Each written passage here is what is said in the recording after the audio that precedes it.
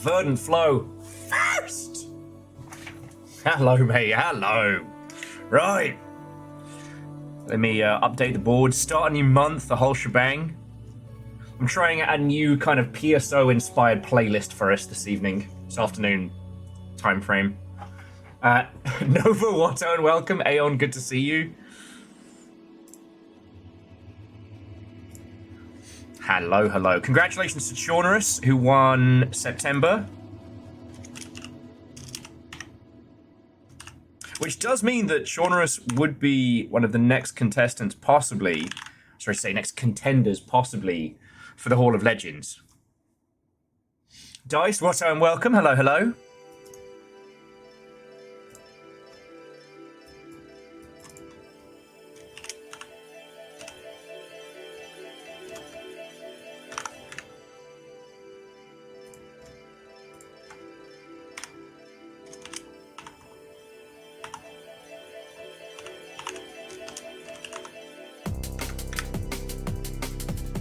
Yeah, as it currently stands, Verdant Flow for this October, this spooky month, this spare ribs month, you are in fact 100% hit rate. Caffeine Watto and welcome. Spell is officially the cutest little bundle of chaos. Honestly, I wasn't like blowing smoke. Everybody has possibly the most photogenic set of cats, like, ever for all time. Yeah, she got them baby claws. But you knew what you signed up for, you're tough. So yeah, Watto and welcome, friends. Come on in, come on in. I wanted to get started a little bit earlier, but I shouldn't say sidetracked, right? It's all projects, it's all in service of the long ship. Nothing to announce or anything like that, but definitely some good scheming.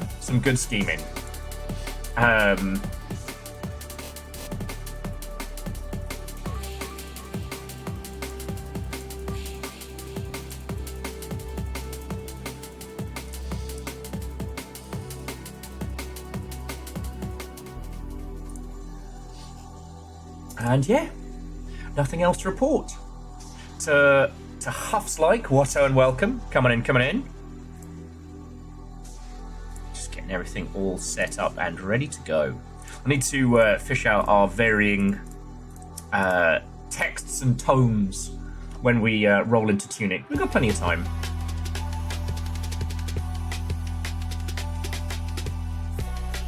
And Dustin, Watto and welcome. We just got started, so you're all good. I still feel a little bad that you missed the chicken tendies yesterday. Sorry, the long ship tendies. This might be some of the funniest shit. And I keep telling people about it and they don't get it. And I don't know, maybe I've just reached that point where everyone just knows if I'm recommending a game, either it's good or it's fucking weird. Just let Will talk and don't worry about it. Tendies run this house. Sorry, if you're wondering what the bloody hell I'm talking about, yesterday we stumbled upon Queue Up, kind of like a faux esports game about coin flips that ended up being so fucking funny. Ah, Nova, you fucking legend. Thank you for doing the go live. Well met, saw the title and needed to join. Do you mean about the death of Duolingo? Or wear that bird's skull as a fucking hat? To the Big Blue Heron, thank you. How are you doing? Watto and welcome.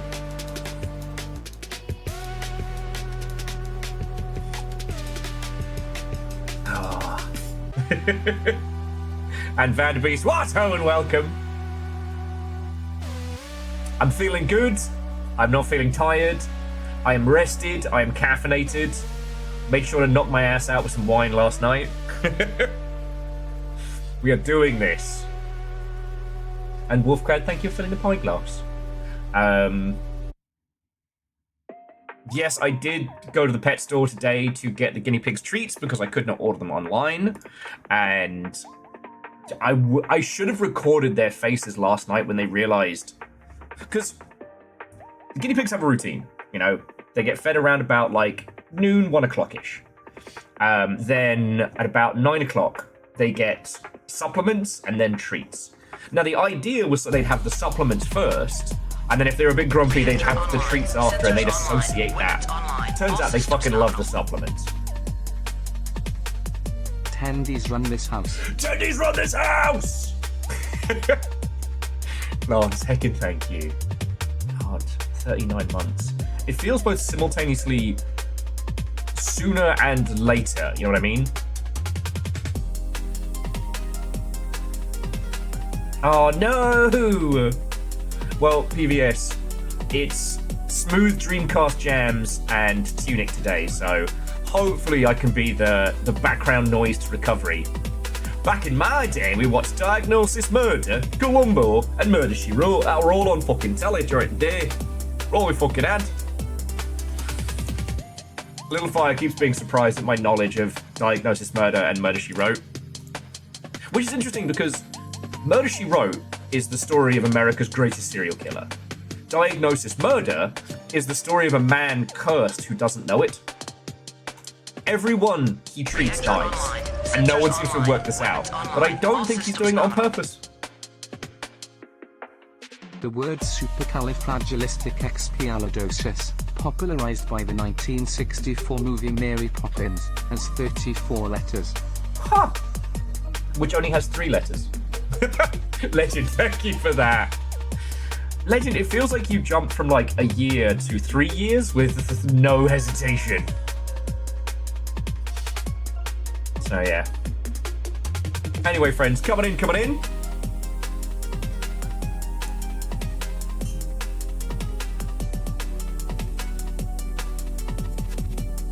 The funny thing is out of every video I've ever made, the one that is still the most viewed by a country mile is the Hitman stream we did, which I titled it Murder, She Wrote, the Agent 47 episode, which I thought was very funny, and has somehow ended up populated on a bunch of Murder, She Wrote auto playlists.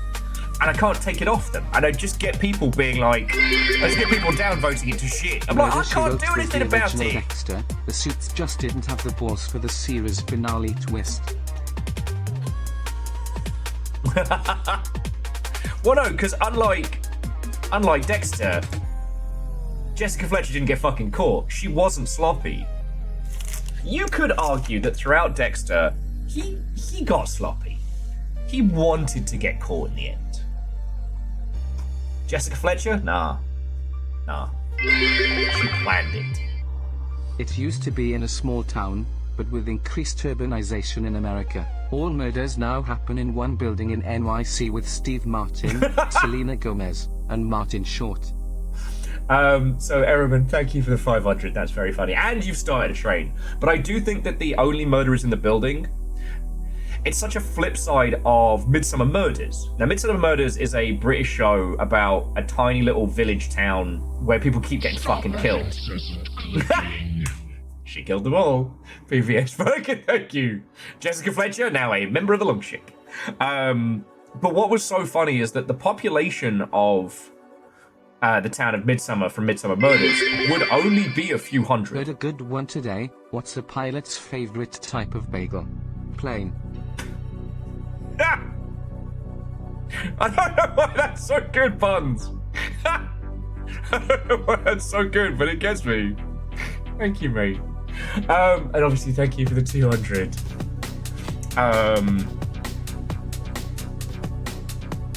But yeah, if the amount of murders that happened in Midsummer Murders actually happened, that would be declared a state of emergency. But the percentage of population being killed in a small area in New York, that's just Wednesday.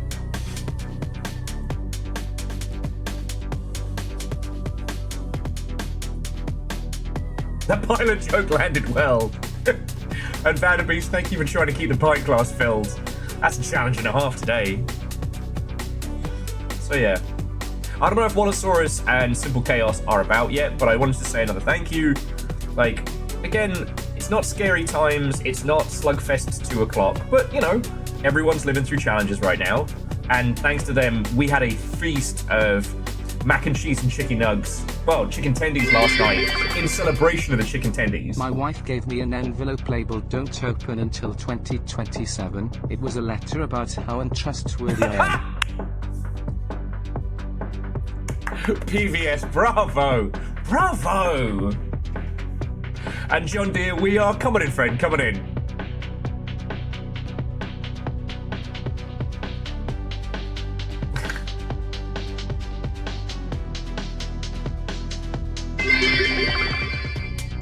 There's an easy way to keep other people from getting your bagels. Just put some locks on it.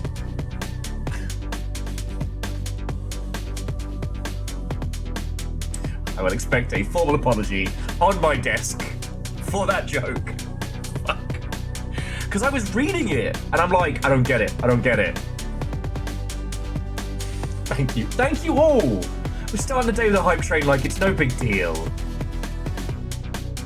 Have I seen the show Vera? No.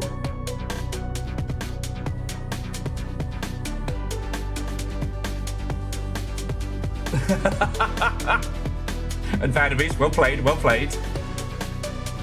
I have watched some of Only Murderers in the Building. And it's fun. It's fun. A nice reminder that shows can be good and fun. Like, apparently the individuals behind Breaking Bad have a new sci-fi show. And I'm like, I'm sure it's going to be excellent. But it's about this kind of like an epidemic of positivity. And I'm like, can we just have some fun for a bit? I actually think that Better Call Saul was genius because it lures you in on just this like cheeky chappy whimsy and incredible acting. And by the end of it, you're like, fuck, I'm invested. God damn it. You don't trick me, Saul! You don't play me!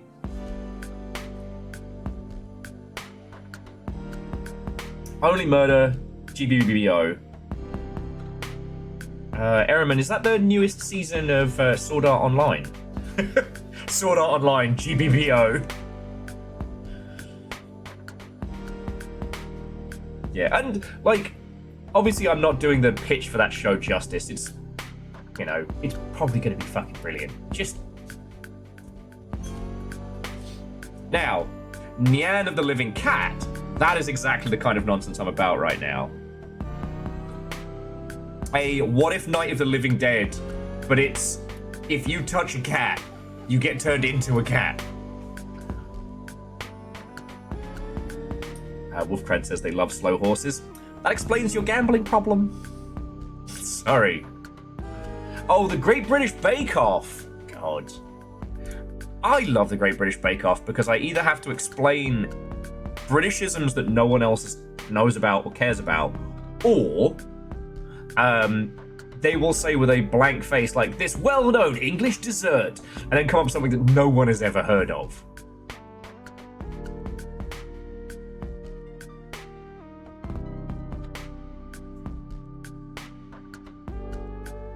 Like, I had to spend, God, more time than I'm honestly proud of explaining what a Sussex pond pudding was, having grown up in West Sussex, and that no one fucking eats it. It's gross as shit. Me man made it once in the entirety of my existence, and it was so bad we named it the Sussex sewage pond pudding. God. I mean, we laughed about that for years. I'm always down to expand a soggy bottom. Later. Although, the Great British Bake Off has given us the greatest line of all time. Started making it, had a breakdown, bon appetit. It's super weird because, like, they have, not David Walliams, the other bloke, who you'll just know as one of the presenters of the Great British Bake Off. I know him as, let's see the scores, George Dawes, the man baby from Shooting Stars. And then what's his face from bloody... The Mighty Boosh. So wild.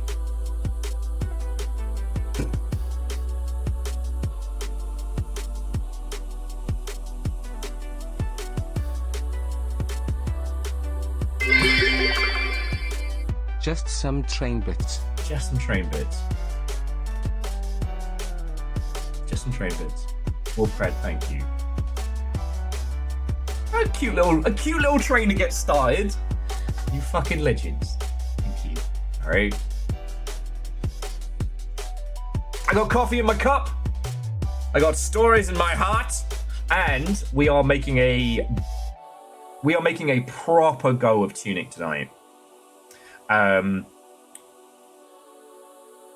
last couple of times we've attempted to do Tunic, I feel like we've been sabotaged. The Beastie Boys actually wrote a song about this.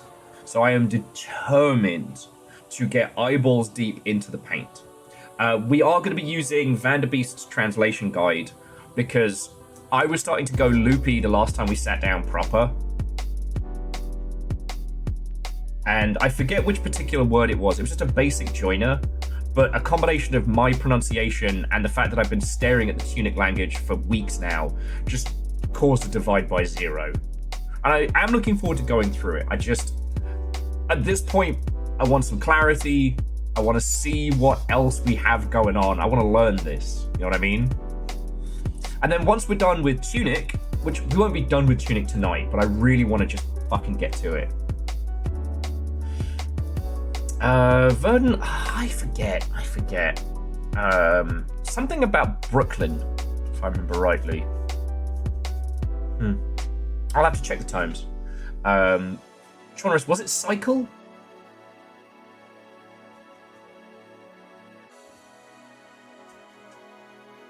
So PBS, Vanderbeest actually put their translation guide into a Google Doc. So I believe, I mean, obviously it's up to Vanderbeest, but yeah, it does exist.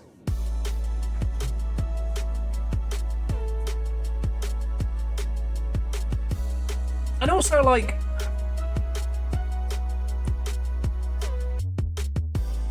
I don't know. I feel like this would be one of those languages where if I had been able to just sit with it by myself for like a day, I probably would be able to crack it. I mean, virals. That might be our Friday. With both Nick and Shorby. Well, Nick shouldn't be streaming on Friday, and Shorby's already out. So I haven't worked out what we're going to do on Friday. And I'll be honest with you, the idea of just playing Project Silverfish all day is really tempting. Like, I've got the fucking... I'm jonesing.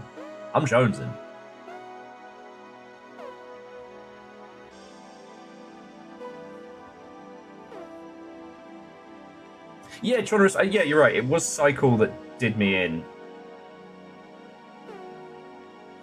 Well, and also, like, my frustrations bringing the stream down is not a situation that I want to bring in, right? Like, there are times when puzzles and titles and games will be frustrating. And usually working through those is kind of like the dip before the victory. You know what I mean? But, like, no one wants to hang out with somebody who's raging about pronunciations. You know? I don't want you all to be having a bad Wednesday, and especially with something like Tunic, which is a great game, which so many of you love. I don't want to be that guy. You know? So...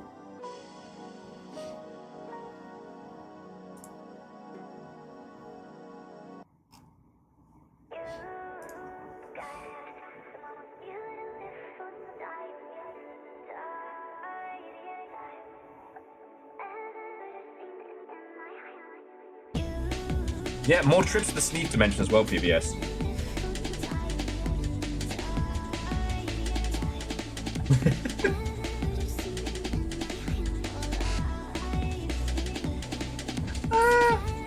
Wait, Verdun, are you having a procedure on Friday, or...?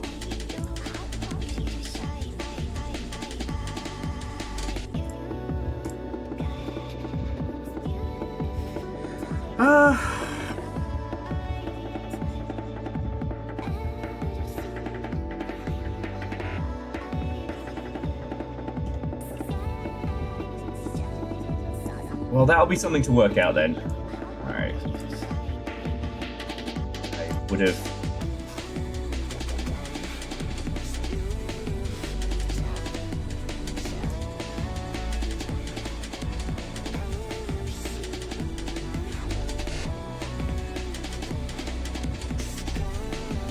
Okay, well, the last message I got from Chorby was that Fridays will be available.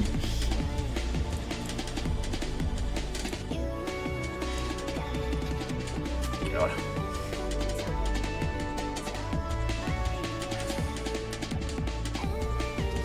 Okay. Anyway, I'm not going to get bogged down in scheduling stuff right now, because right now, we're actually doing the stream part. The part that I enjoy. Good bit. Right.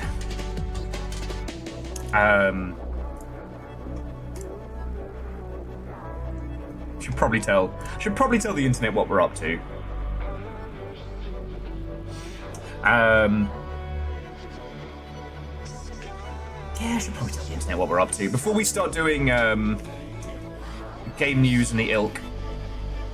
And I know I should probably be one of those folks that does like a starting soon screen or what have you, but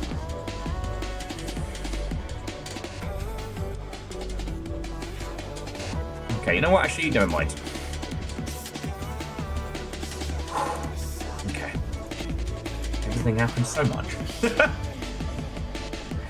Okay. So, obviously, game news-wise, everybody's still pretty much reeling from the last couple of days, which is understandable. I am my own starting soon screen, I know. Well, the thing was, like, they did that back in the day, but I would spend the entirety of the starting soon bit talking to people. So.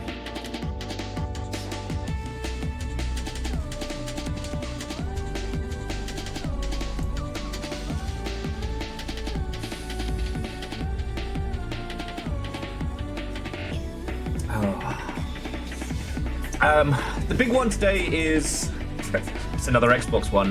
They're bumping up the cost of the Game Pass subscription. So much so, in fact, that the number of people trying to cancel their Game Pass crashed the fucking site. So, if you want to know how well that choice has been going over. Now, I believe it's a rise. Alright, mate. I believe it's a rise in the core pricing.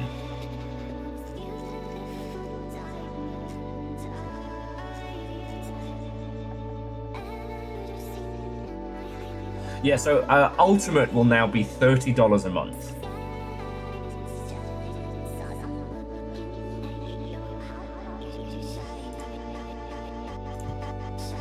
Which, yeah, that's not nothing.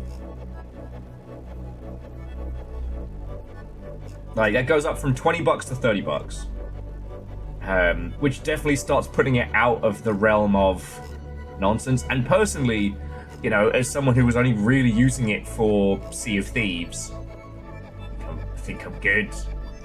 You know, I'm just gonna fully move Sea of Thieves over to my Steam and then just kind of be done with it. I haven't even really done that much Sea of Thieves of late, you know.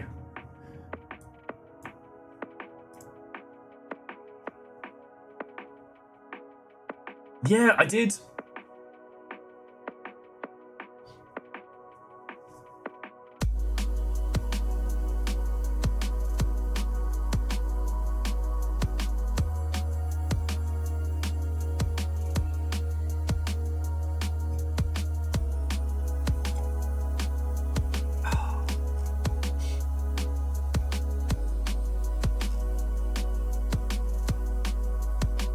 Yeah, Sea of Thieves is 50% on Steam at $20, and at $20 it's fucking worth it. I'd like to be wrong more, but okay. So when I said that the price increase around Xbox Game Pass was going to continue, that was part of what I was talking about, like platform domination. But the problem was that was reliant on having titles and having this kind of prestige around it, you know. It's kind of like how we all have one subscription service we keep going because it's got that one thing, you know.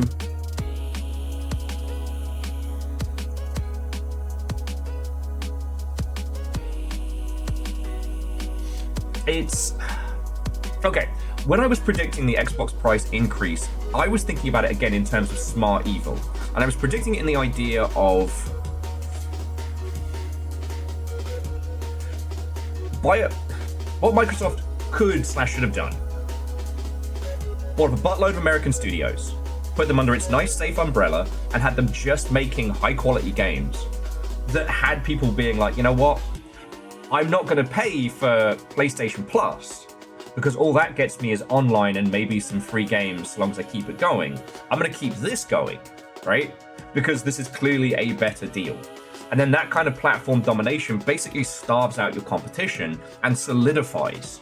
That way you just have this blanket of everybody coming through. The problem was they kept getting rid of their studios and their premium stuff. And now they're not very liked. You know? And if we're actually, like, if we're sitting down here and being honest, like, because I probably wouldn't be able to cancel it because I don't think it's, I probably can't even run it because it probably needs another fucking update. But let's have a look.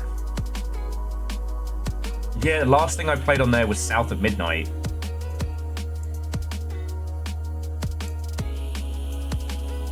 Bright Karma, Watto and welcome. Oh man, this shit is fucked.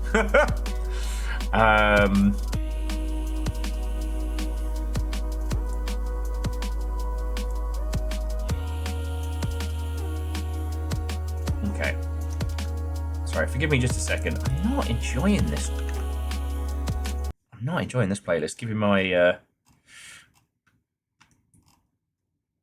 him my usual goodness. Wait.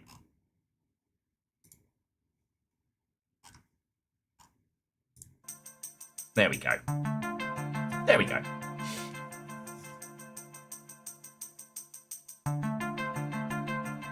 Unholy Glee, probably everybody on the gaming side.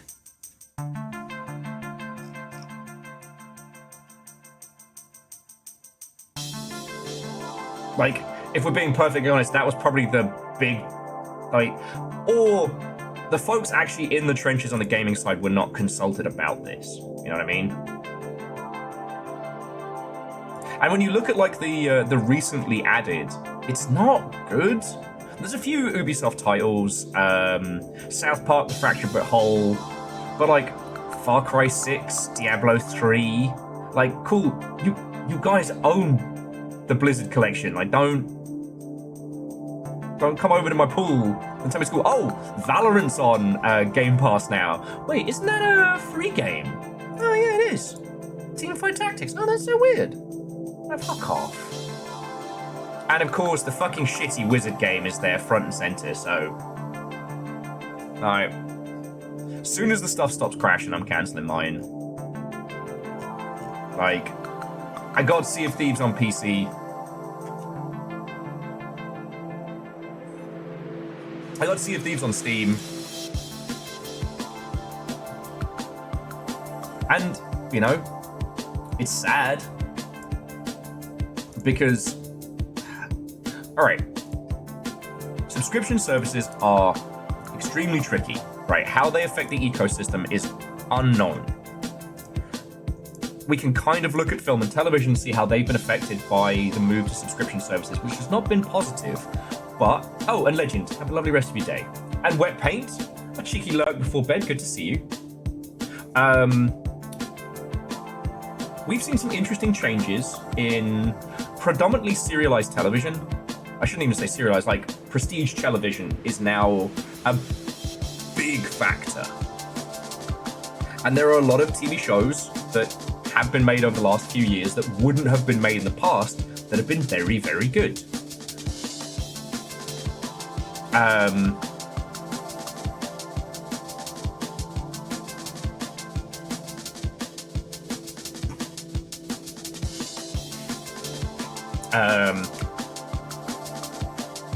But the way in which we play and experience video games is very different. And the effect that subscription services like PlayStation Plus and Game Pass have had are very, very I don't know. They're so platform specific. And a lot of the time, the deals done for those are very, very behind closed doors. Like, it wasn't really until the peeps behind Abe's Odyssey started talking about how the PlayStation Plus deal, like free with PlayStation Plus, fucked them. And they were very honest about this. We didn't really know how all this shit affected, you know? And Shaunerus, I mean, Microsoft doesn't operate as one thing. It's many tendrils and many nightmares. I think that it will probably get gutted once the AI bubble pops, because someone's going to have to pay the piper on that. And considering how expensive the ABK acquisition was, like, the Xbox division is now way more on the hook than they were prior. You know, they got a big present from Dad, and they need to be seen playing with that present and making it make sense. Otherwise, you know,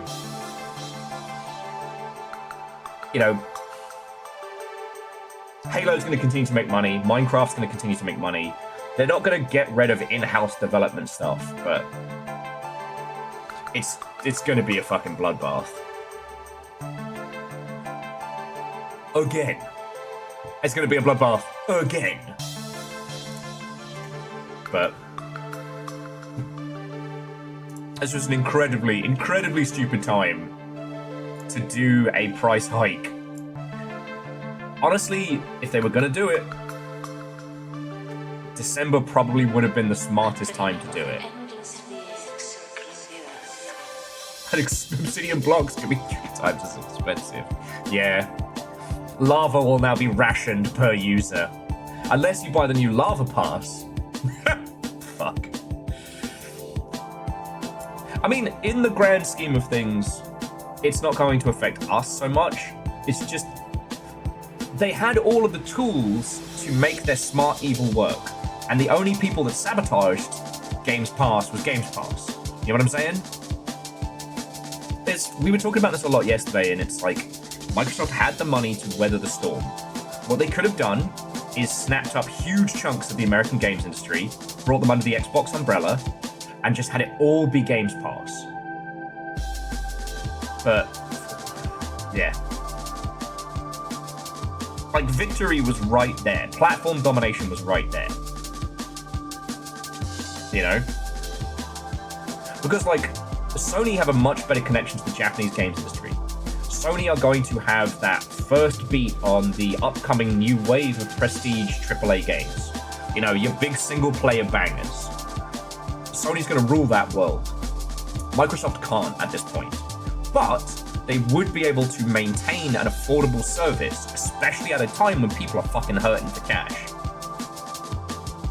But $30 is just over that tipping point. You know what I mean? And we talked about this a lot yesterday in terms of pricing.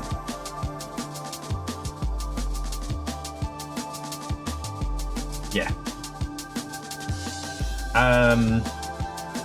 As to what else has been going on, so great if you're based out of Montreal, but definitely indications of how everybody is bugging out of the North American games industry. Wizard of the Coast are opening up a Montreal development studio, which will be... The specifics are vague, but suffice it to say it's going to be predominantly focused on game development based on Hasbro IPs. So, yeah.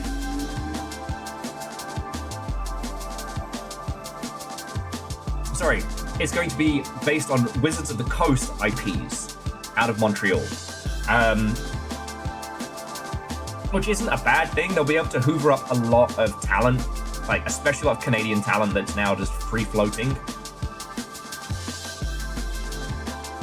Yeah, honest, I think it's gonna be one of those ones where there'll be a Baldur's Gate 4 team that will just fall to infighting and chaos due to higher meddling, but I think they'll end up putting out bangers based on other Wizards of the Coast elements. That's my prediction.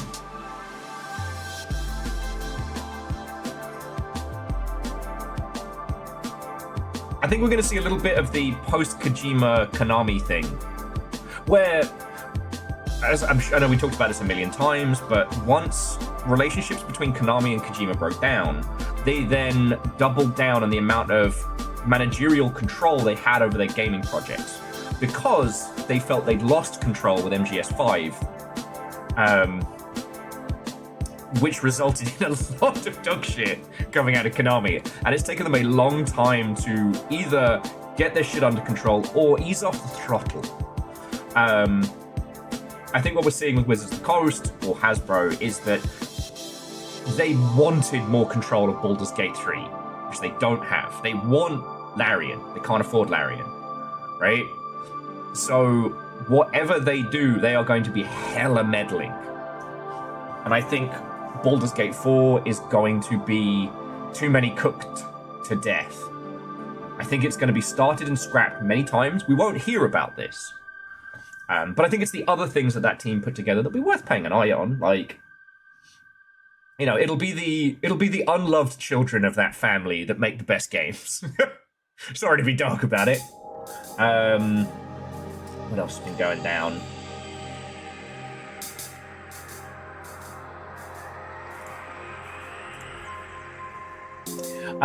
There was the mention of the Dune Awakening team laying off folks. There is something that does need to be said, which is sometimes, after a game has released and has shipped, you do not need the same amount of folks you had to ship it. Now that's usually a fault in terms of like production and hiring. But right now, it's hard to tell when a studio or a publisher is being a dick, when they're being actually like, hey, you know, we have 500 people working on this game. The game is shit. It's not doing 500 people well. We need to bring this back down. So it's again, it's hard to know.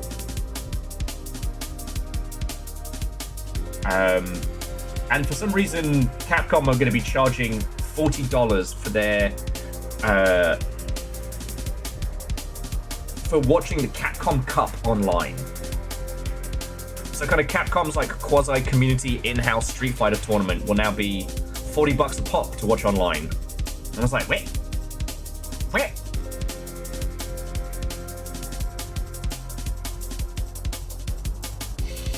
And that's kind of the long and short of it.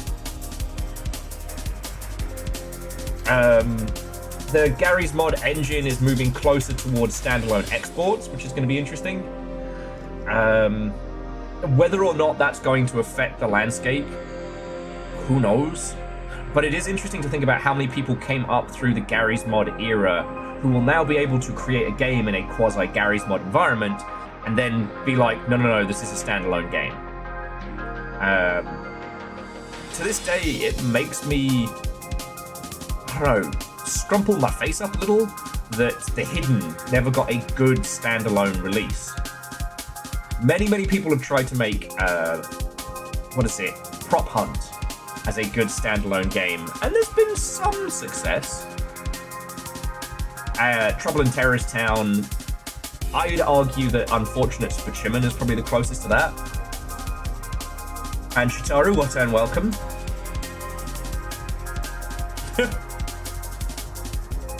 And Verdant, it's not that Nintendo is charging $100 for a Virtual Boy accessory. It's that people are going to play it, and then in a few weeks, people are going to be like, man, my eyes fucking hurt, and I feel like I want to puke out through my ear holes. Wonder why that is.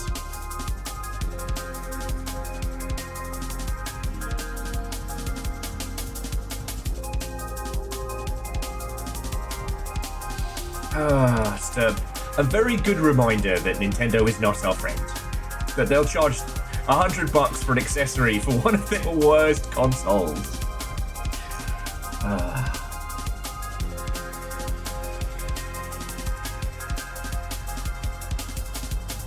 I mean, the problem is, we can snark and talk about it all we want. And hey, I'll make another coffee. We'll talk about it more. But it's a Nintendo product. It's going to sell.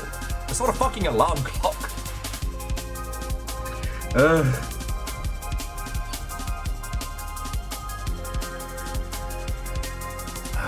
Anyway, But yeah, so like I said, game news hasn't been too like holy shit today, which is good. Everyone's still kind of reeling. It has been interesting to see. It has been interesting to see the wider media go, oh shit, in terms of the EA stuff that we discussed yesterday. You know, a lot of people in old media have had to finally accept that, hey, video games are kind of a big deal and are definitely one of the more cohesive vectors of culture right now. Which, on the one hand, is nice. Like a lot of us, I grew up with games being treated as, you know, like shit on a shoe most of the time, or at best, like a distraction for the wee babbies. And now we're at this point where video games are culture.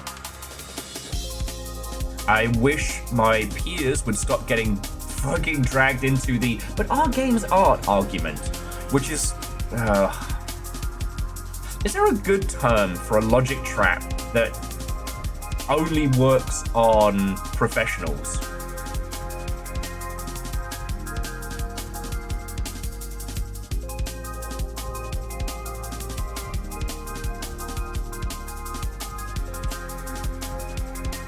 Nerd sniping, I guess. I can't believe in, you know, the year of our patron, that one big Gundam, people are still falling for it. Honeypot EX. Okay, that's pretty good. Because it's that thing of like, smart people are the dumbest, and often logic traps work best on those who are very passionate and very intelligent. The "are games art" is a quagmire because you can bad faith argue that they aren't and provide nothing, thus trapping someone in an infinite loop of "are games art." Yes, they're not all good. Like, all video is art. They're not all good. You know?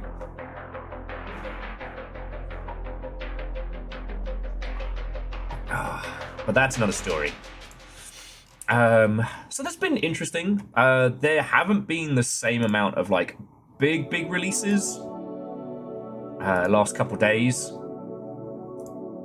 Like, things have calmed down a little bit. I guess everybody that got scooted out of the Silk Song zone have kind of had their I've had their day. Vanderbeast, you were asking about Final Fantasy Tactics. I've had a look at it. This is one of those things where, like, you gotta understand, Front Mission was mine. What I would say is I wish Front Mission got the same kind of love that the Final Fantasy Tactics remake has gotten. It looks real pretty. And yes, because Little Fire has been reminding me daily. I haven't played Final Fantasy Tactics. I played Final Fantasy Tactics Advance and assumed incorrectly, like a lot of other titles of the era, that by having Advance in the title meant that it was a port of the other versions. So, you know, I've been a fan of, you know, tactical turn-based RPGs for a long time. I was a big Shining Force kid. So, I never got into Dissidia. Yes, well, Twizzler, I knew about the Super Mario Advance, but that one was interesting because, like, you know, the difference between Super Mario Land and Super Mario World and stuff like that. I was already trained to be focused and not treat them like sequels in that regard. With Final Fantasy, like, you know,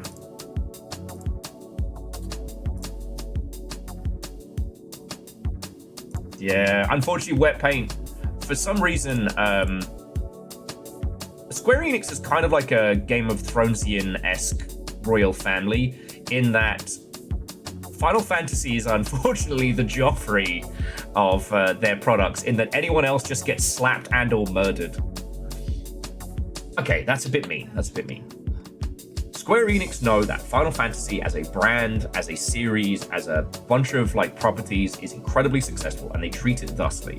It's just the extent to which they treat their other properties is like this, the bastard child they lock in the basement and beat with a stick. We are getting, or we have gotten, a remake of Front Mission 3, and it's fucking awful. Like AI upscaling, dog shit translation, just dog shit back to back. Aspyr were the ones doing the... Was it Aspyr the ones doing the Front Mission remakes so far? No, Forever Entertainment. And they are mid to bad. Unlike Final Fantasy Tactics, they miss so much of what made those games good. What their charm has been lost. And it's infuriating. You know.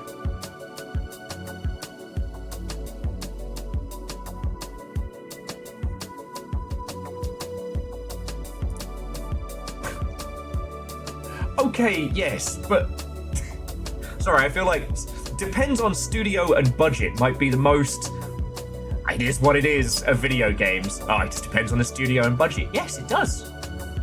If Square Enix give Front Mission to their main people and give them lots of money, we get a good game.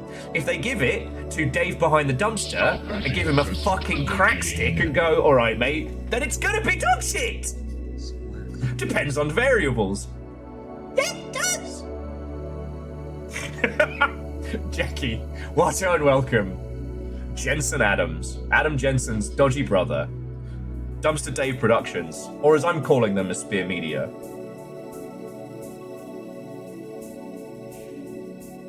I really thought that with the rise of Gundam into kind of like a whole new wave of English language fans and the rampant success of Armored Core 6, that Square Enix would be like, hey, we've got this beloved mech franchise. We could do something with this. Just fucking kidding! Anyway. I don't know.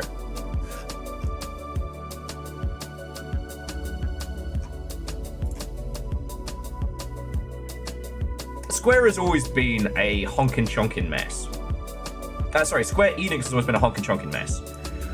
Square were definitely the Icarus of their time. There was a point at which they could do no wrong. They were banging out RPGs for the SNES, like the 16 and 32-bit era. They ruled, and then they fucked around too close to the sun.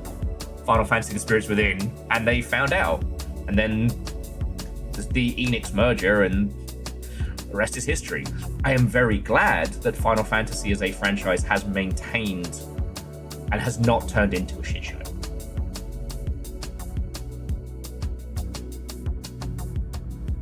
Now, Jackie, it's not stagnation. It's if you give me a hammer and I sharpen that hammer to an edge, that is a huge jump from a flat surface to a sharp surface. If you give me a fancy sword and I sharpen it even further so it gets a bit sharper, you get diminishing returns, right? It's not stagnation. It's just we've reached the point now where like the amount it would take to improve visuals is, I don't know, it isn't feasible.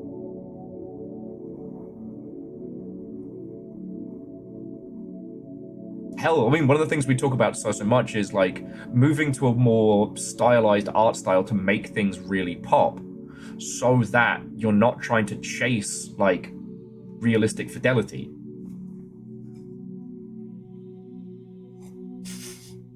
You know what, Aeon? It's because I rewatched a clip of Way of the Samurai 3. I'm just going back to look at like early long ship clips and how different it looked from now. And I stumbled across when we did Way of the Samurai 3, and it was me wearing cardboard armor saying, "Don't worry, this old lady's fine. I hit her with the flat end of this sledgehammer."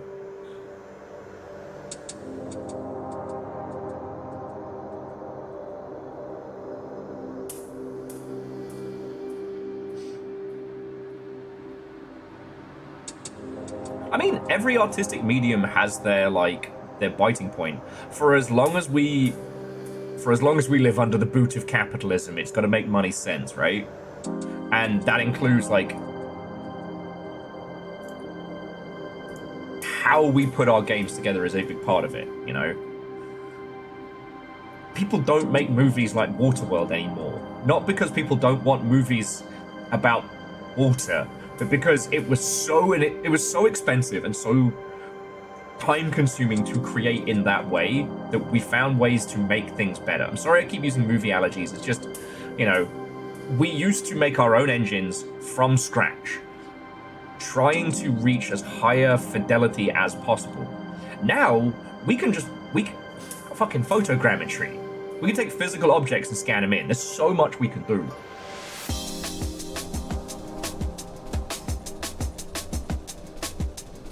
Well, so Jackie, and then the problem being, we used a lot of tricks back in the day to hide the low fidelity of what we were creating. Now, people can just cram, you know, nanite and lumen into their stuff and have it run like dog shit. Virtue wants to scan metaphysical objects. Ah, poo. I mean, Aeon, you can if you're a loon.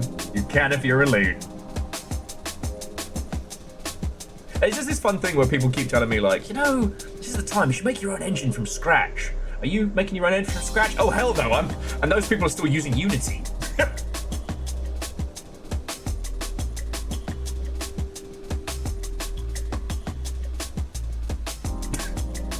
Alnus, we have more polygons on 2B's butt than in the entirety of Super Mario 64. Rumors are, same polygons, unproven.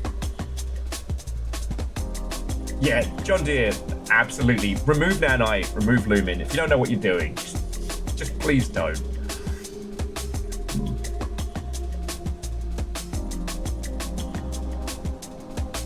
Well, and DJ Core, we've seen those improvements. Like, now we're seeing people of, like, teams of, like, 2 and 3, you know, using assets, using things that are built by others, you know, on stores and marketplaces, putting together full teams. Like, putting together full games. Like, okay. So Jackie was using, what was it? Good old, Human Revolution. How many people?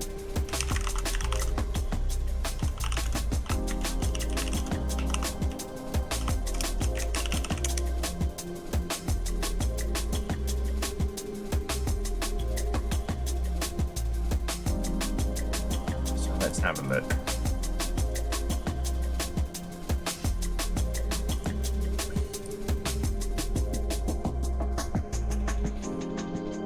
See, this is where it always gets difficult. It's very, very hard to get a full sense of how many people work on a game, right?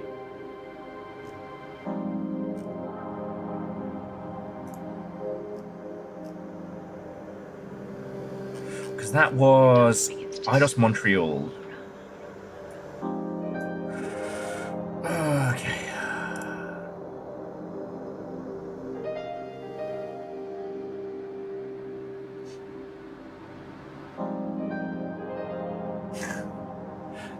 No, Dustin, no. If we are doing the bit for queue up, what we need is something that looks like an esports jersey. And Forrit, what and welcome. How goes it? Forrit, do not let me recommend you video games. Yesterday, I sabotaged 3 different video games. I am the reason that Damien's update went out late.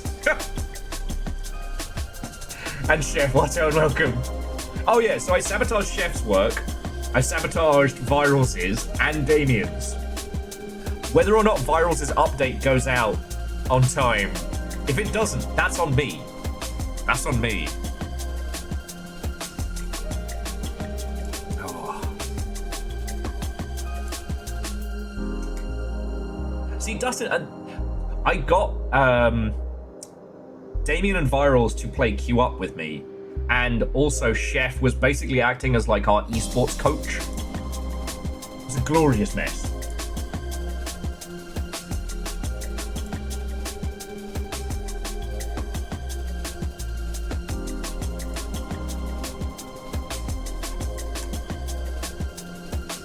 absolutely glorious mess.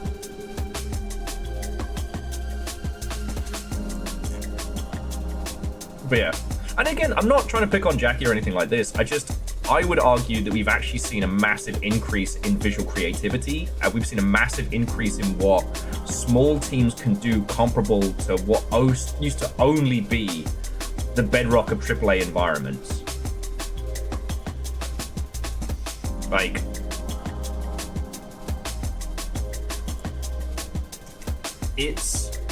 we're in a much, much better place than we were when Deus Ex Human Revolution came out. You know?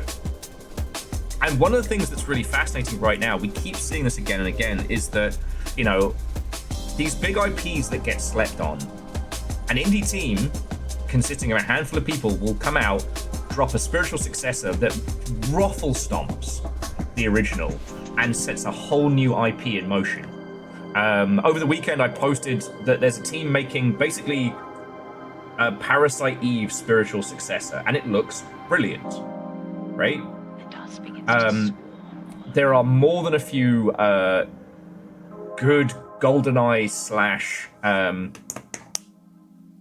/ Time Splitters follow-ups that are brewing and will be dropping soon.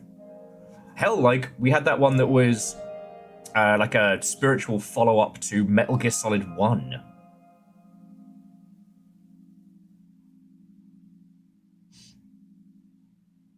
Immortal Len, you'll have to check the Discord.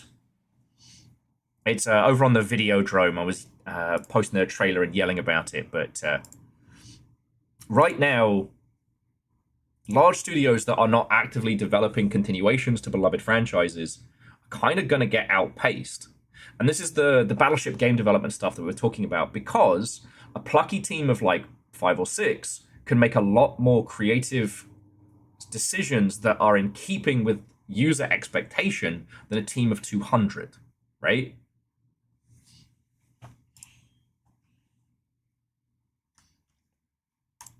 And it's just, I'm only bringing this up because we've been talking so much about doom and gloom and the death of the US games industry and how it's all getting bad. And it's like, the old empires are dying, yes. But their corpses are basically like creative whaleful. And I don't mean buying the IPs, because yeah, if you could buy an IP and produce an official sequel, that's going to do better. But if you out-fucking-pace the original, that's a proven formula.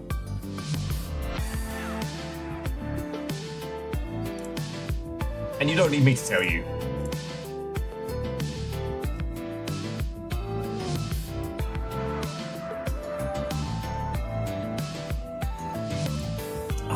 Okay, so I'm going to start getting the Tunic books together, start getting us ready to actually kick this in proper. Are any of you heading out before we get stuck into Tunic? And if you are heading out, is there anything you want to natter on before we get started? I got my topics, I got my Gundams. I got a series of crazy man scribblings. God, it really does feel like it's my fucking homework.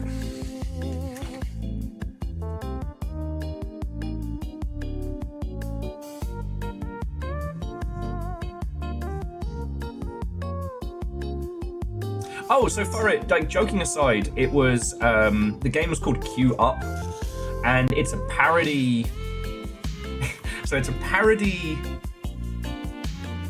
esports game that also isn't a parody. It's about coin flips. Your team and the other team, you flip a coin, and it either lands your team's side or the other team's side. The first of 3 wins.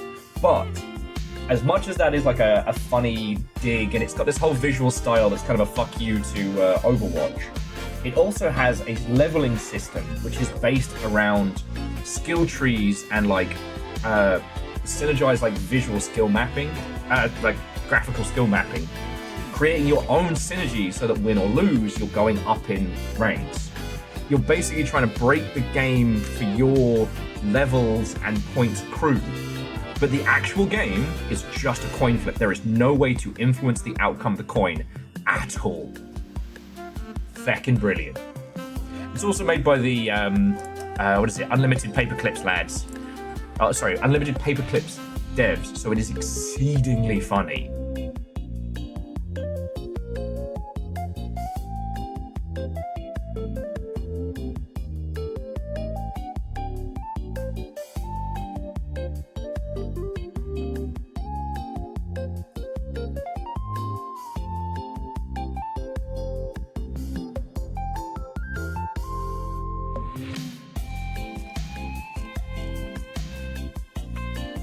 Sorry, I'm just trying to find out the,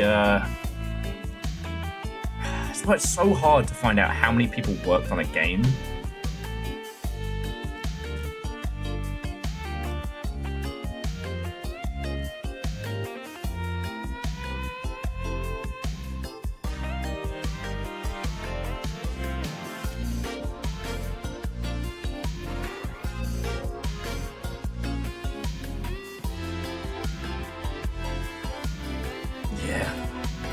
Sorry, Jackie, we'll have to come back to Deus Ex Banters another day.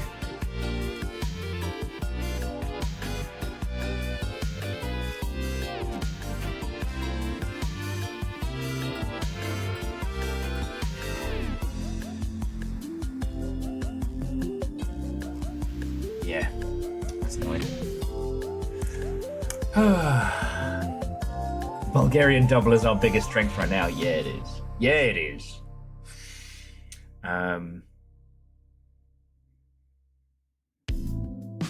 There was something wistful, and there was something in-depth I was going to add to this conversation about producing spiritual successors, and it's completely dropped out of my noggin.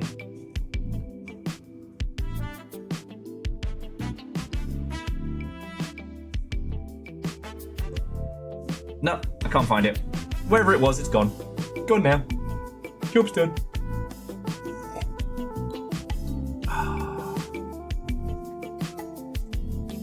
So Yeti, when you say there's a backstory behind Human Revolution, do you mean like behind the development of it, or just like the lead up to it? Just add priests and shamans. Vershi, I can't tell if you need more or less coffee. Alright, let's quickly check, make sure that everything's working. You're gonna have to deal with the funky Gundam there.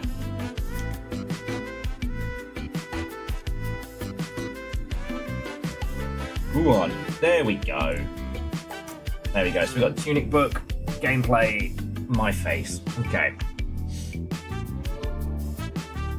So why are we using it as an example? Well, Jackie brought it up in terms of like, just saying that we used to have these huge jumps in terms of like visual fidelity, and then we stagnated. And I was saying like, no, we didn't stagnate.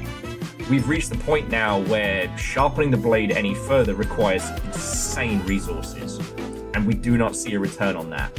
These days, a striking visual style is far more important than visual fidelity. It's the whole Jensen family. Thank you, Jackie.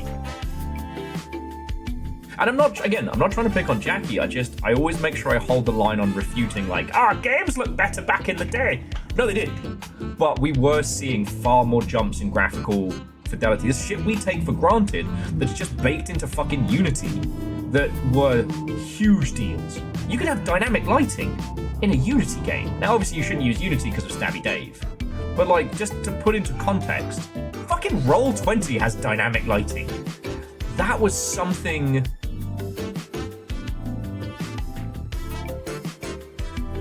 Well, no, and Jackie, this is why the language is so important. It's not stagnation, right?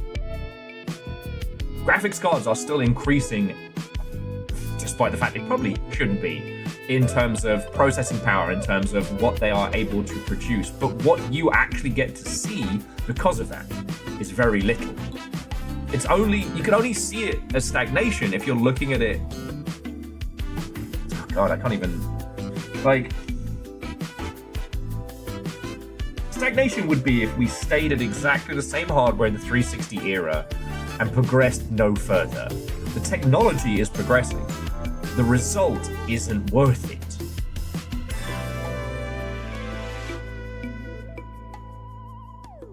Ugh.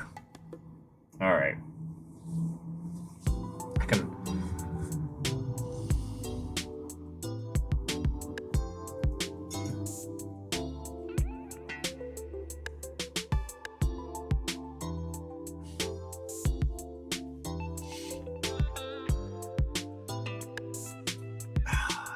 This would be easier if anyone else had read Cow Zero.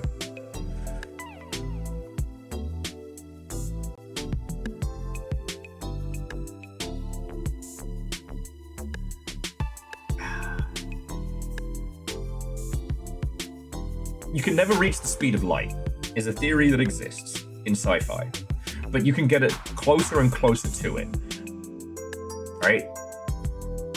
You can repeatedly sharpen a knife so many times that, you know, it becomes sharper than anything else, but the actual visible effects of that, the actual effects of it will become almost imperceivable. That doesn't mean that the work hasn't gone into it.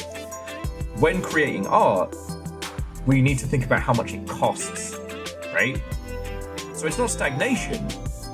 If you could spend trillions of dollars, and if users had the equipment to run it, you could potentially produce titles that start pushing towards, you know, imperceivable fidelity.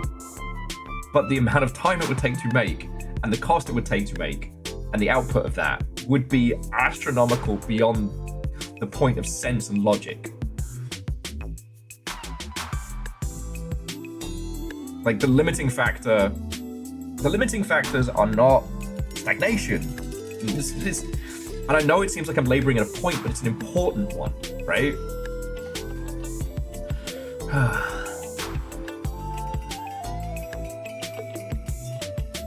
Like ultimately, it's more important to be able to make more game than it is to be able to make game look more realistic.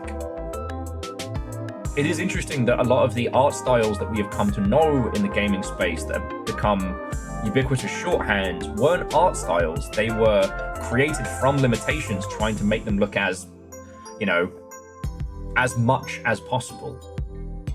One of the things I think is really interesting to point out is the difference between the world map in Final Fantasy VII and the characters in Final Fantasy VII, you know?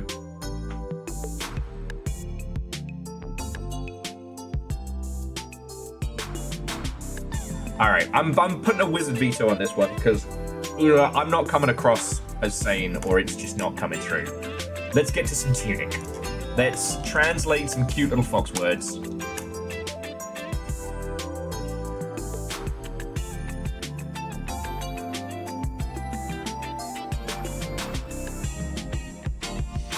Okay.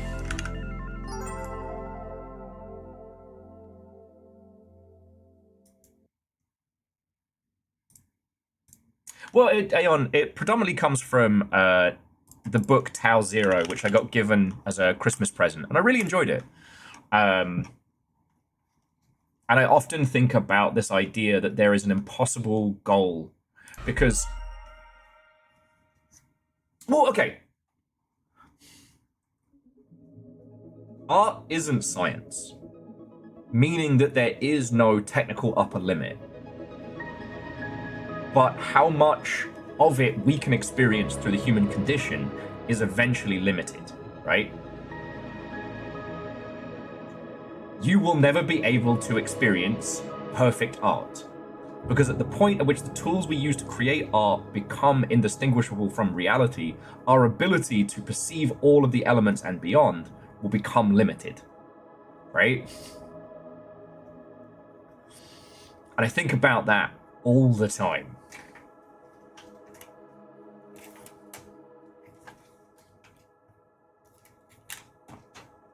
I spend a lot of time thinking. My brain is very loud.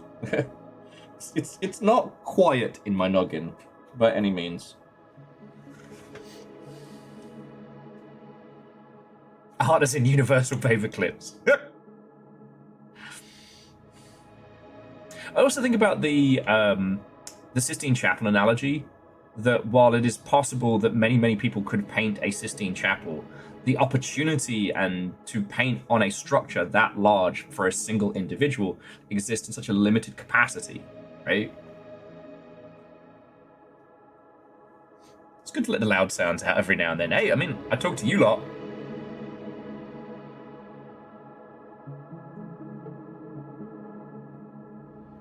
Yeah, Orzine, that's another interesting one. And the reason why I point to it as art in terms of rather than like practical applications of technology is because ultimately art is trying to evoke emotion, evoke feeling, make us feel things. It's not serving, you know, core fundamental needs of the body. So how all that stuff comes together and how it is utilized is kind of fascinating. Okay.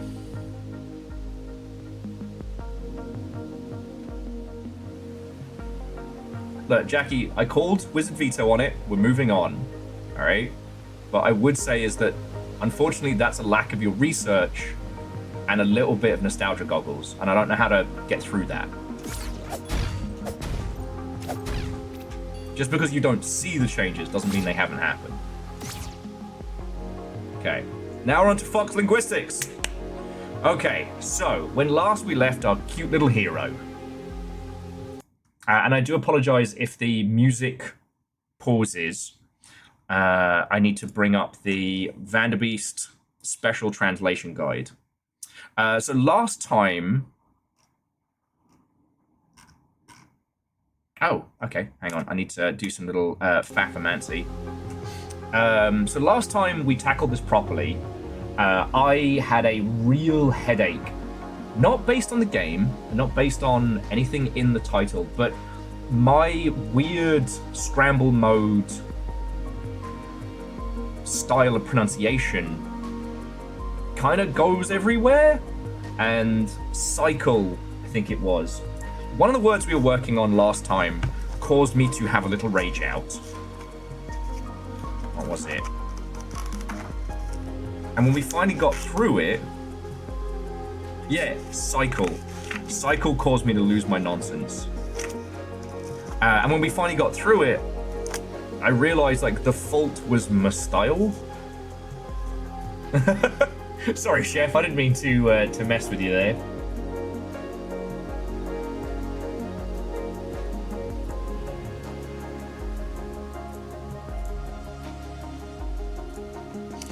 Okay.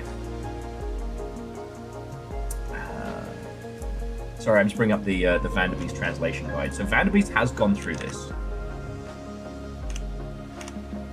Oh, God, so fucking... Sorry, Discord changed how they do the streamer mode, and so it's now fucking nigh impossible to work out who's who. Okay.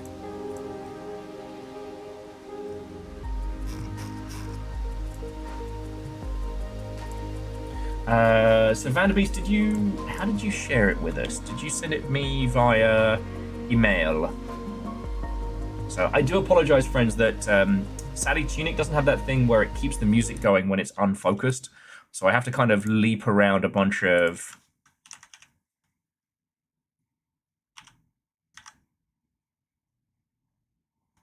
Van Der.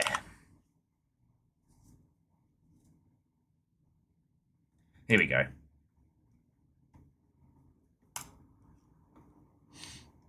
All right. So now I'm just going to file, make a copy, entire presentation, my drive. Okay. That way I don't accidentally fuck with yours. Oh yeah, Farah, if you could turn it up. And Zeke, what and welcome. Okay. Oh wow, this is like a cool presentation and everything.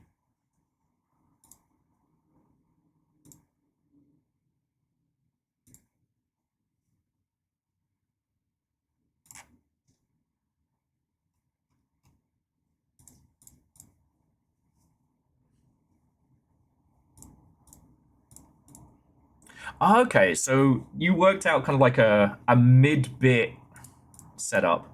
And Vashi, a happy spooky month to you. A happy ribs, spare ribs. It is a new month. Oh, actually, and whilst we're getting this together, I'll put up an announcement about it proper. So, if we have a look at the last month,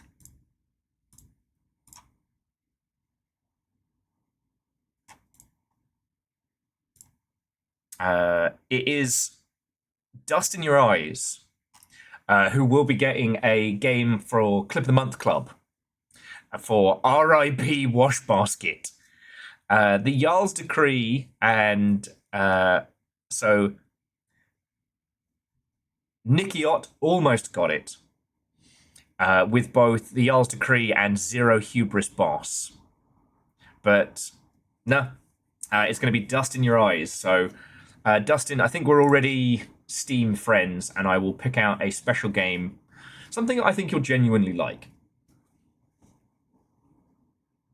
So yeah, if you want to see the clip in question, it's I'm more than happy to share it with you all. Get that featured as well. Now, I did think that the Silksong ones would do it, and then I realized none of us are sharing Silksong clips right now because they're all spoilers.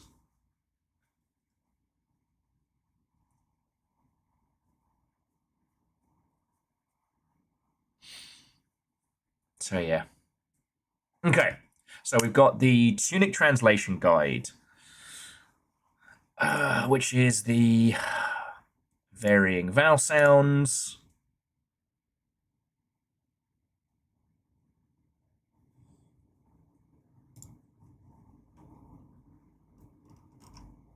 And then the varying consonant sounds.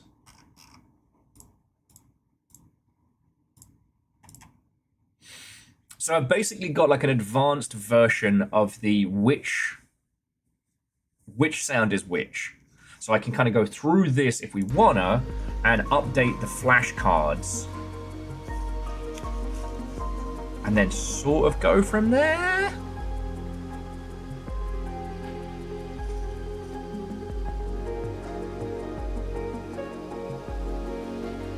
Your order is different from mine.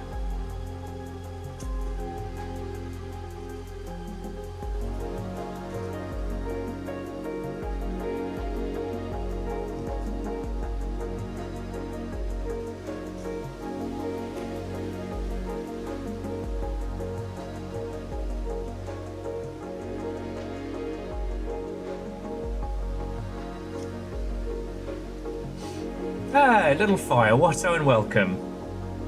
I think it's been one of those days. You know, Fred Durst warned us about those. Good news, guess who has all the tools to make garlic bread for dinner? Well, not just for dinner tonight, but with dinner this evening.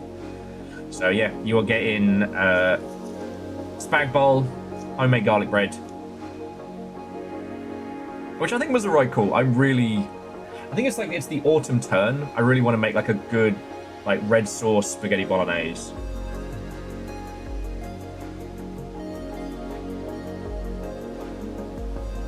Oh no, and Vanderbeest, it's a big help because it's essentially all the vowels and consonants then broken down into their varying noises, which really does help.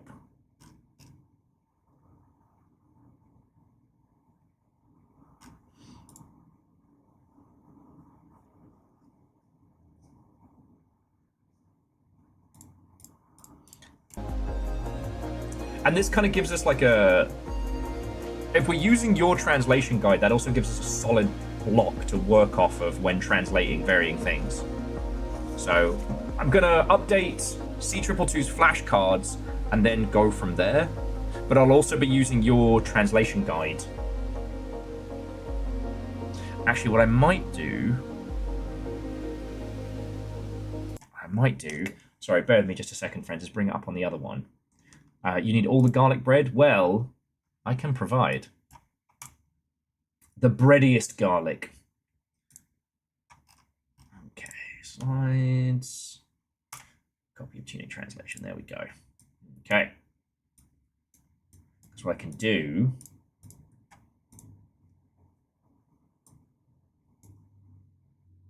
number guide over here. God, I wish I had a printer. God, I wish I had a printer.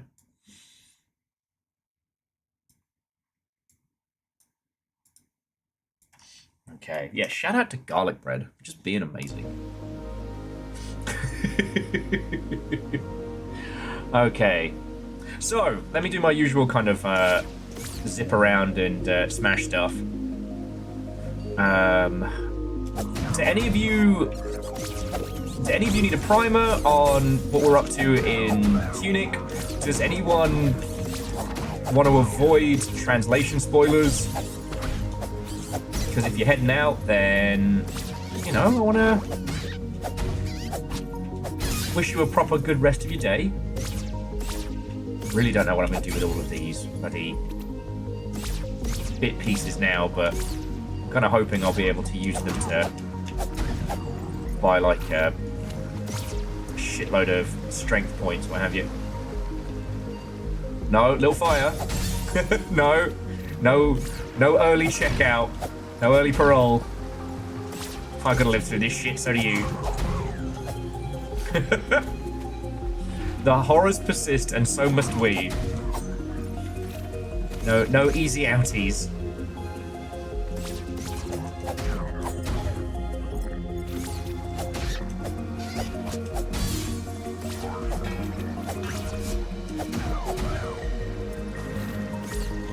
Nope. Who's there?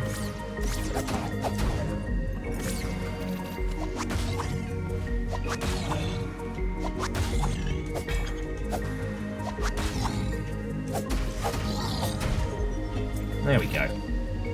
Nice and clean.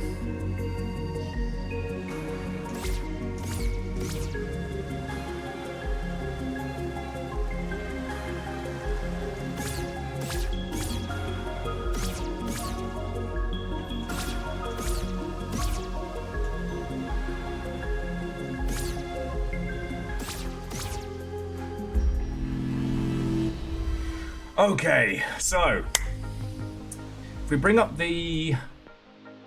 So now we have the vowels and consonant stuff together. We can essentially create like a little flashcard quick translation system and use it between these two little setups here. Now, we did translate something that was a very, very cool little finder. The game's not called Tunic. The game is called Secret Legend. And I think that is really fucking cool. That makes me smile because it's kind of like a, you know, a Zelda was the boy style discussion, you know?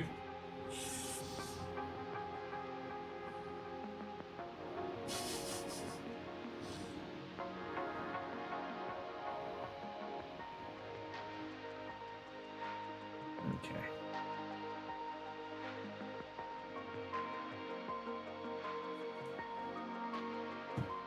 The fox is wearing a secret legend. I like that.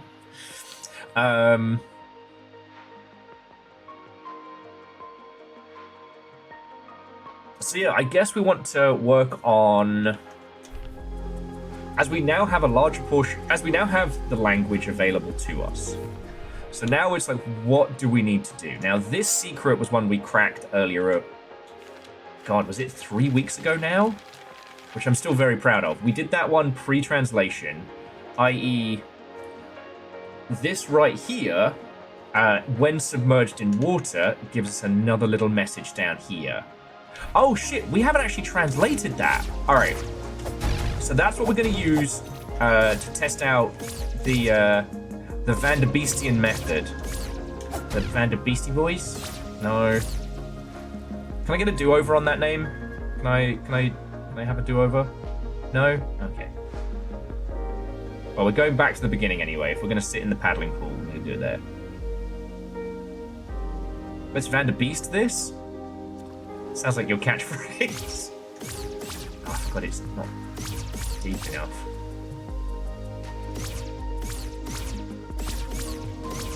Because we haven't solved...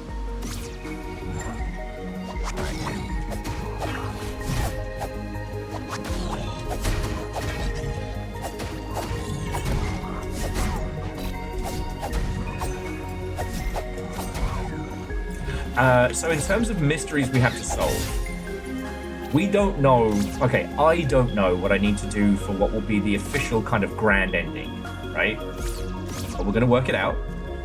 The other things that we don't currently know is what's going on with the bird song. We found the hidden area for all the hidden objects, which means that's another thing I want to work on. Garlic bread is the sequel to butter bread. Fucking goddamn it. Orzine, actually it's a spiritual reimagining of buttered bread. Thank you.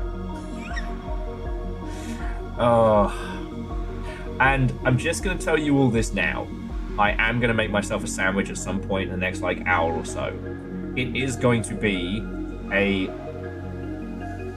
slow-cooked pineapple pork behemoth. And I will not be apologizing.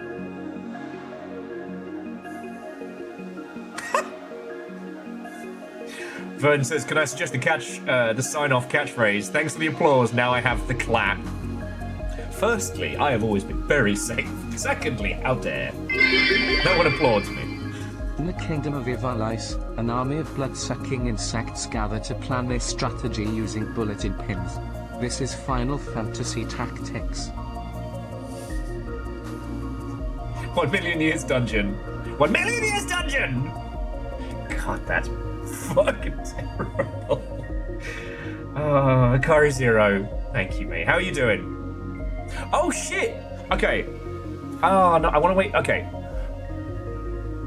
When Littlefire is here, and when you are watching stream, I want to open the limited run cards. I realized that when we did Gundam building, I moved a bunch of stuff over to the couch, and then we built the kind of the plague nest behind.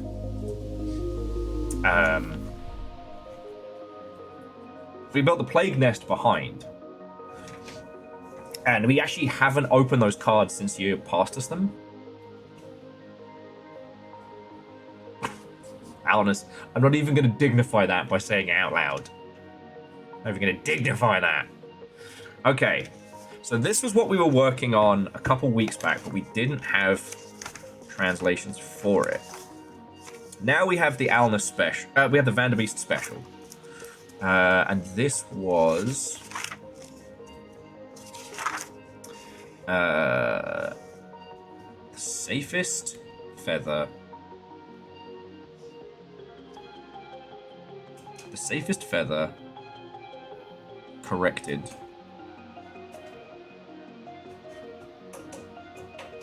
The safest feather collected 11 times. Alright, this is the one I'm going to work on here. Let me bring it over. So we're working on this right here because that was one I didn't have. So in the Vander Guide, that's R.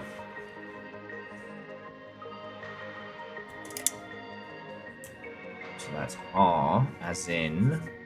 Also, Vanderbeest, the way you've constructed it is so good. I cannot thank you enough on that one. Okay, and R is a vowel. R is vowel 40.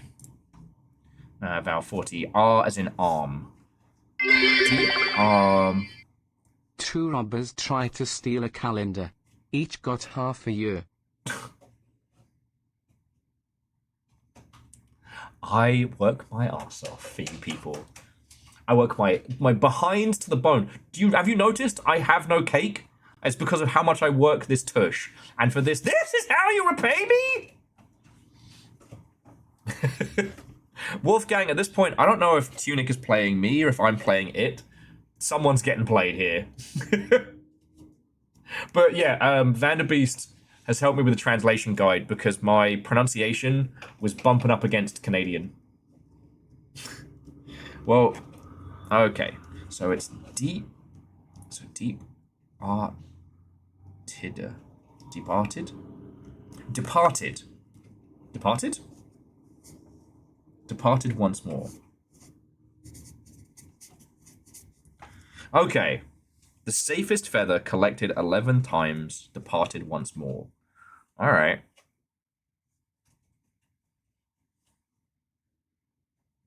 If I truly worked the tush, I would have hella cake. Lies directed. I understand your logic. Okay. But yeah, so Wolfgang, how goes it? I have just spent the last 2 days talking about mergers and culture of games and nonsense.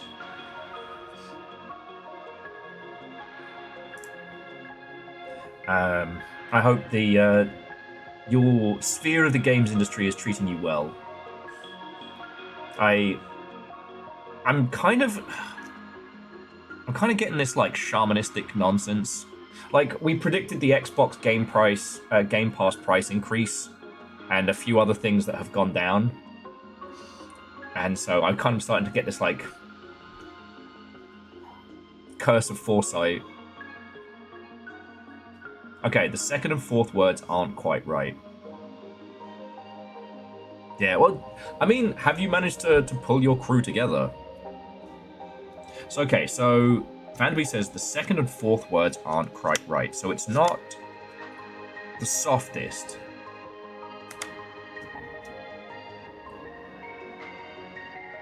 All right, so Vanderbeest, where? Tell me my errors on this one.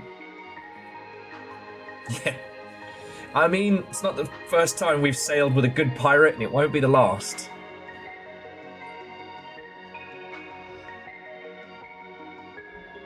I just like that the games industry is basically turning into One Piece. A bunch of just incoherent lunatics with strange flags and weirder ships.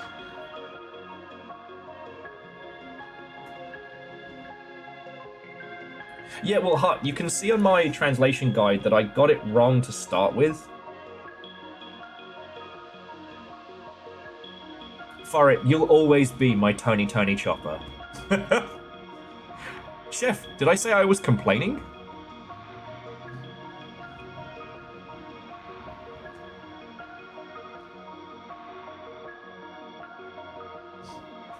So yeah.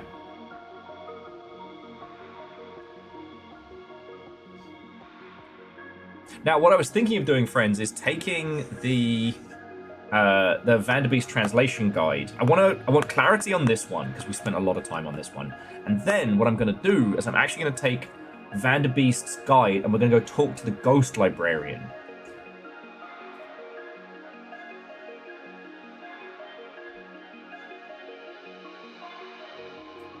Yeah.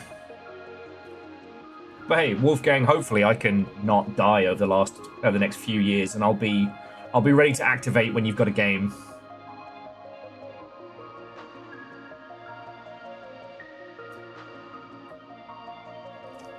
That's kind of how I'm starting to see myself industry-wise, like this fucking lunatic in a strange corner of the internet that people come to and be like, Will, I got one last job for you. I need you to hype a video game. I'm like, you know, I got out of that business a long time ago. I talk to Longship now. I got guinea pigs. I'm a changed man. Well, we need you for one last job, okay? And then it starts playing like, I don't know, fucking Metal Gear Solid tracks or something.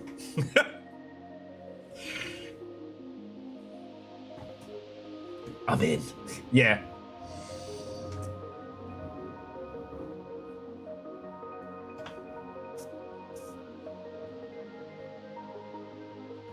I finally get out, but they keep pulling me back in.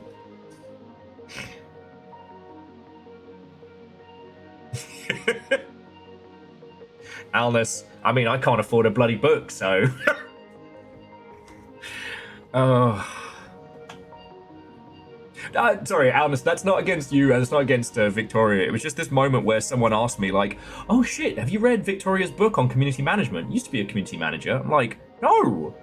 The fuck do you think I have 100 bucks to spend on a book? Do you know how much Dungeon Crawler Carl that is?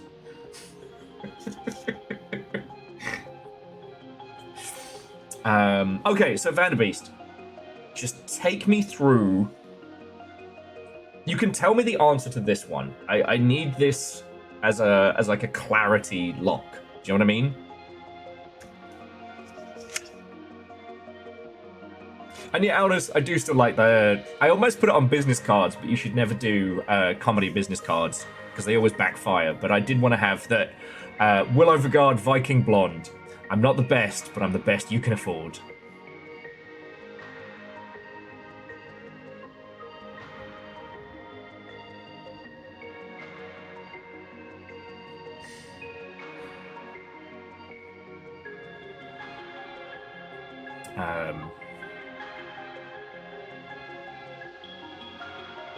But I will say, like, whilst Vanderbeest is helping with this one, like, one of the reasons... So, for those who don't know, so Oren in chat is good friend Wolfgang. Was the first person who did the itch.io sponsorship, where we just gave money to itch creators. And Wolfgang is one of the few people who has done the biz dev dance multiple times and isn't an insufferable bellend.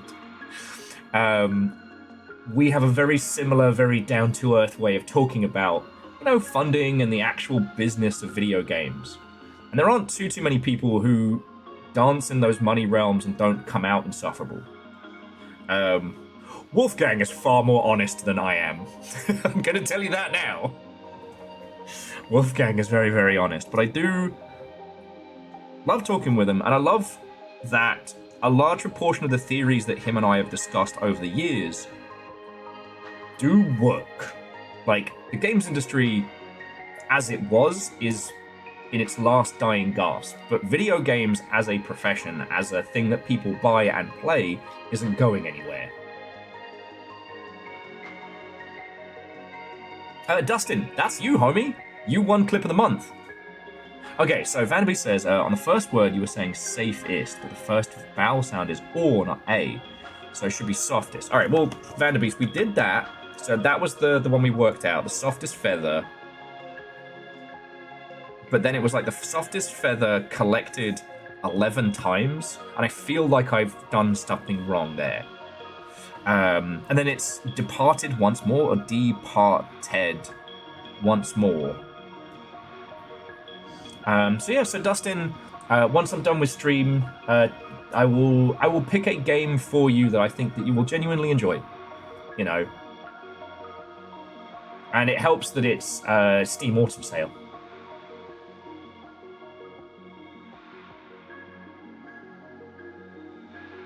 But yeah, so I don't know how much Wolfgang is talking about, like, the projects that they are working on and their plans and stuff like that, and they're not mine to tell, but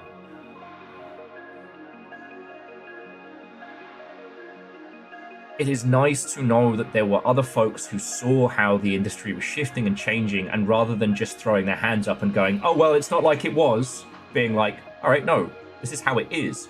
There. Yeah.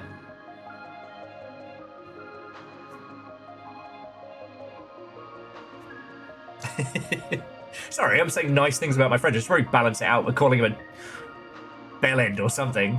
I don't have a good insult. I'm too busy. I'm too in the paint.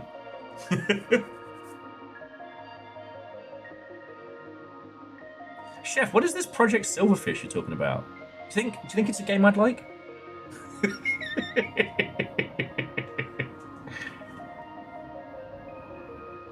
Okay, so it was corrected, not collected. Okay, the softest feather corrected 11 times, departed once more. Okay, so I got pretty close.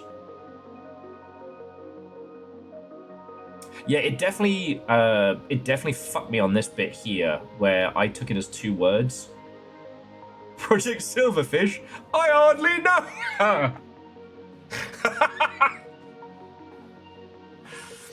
Yeah, Chef, I already sabotaged your video game work yesterday. Don't let me do it again.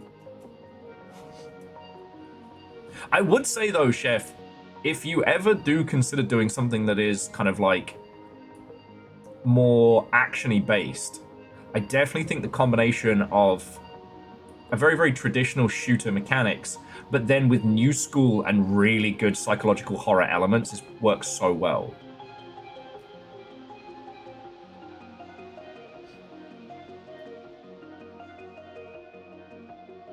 Oh yeah, I mean, Chef, you love Stalker, you're going to have a great time.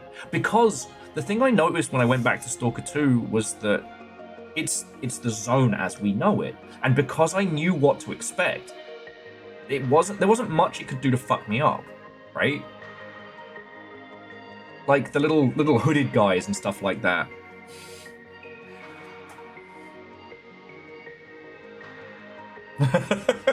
Unholy Glee, you're in good company.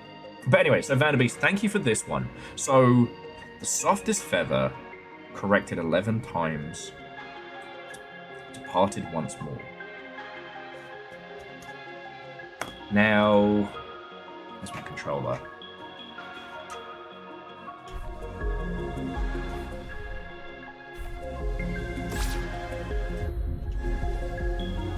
Now, we don't have a feather object.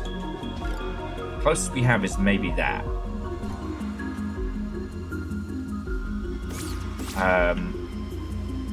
But there was the... Where was it?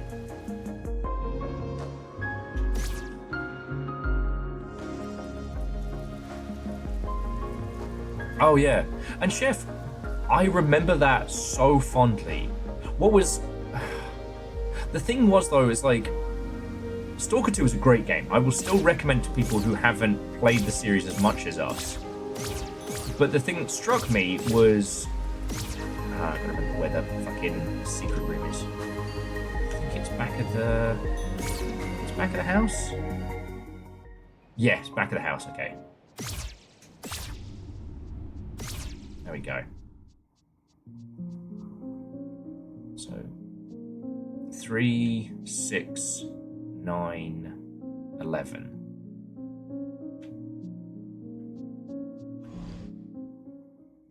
And that leads to here.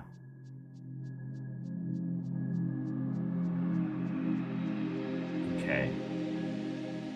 So yeah, we are not short on fucking puzzles, my friends.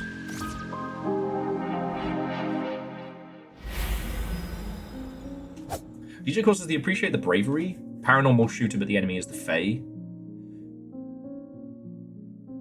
Yeah, I really appreciate that because, I mean, it's a thematical idea I've been obsessed with a long time, which is, you know, how would you actually start handling, you know, things beyond realms? I love BPRD. You know, what do people do actually in the face of eldritch abominations? Spoiler. It's not good. It's not good. And so, yeah, so Silverfish, taking the things that made Stalker so special, flipping the radioactive nightmares for the Fey Wilds and creating all of that, I think is fascinating. And it's meant I don't know what's going to happen. Stalker 2 was incredible. When I got back into Pripyat proper, like into the city, I had that like, oh, this is quite cool.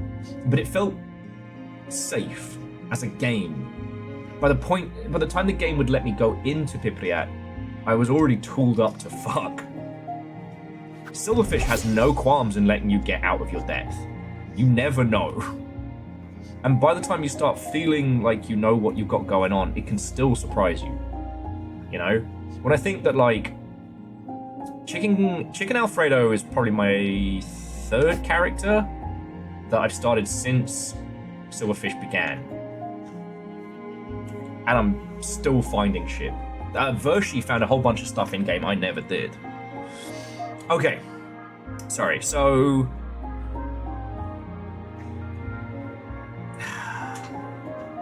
Let's have a look through the guide together. We're looking for feathers.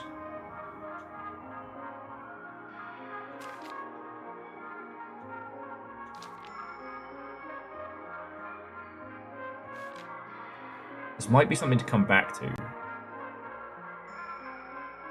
Although I would actually like to check the data management on this, because I think this actually hides some really big shit.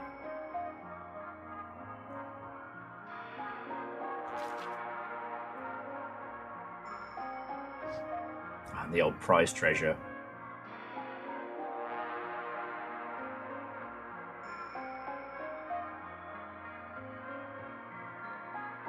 Huh. So the prize treasure, hang on, I'm just gonna take a quick little break for a sec. I'll try something. So the prize.treasure here on the Holy Cross would be cross, down, left, up, left, left, down, right,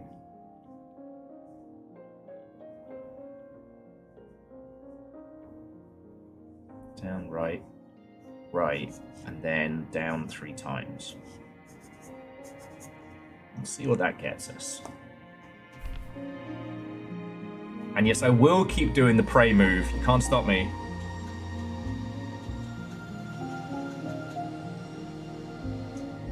Nah. All right, yes, we can zoom in. 1, 2, 3, 4, 5, 6, 7, 8. Huh? My calculations are correct. I guess the prize treasure things have to be done at a specific space. Okay. So I want to work this out. Because this has felt to me both a little golden tip there and whatever he says, this feels important.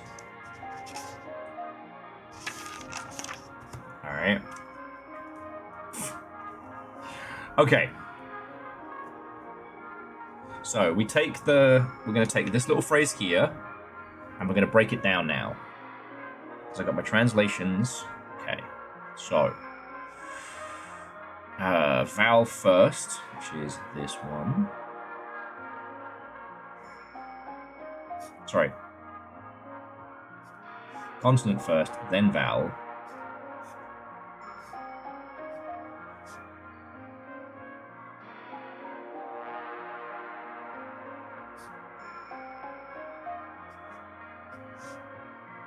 And this one is reversed.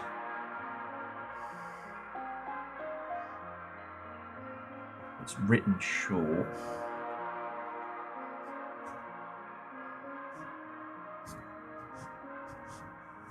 Then Bloodborne, underhook,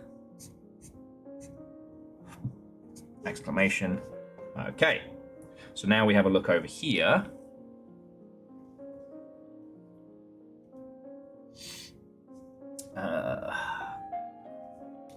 Break it down now.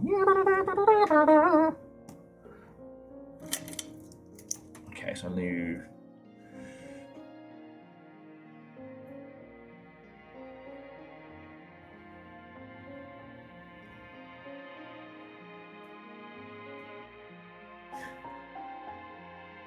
Sorry, my brain does the when you think you're the coolest guy at the party, and Vanderbeest shows up with a full translation guide to Tunic. I don't know why. That's where my brain went. I'm like, yep. So that's a Z. This one is an ooh. Okay, and what are you? You're a huh. Who's?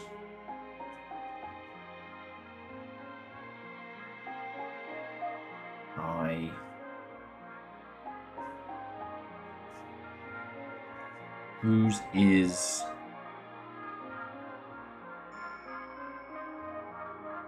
Oh, is it going to say whose is that? Yeah. Oh, whose is this?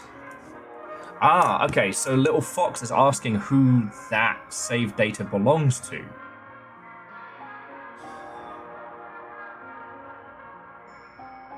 Okay. Vanderbeest, you're a hero and a fucking scholar. Now, we could do this little line here. But the whose is this pertains to the Golden Path, which we did earlier, where you can load up another save in this, like, infinitely looping hallway. Okay. Alright, so... should we do this little, like, thumbs up here? There's a lot to it. Or should we start doing some of the big story chunks? Because I guess that's it. Okay. I want to make a master list of Tunic stuff. Oh.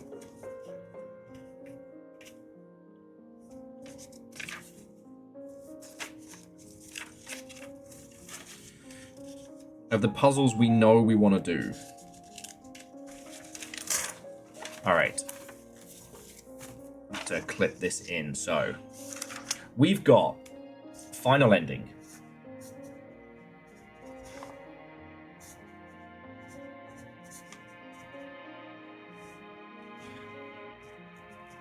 we've got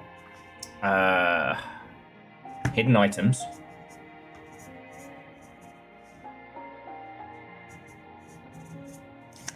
We have the cathedral.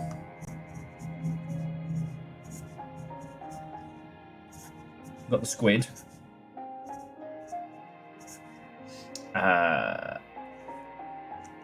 Page 45, additional support and secrets. Oh, I think that's what I just named the squid. Yeah. So actually, I'll put some page names to these. So squid, 54.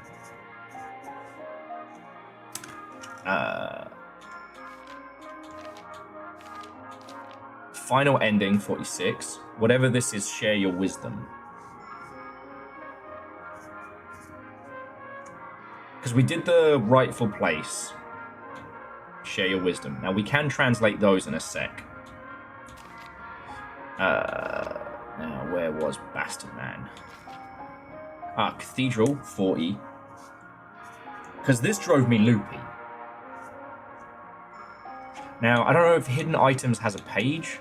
The Fae did. Oh, birds. Just gonna write birds. 34.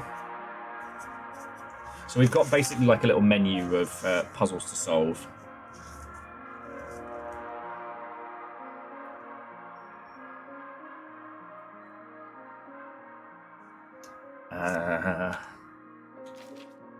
Because a lot of these do pertain to the Golden Path.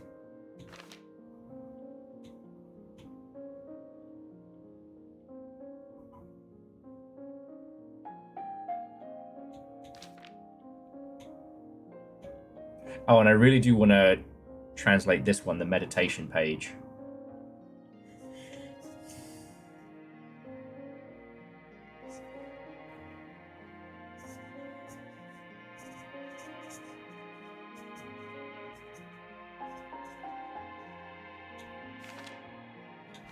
Vanderbeest is requesting page 17. Oh, I do want to do the oh no from here.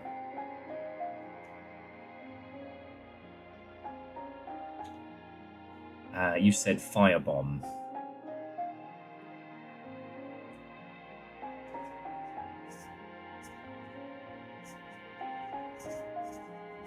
I'm so fucking hungry. 17. Oh, what page was meditation?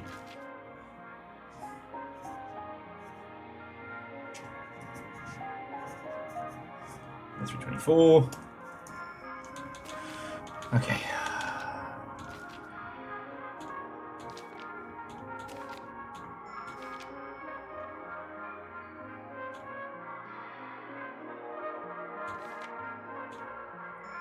And then the story ones are just story, so just story pages. That's just going to be hard work, you know.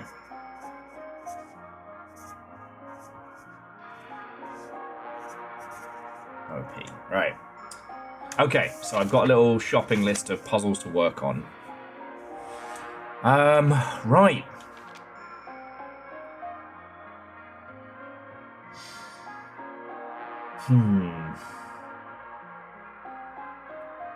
I mean, we could just sit down and start chunking on this.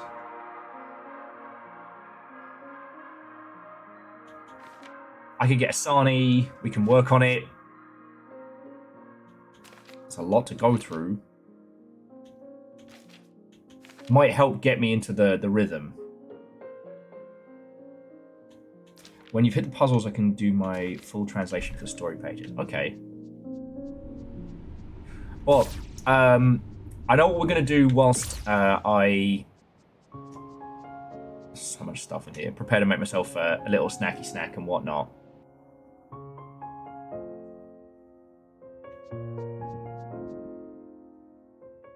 We're going to head to the library. I can fucking remember how. And we're going to try and translate what the dead librarian says. I can just remember which one is library time. I do wish I'd been able to like get a whiteboard and have like. Okay, here we go. Library is bottom right. There we go.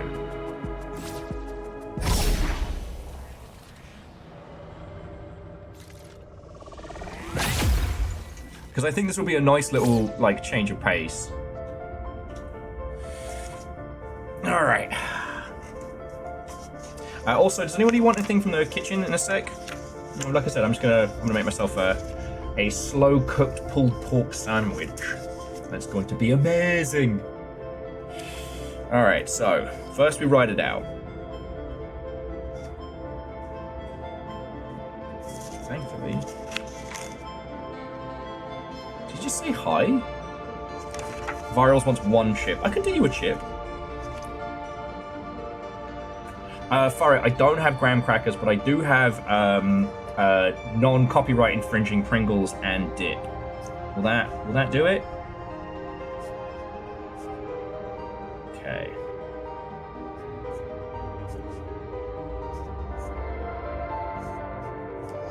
Are any of those on the? So something to.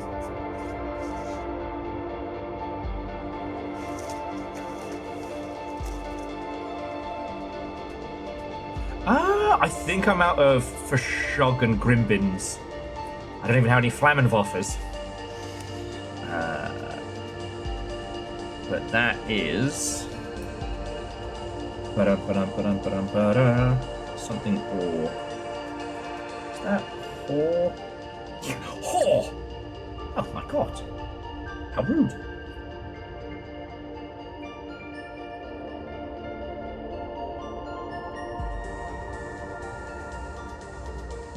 Yeah, so it's H.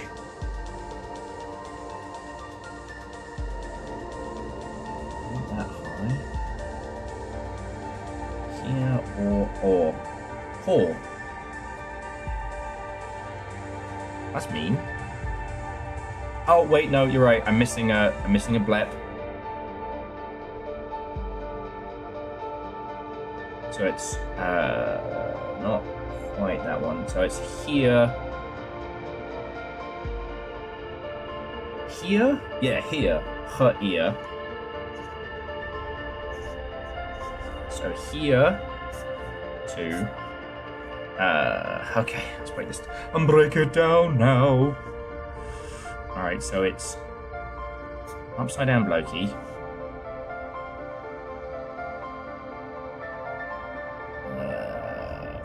Full bastard.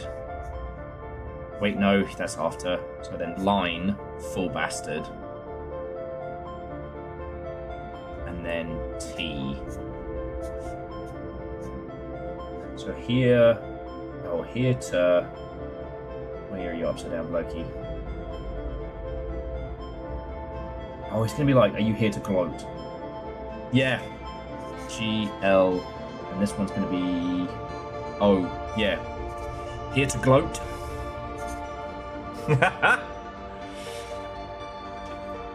Okay, dot, dot, dot. These are reversed, so it's vowel sound first. Then Y.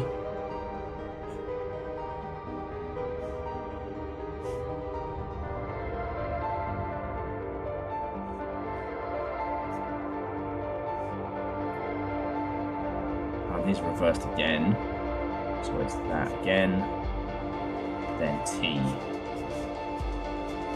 That's I. Upside down stick through is D. Yeah. We all gloat down here. This one. No, nuggies, I know.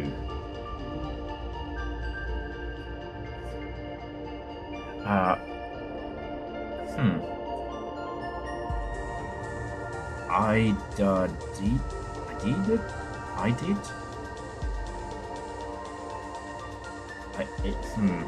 Hang on, this is what I got.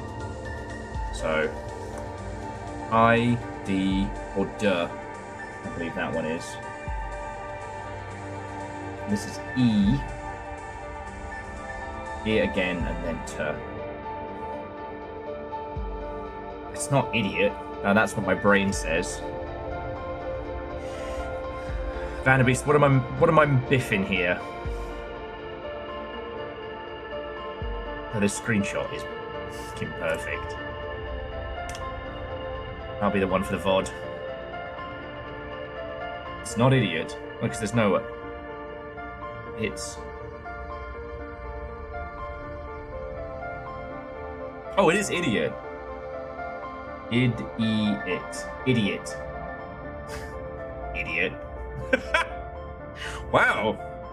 Somebody's mad he's fucking dead. Try and get good. Okay.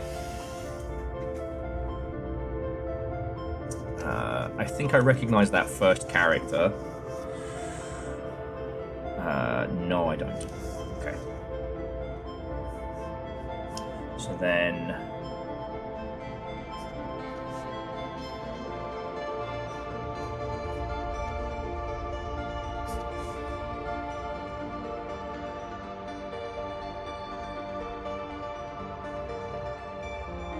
Oh, not on main at the moment? Okay, sorry. So, something... Alright. Just writing out the knowledge. I have to pay a little bit better attention than I have, because there's a few times where I've missed shit. And this is the other way around, so it's vowel first. Then that. Now this we've seen a few times. It.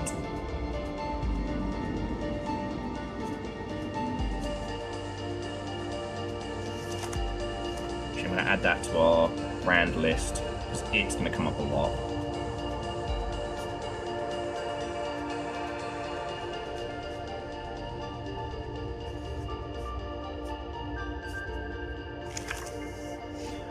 Okay, so...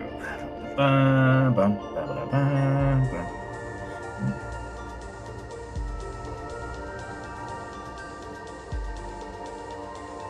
what? One thing I like about a little corner of the world, you never know what a day in the longship's going to be like. So that's why... let me guess, this could be an ooh. Yeah, so you... Let's get that one locked in as well, because U's going to be a common one.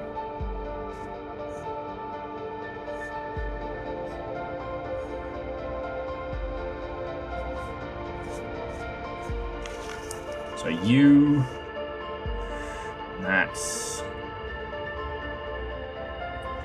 You did it.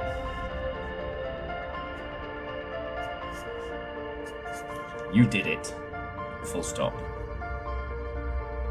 Man, did is complicated. I feel like I should write that one down.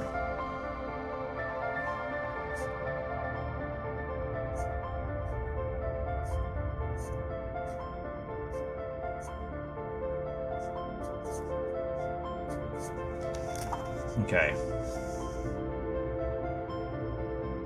Yeah, Vanderbeest, it's just the visual construction can trip you up, as you well know. So you did it.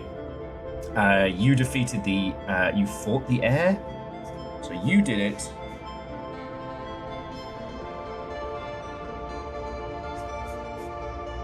And yeah, at this point we can start making speed. So, you, fuck, something the air. All right, this one I'm gonna have to break it down now. I've gotta pay attention. I tell you friends, I'm gonna earn this fucking sandwich.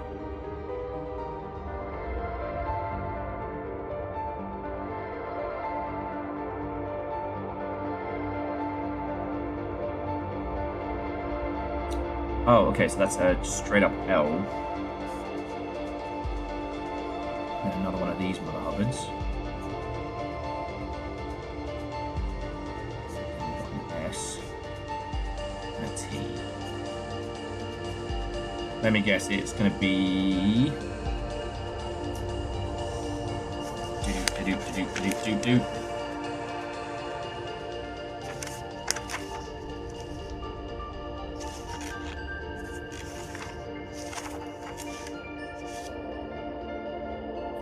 You are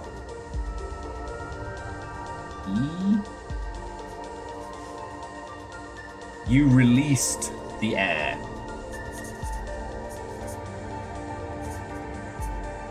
You did it. You released the air. It's gonna just say fucking idiot again.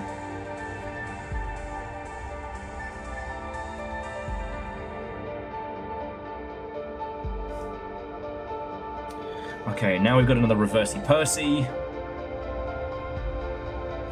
Okay, so the vowel is first on this one. Then it's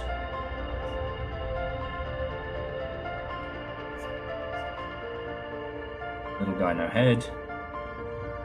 And then D.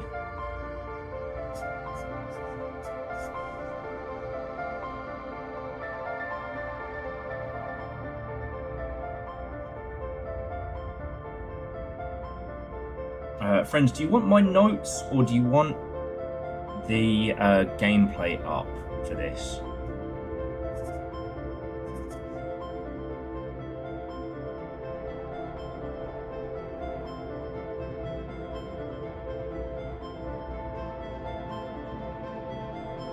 That's N. Oh, it's and again. Or wand.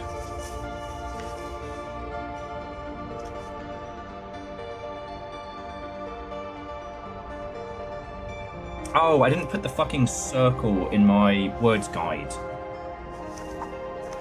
And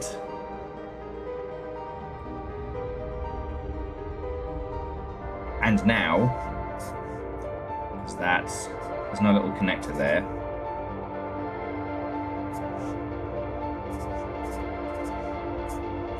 And now,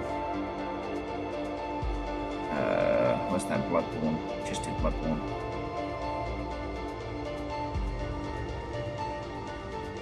Yeah.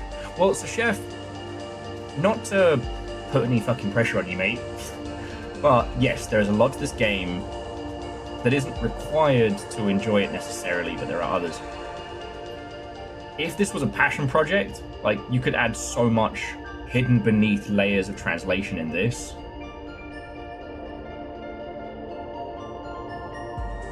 Like, if you wanted to do, not a language puzzle in your game, but if there was a part of creating your game that you really enjoyed and you wanted to just go fucking ham on, you could just keep doing that.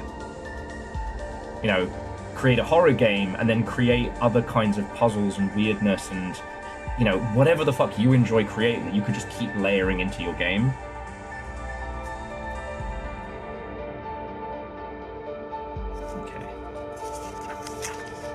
Oh, Bloodborne is TH. Okay, so it's TH. That's the. And now this. He is pissed. And now this. Jesus, dude.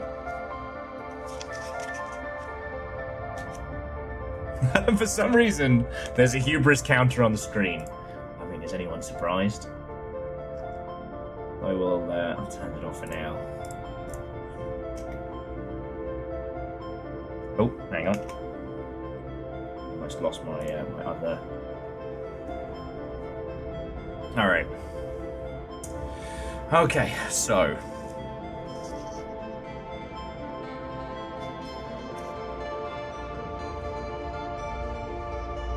Alright.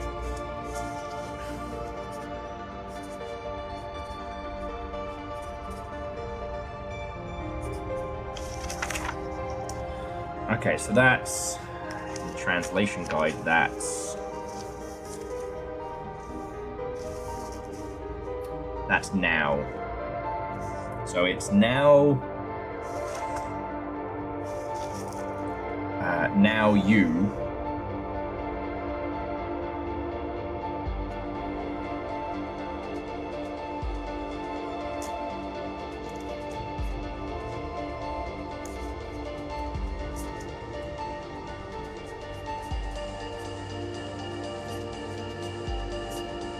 Now you... okay. Inside squiggle. upside squiggle.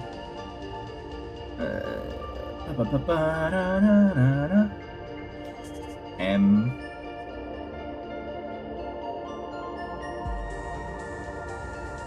Hey, now you meh?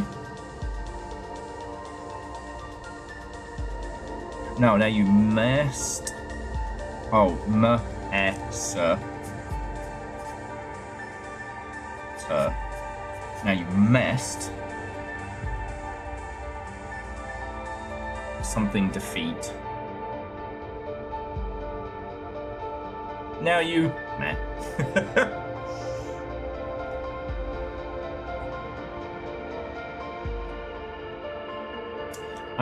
So Chef, yes. Chef was saying, has anyone done a teaser updates for a single player game for an upcoming title or sequel? Do you know who recently did that? Soma. I haven't had the chance to explore it yet, but the Simon's computer in Soma now contains some fucking emails and shit.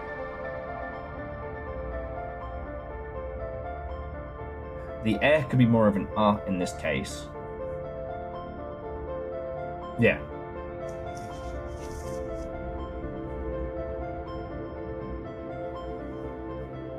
Well, but Chef, it just means it's a strategy that could very much work. Now, I think the Soma comparisons are very, very similar because, you know, environmental, experiential horror, but also Soma's not a game you replay over and over. Like, the Part of Artifacts is a game you play and then you have experienced it. So, something that promotes people to go back to it, that's inside the title but not too buried deep. So repeat users don't have to do a full playthrough of, but perhaps could promote replays. Do you know what I mean? Am I making weird sense? I.e., finding something in the start of the title that could then point towards it. Portal did do it for Portal 2.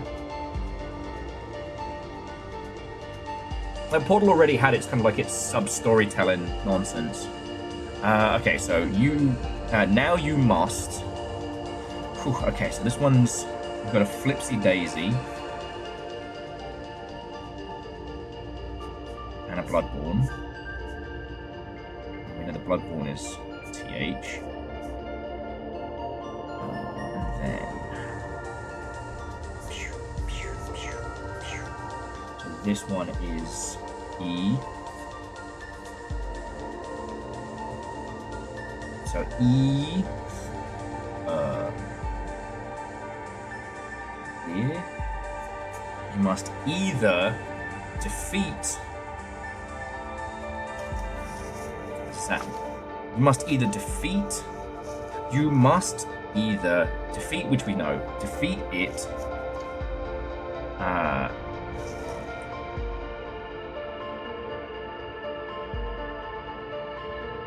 Defeat it and fuck. Alright, that's a tricky one. I don't know why I'm so hungry today, friends, but wait, that noise you're hearing from over here is not a car going by, that's my belly. I'm gonna have to make a big sarnie in a sec.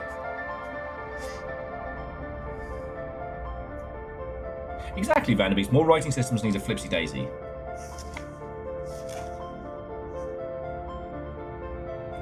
Defeat it and a. Okay, I think it's gonna be take to a.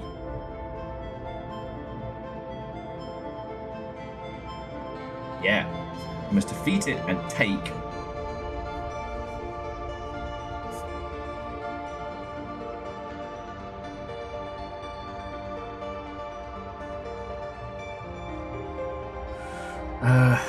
You must defeat it and take its. I'm gonna guess that's place.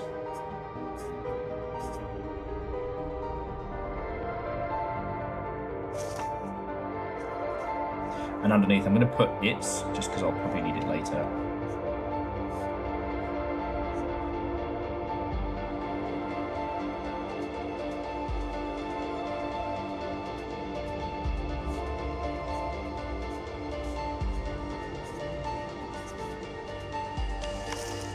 and take its...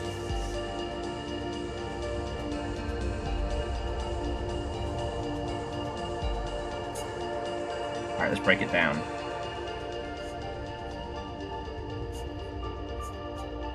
It's going to be place. Because plus place. Play. Plus. Or take its... No. Fuck, that's hard to read. No, it is. Plus place plus take its plus. Fucking pronunciation on this guy.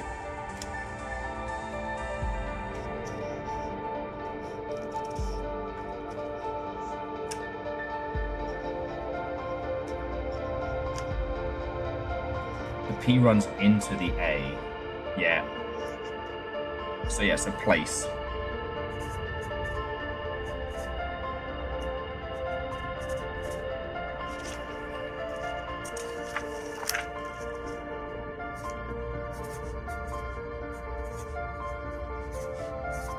I can't even spell anymore. I wrote librarian. Very weird. Okay. I'm gonna guess that's or.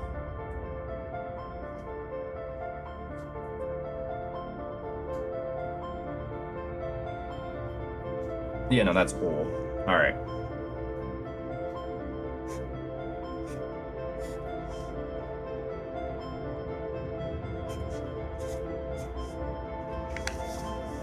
Okay. Or... Damn. Okay.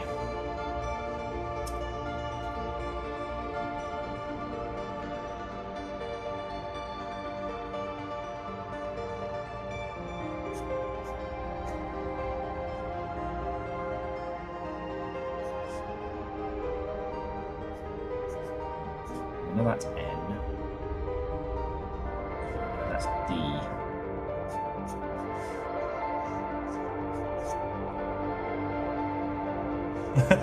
Simple chaos. What ho and welcome. And I hope you saw on Discord, but I want to say another thank you for chucking in yesterday. Me and Little Fire had a feast of chicken tendies and mac and cheese, and it was glorious. And I used the rest of the cash to get the treats for the guinea pigs that they were missing. And the rest will be as kind of needed.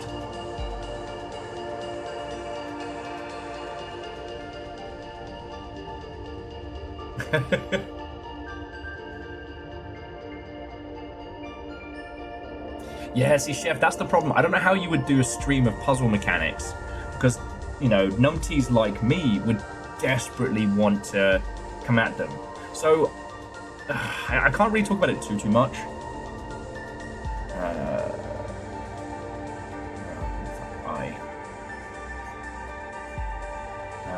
Just working backwards on this one. This is a little guy, F, or Feigned. Feigned.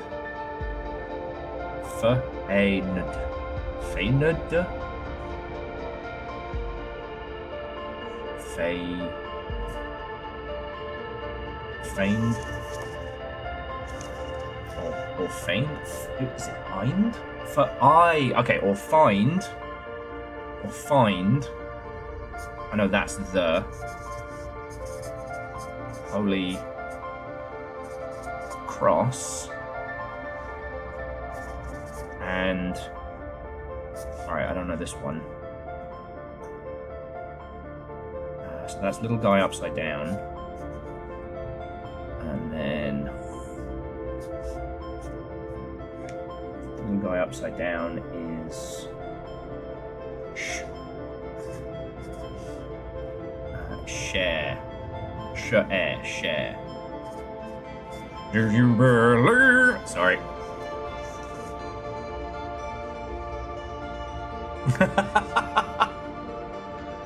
So, Chef, thank you. So that's kind of the same as bits. It just kind of puts like a little fancy graphic around your stuff. The bit system is basically like tips. Like, if you buy 500 bits, that's $5 broken down into basically cents. If you chuck them at me, I get the full $5. That's why it's like to buy 500 bits. It's like, you know, it's more than 5 USD, right? Yeah, no. So Chef, I'll get 100. I'll get all of those 100 bits.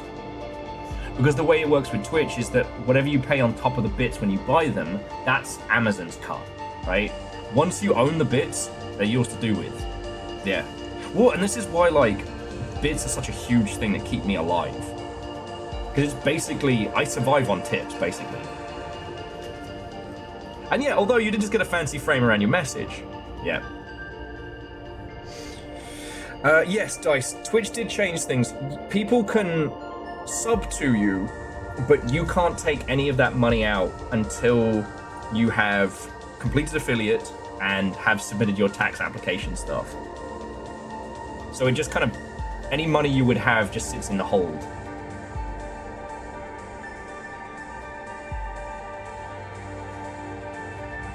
So Hook just said, just good. Had the Unity team down for playback last night. It was really good. Don't you mean payback for Stabby Day? No, that sounds lovely, you know? Okay. And share. Okay, and share it's... Alright, now what the fuck are you? Alright, Jesus. That's an innie. That's an outie. That's a zzz.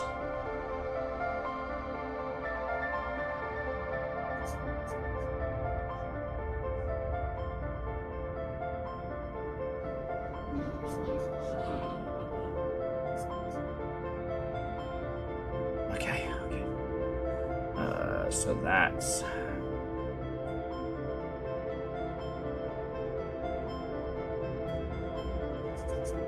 W I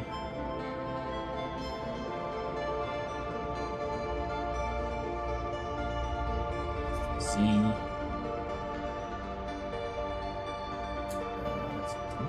I'm just quadruple checking.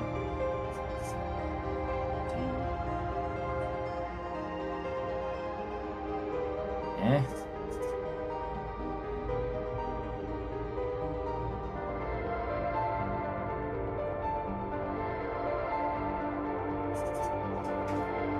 And share its wisdom? Wisdom. Or use the Holy Cross and share its wisdom. Okay. So the Holy Cross is also the key. Okay. That's good. Joss! Back of the net! Oh, still going? Damn, dude likes to hear himself talk.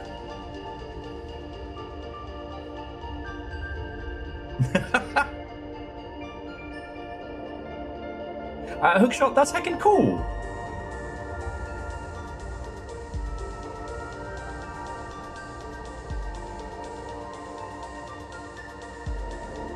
Oh, and just jumping back, so Hut is correct. With subscriptions, Twitch take their cut after you pick it up. With bits, Twitch take their cut before. So, in the grand scheme of things, keeping a dumbass like me alive is definitely bits and donations like the big winner. Subs are very, very good, and we have an unnaturally high amount of subs here in the Longship. Like, it's wild.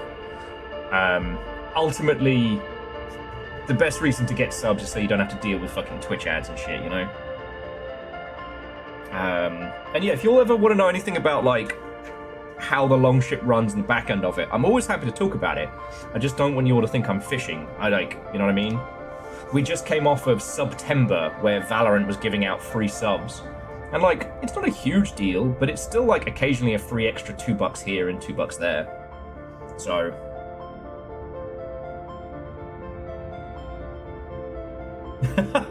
Actually, for it, that does sound nice. Like a little fishing trip for us all. Okay. It's not quite Sarnie time yet, but I'm going to earn that sandwich.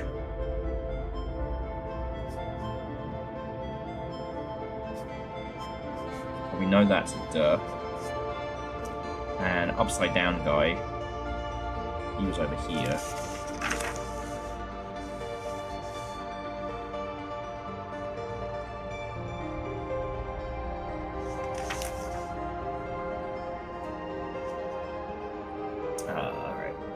go back to him.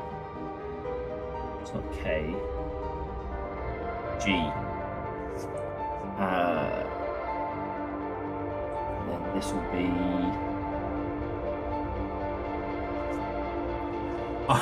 good. It's going to say something like, good luck, fucko.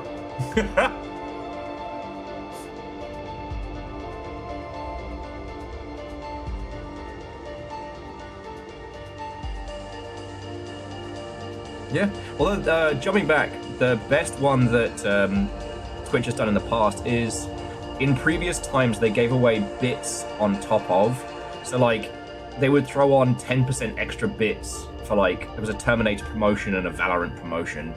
Those were amazing.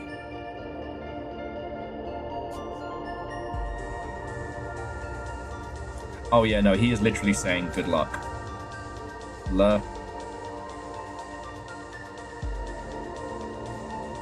Or and then that's K. Good luck.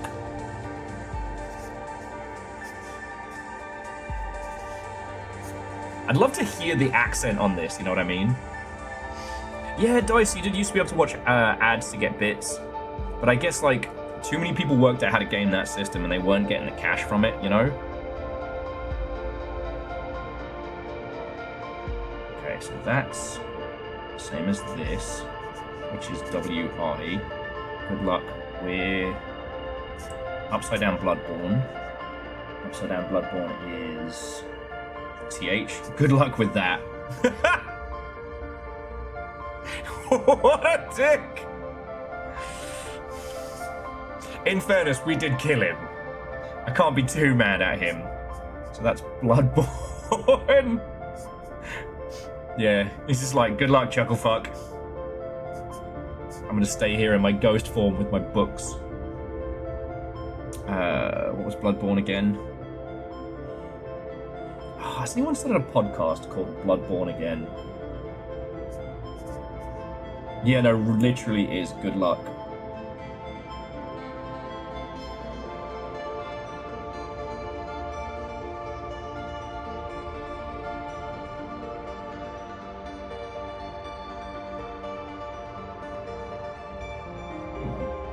Yeah, good luck with that.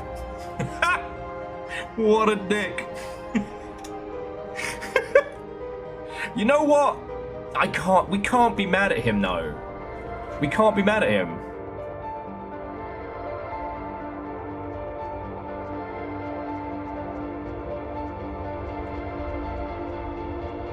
Okay.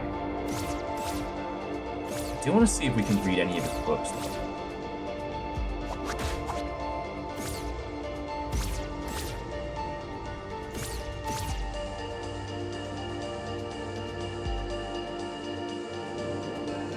First she's like, speak for yourself, I'll be mad whenever, at whoever. Why you and Little Fire get on so well? Okay.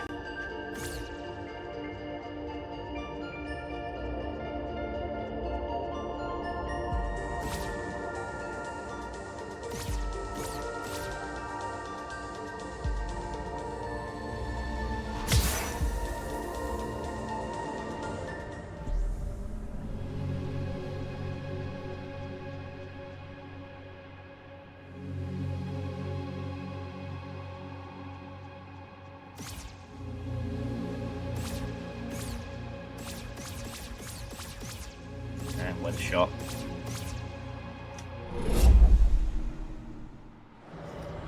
Yeah, I just like the librarian being like, you fucking killed me, you little shit, and now you're here asking for help. Fuck off.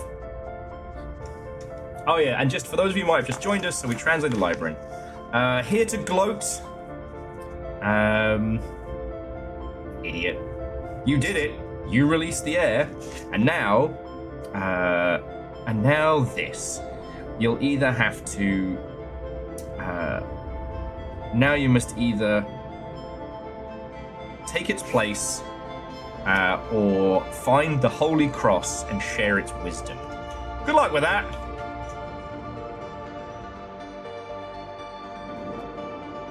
Maybe that's why ghosts are so mad. All the time to read every great book ever written, and ghostly appendages that do not lift them.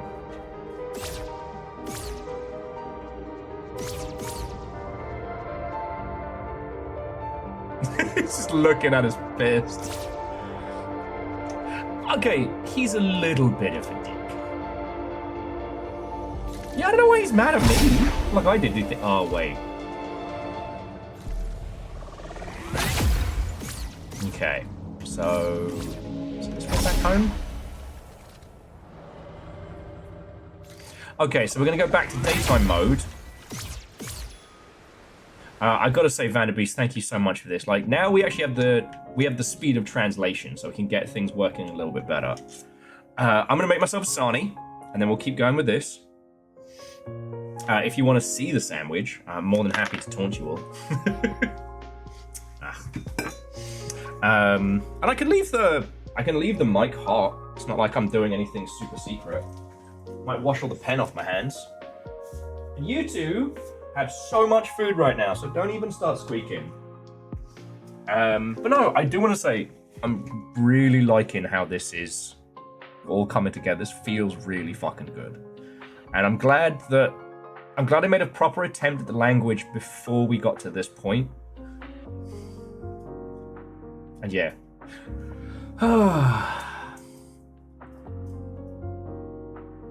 This is so cool. This is so cool. I mean, I'm gonna need new notebooks. I've nearly filled up my usual game notebook with just the translations. And once we start doing the story beats. Yes, hello. Yes, hello. Yeah, you guys are nice and cool. Once we start doing that, then we're gonna have a good time. Madam, do you mind?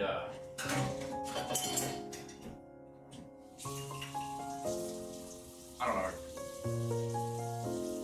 If I could, I would love to sneak these kinds of puzzles into games I was working on, you know? I understand why larger studios don't, because, like, translation's a fucking nightmare.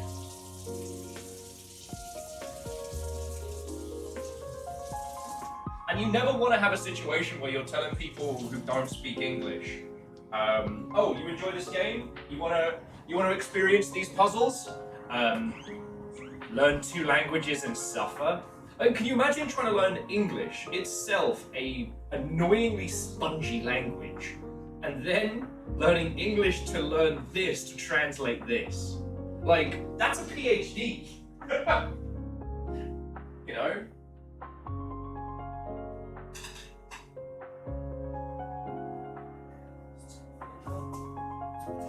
It's gonna fit in toast.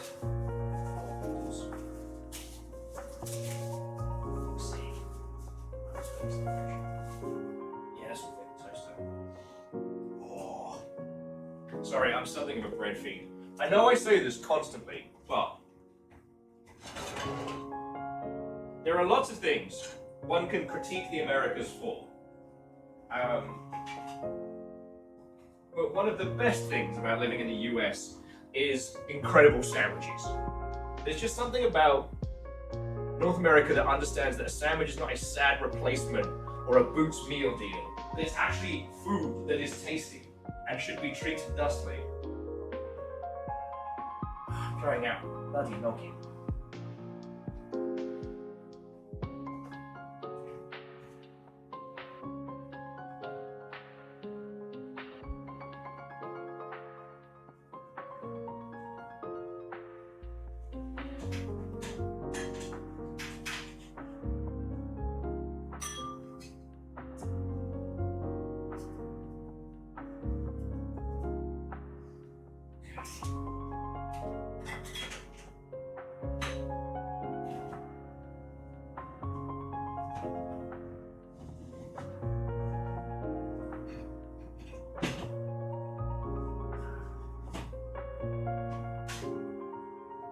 I was trying to think what, like, have been other really good puzzles I've enjoyed over the years. I will say, you all know I'm a big fan of old MC Frontalot, the man, the myth, the legend. He's in fact the one who fronts the most. And on one of his early albums, he did the terribly hidden secret track, and then followed it up with the notoriously difficult secret track, which was like the noise recording of an Amiga tape, I believe it was an Amiga tape, but don't quote me on that one, that you then translated, played through, and then that got you on an ARG tier puzzle. I don't want to say too much beyond that because you can still solve it. I thought that was so fucking cool. I love shit like that. Honestly, if I had more time, I'd make puzzles like that for you lot.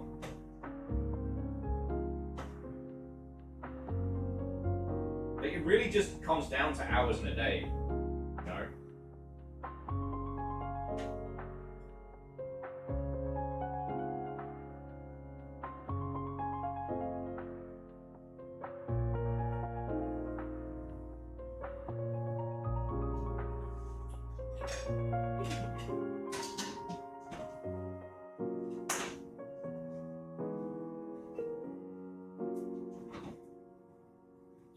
There was a work thing I was looking at today that I would love to be able to do.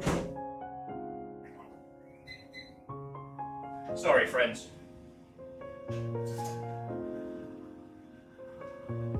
Let's drive a little fire up the wall. I am one of those people that I start talking when I'm in other rooms, not realizing that I'm in a different room and that you can't hear me. I can't really talk about what it was, but there was a potential work thing that I'm probably going to have to turn down just because of like hours in a day. Which I'm not sad about. It's nice to be able to have those things going on, but it's like, unless I start doing prescription amphetamines, I don't know if I'll be able to find extra hours in a day right now, you know? Exactly, Cleo. Exactly. But like, a million years ago, I used to run a website for, you know, my friend group. We had our own forums and stuff. I stole all the visuals from Card Fighters Clash, if that rings a bell.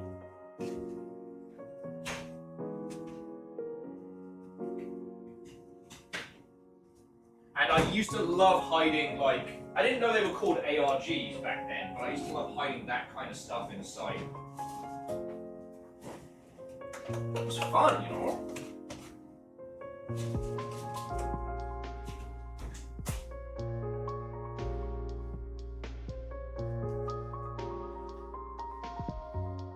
But, as I'm sure you all know, ARG design is so technical.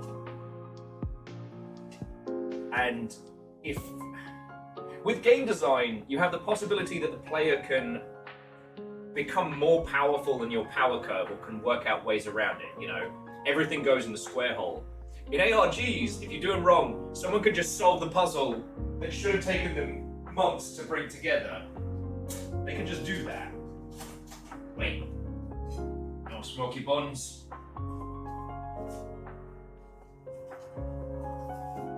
I like crispy buns. I like crispy buns.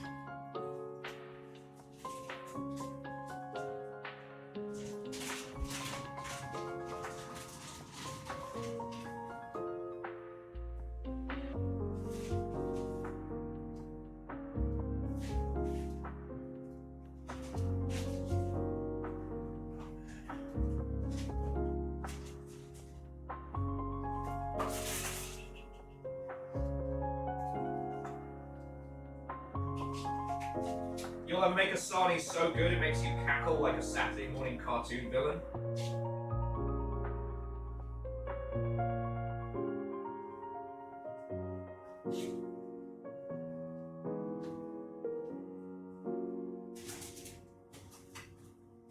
is what I'm about. Right.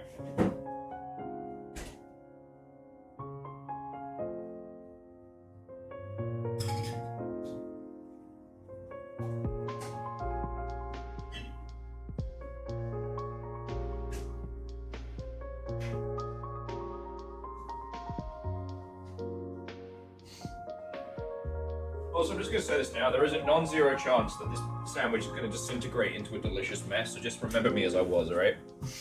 Okay. Yeah. Check out the beast. Slow-cooked pulled pork. Toasty bun. Salad. The whole shebang.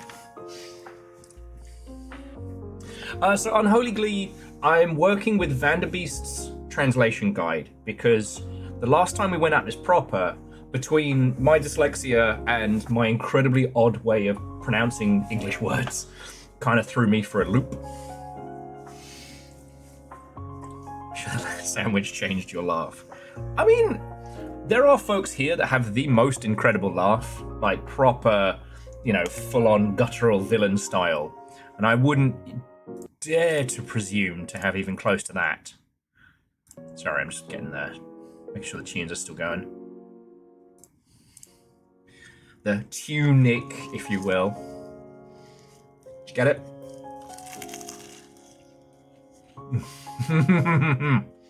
Mm.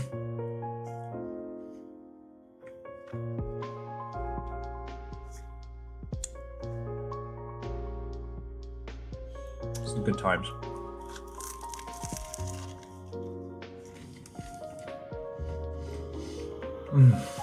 Okay. But yeah, I'd love to be able to have more time to dedicate to some more weird shit.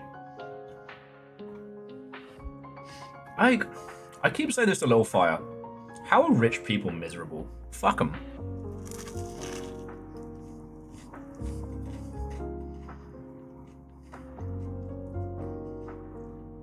Now, admittedly, if I suddenly stumbled upon an insane sack of money, I'd still do this. But like, I'd do this, and I'd make puzzles and ARGs for you lot, and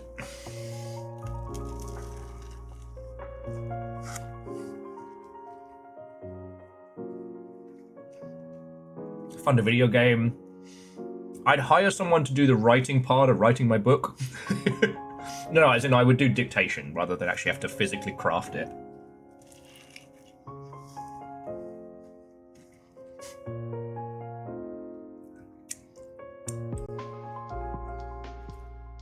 Oh, no, Chef, you're entirely right. Oh no, Hookshot, this is a pulled pork sarnie. Little Fire, what's and welcome. How goes it?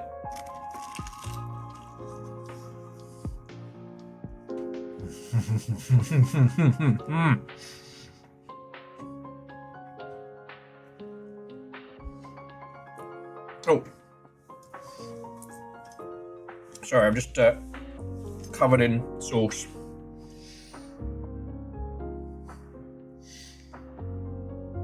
Okay.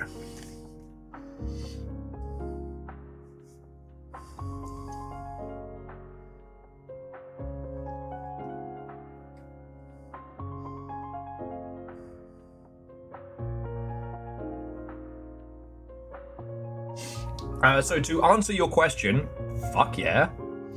Is the other thing you're showing me, is that the trouble with getting home, or is that the route to adventure?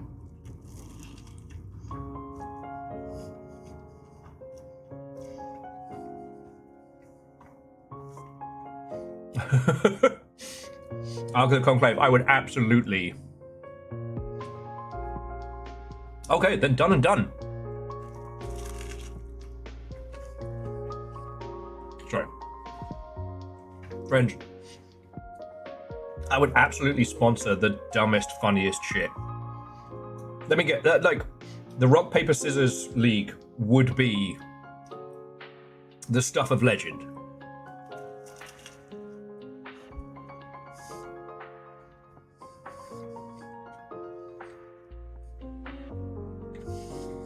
Apparently Hookshot is mostly on my face.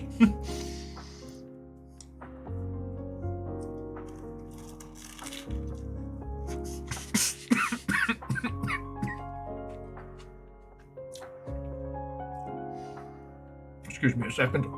I'm just dying. Oh, I'm so classy. So classy. Probably kind of making the kind of sandwich you end up wearing. Chef, happens more often than you'd think.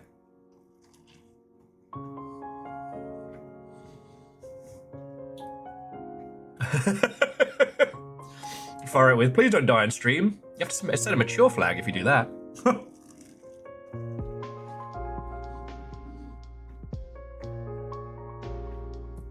What do you mean I can't breathe sandwich? That's bullshit.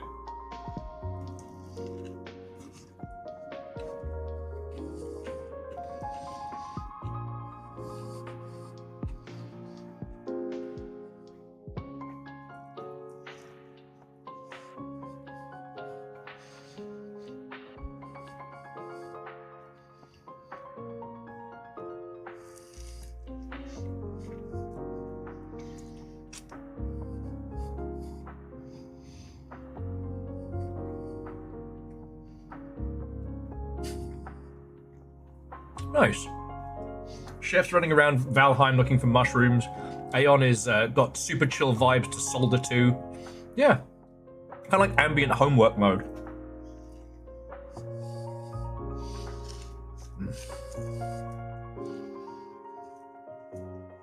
To everyone who doubted my cooking, none of them are here obviously, but to those who did, fuck you guys. I'm amazing. Although now I have to wash my face.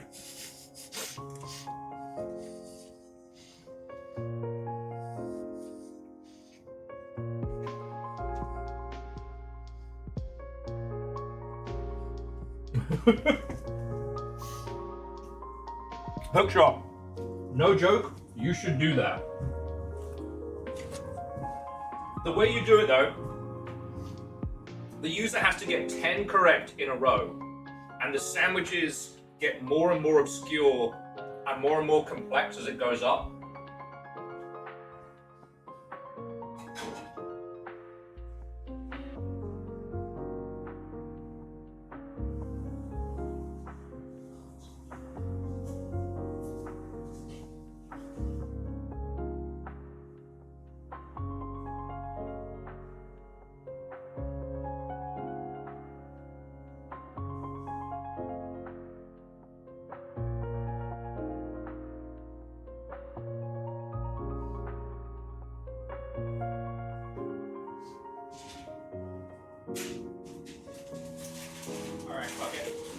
Committing all the sins today.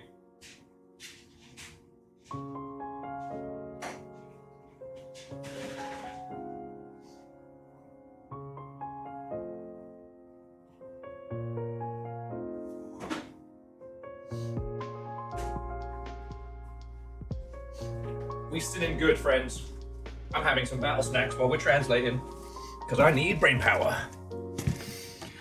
Non-copyright infringing prongles and some salsa. Let's go. Oh, okay.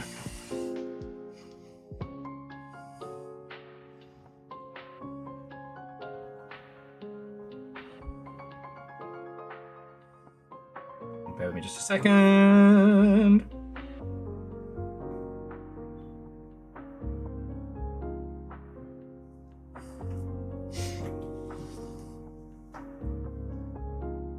Ooh, fucking hell. Sorry, I might need to issue a content warning because PBS said a while ago they reduced 5 pounds of onions and a cup of mahogany to about a cup of mahogany brown deliciousness and froze them in an ice cube tray, and that is the secret culinary weapon. Fuck yes. God, that's a really good idea. I mean, this weekend, I'll see what, you know, Little Fire has taste for. I think this might be a smash burger weekend, you know what I mean? I think the calling might be strong.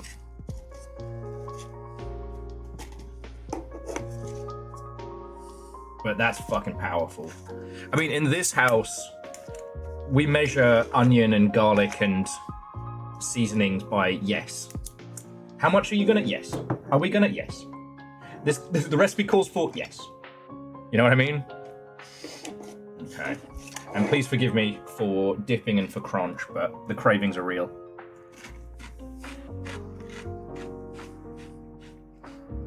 I know. There are very few cardinal sins a streamer can commit. The crunch is one of them. Okay. Sorry, just looking back down at our notes. And it's the fact that Librarian just like, good luck with that. And yeah, sure, he attacked us unprovoked, and we kind of kicked his ass first time every time, but still.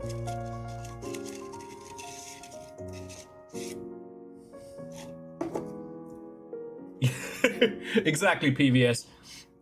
The only recipe where it's acceptable to use a single clove of garlic is how to create 1 clove of garlic, in which case you should use 2.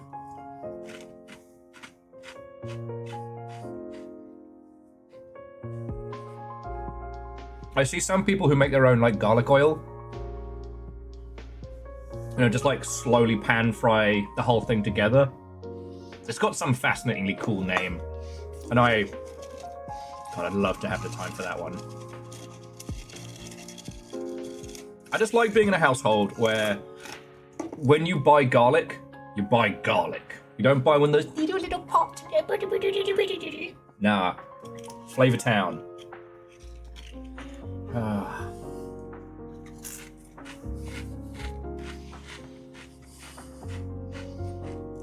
Okay.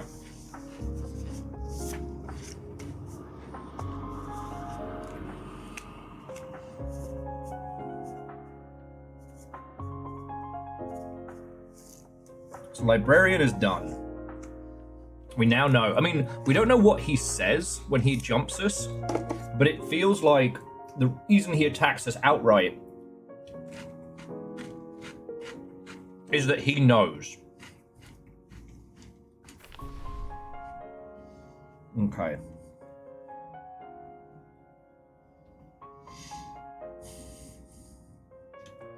You know what, Vanderbeest? You asked for Firebomb. Let's do that now. Because that'll be...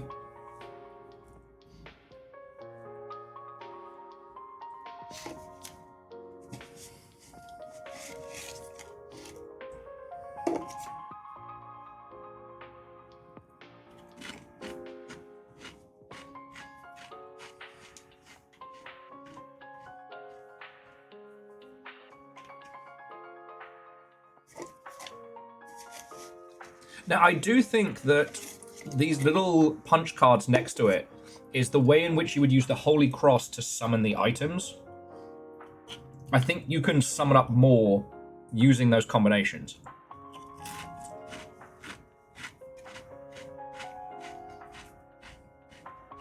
But only if you're in the right place. Okay. To the Firebomb.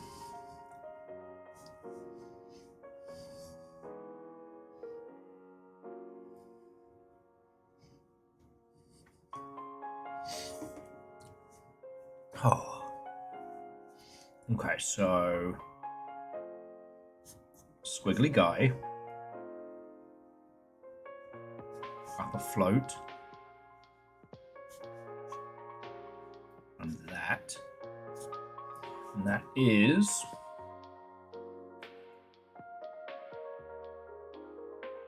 F.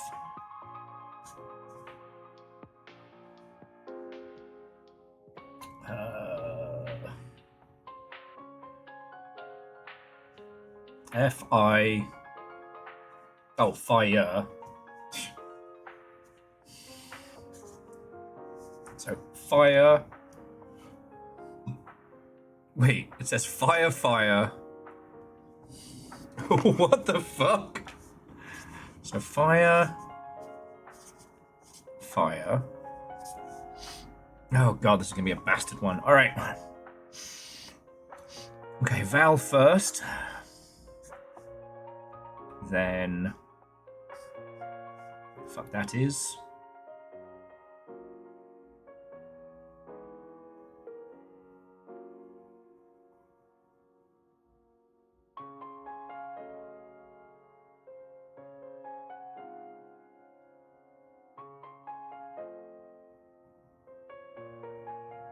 Oh!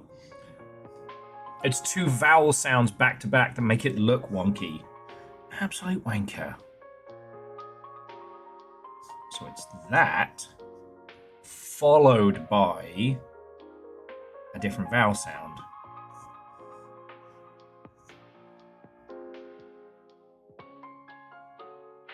And then that. And then that. Okay. Again, friends, if you want to see what I'm working on or the screen, please let me know. Because I can easily switch it over. I've got my little Steam Deck. I can move stuff around.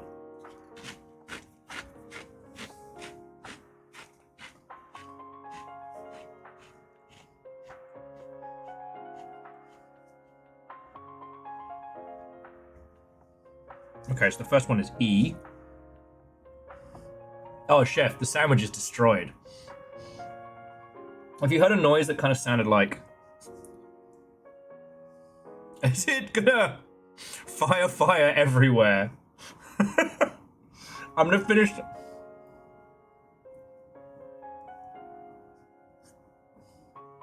Every...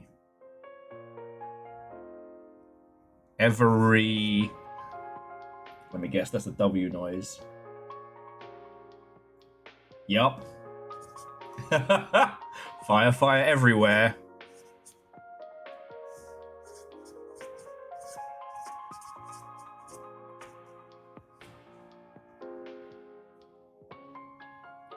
Chef, you might be right. Because it's fire everywhere. And that's a standard word. That's fire everywhere and...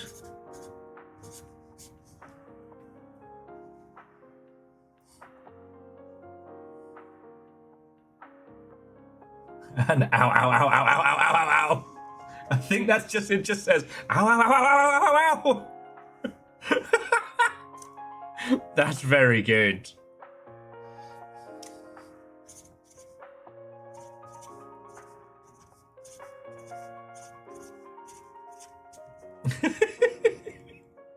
I like that. Okay. All right. Firebomb. Done. Okay. So what are you thinking? We've got...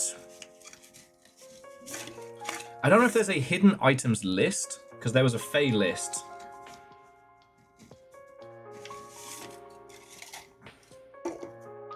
I'm kind of tempted by meditation next. I think the squid leads to...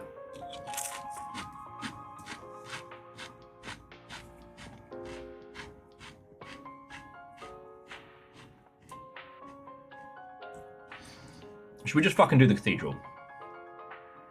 Should we just do the cathedral?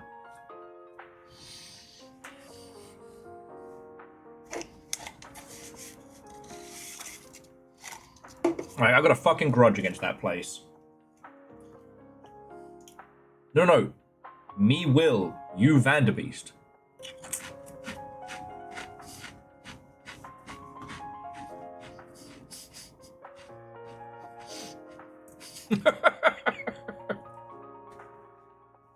You're all here voluntarily. You can leave anytime you want.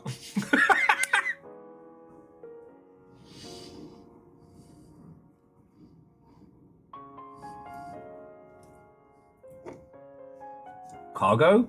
I sure hope it does. Cargo space?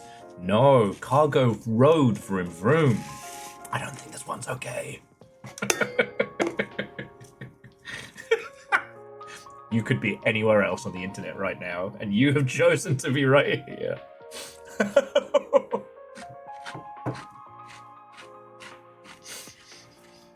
Okay.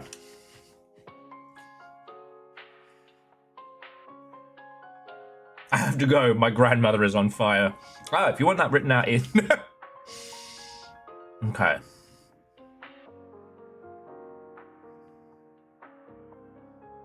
Now, I do think page 18's got something we should look into, and that is these. Because this is the only bit of linguistics we haven't encountered too much.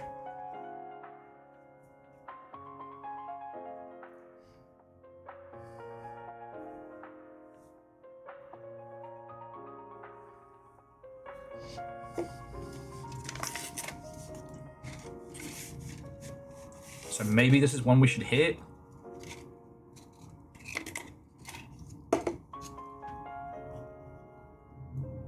We go back into the Silksong mines. Hey, have fun, you know? As much as Silksong is kicking a lot of asses, we're gonna miss it when we finish it, you know? We're gonna miss it when it's gone.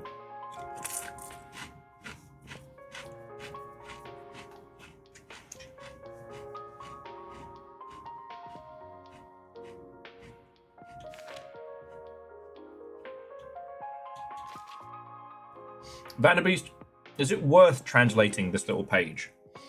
Because obviously this is about the upgrade system. But it's just one of the few times I've encountered these runes where the rune, it's like the whole bit of Runic is encapsulated.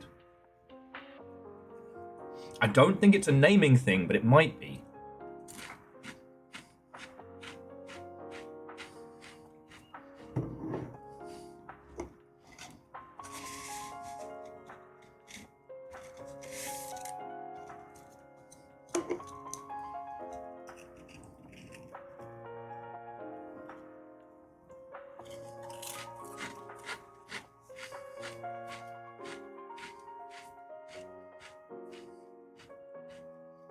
Okay. We'll translate the top banner. Hang on. Apparently I've got some wasting disease or something because I am beasting these snacks. And if I keep going, I'm going to have no appetite for dinner. So, bear with me just a sec.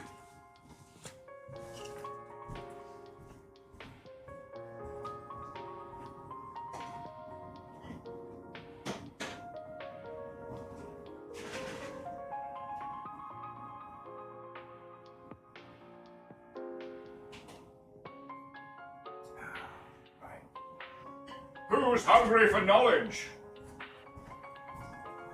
God, I love that it's autumn.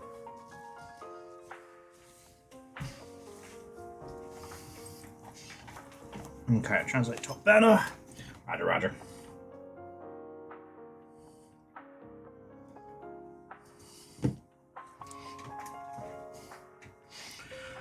Okay.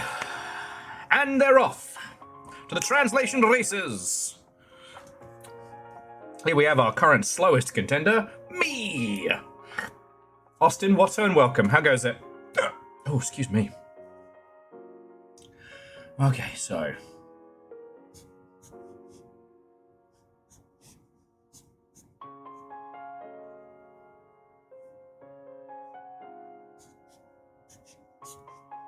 All right, so that is.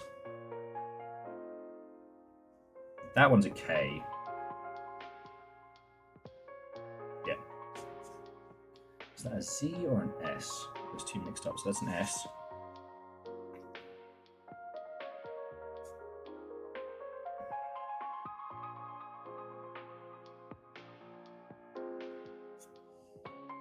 So it's risk.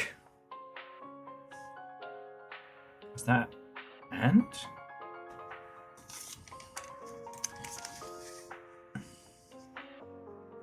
No, that's the first part. Risk and... Yeah, because it's missing the dir. So it's risk and... Huh. Alright, now we're getting complicated. Alright, this is a reversey Percy. So start with the vowel sound. Make sure there's no cheeky fuckery.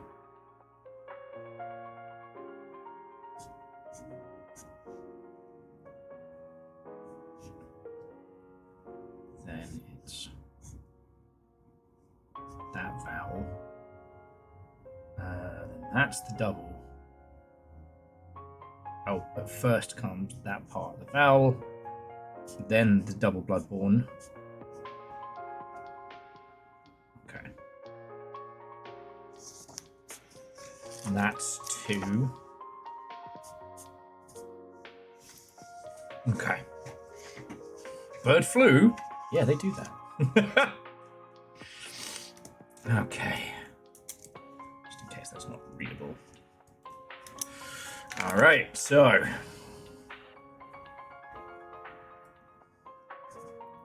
Just gonna all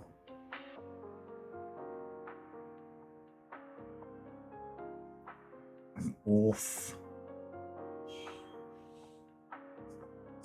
Which can orif.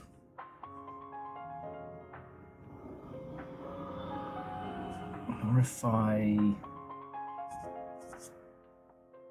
Risk an orify. Or an orfing. Or ew. An offering. An offering.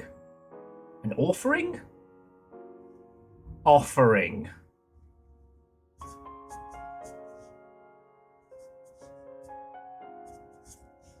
Risk an offering to...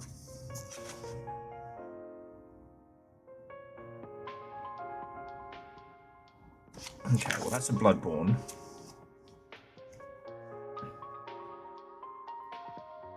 Okay, so it's Bloodborne to that. I just did a Bloodborne.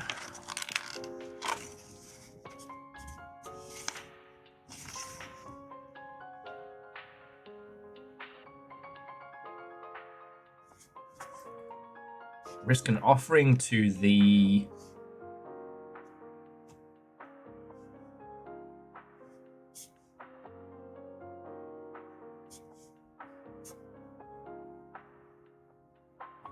to the air. If you wish to increase your power, risk an offering to the air.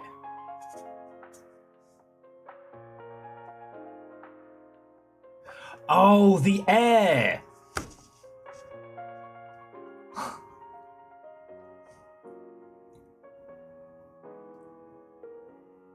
Motherfucker.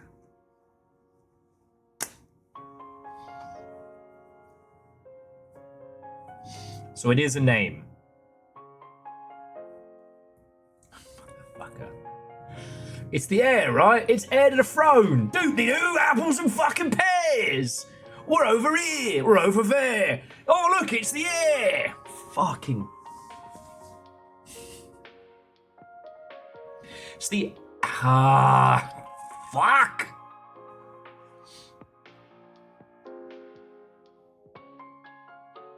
When I was a youngling, I used to become incensed at the use of the term H, having learnt it being H, the capital of the letter. And like, not every letter has to sound like its designation. I remember getting very, very grumpy about this as a child. This feels the same way. This feels the same way. H and H. Okay, so we now know that symbol means the air. So I'll add that to our shorthand list, but I'll draw this one very carefully.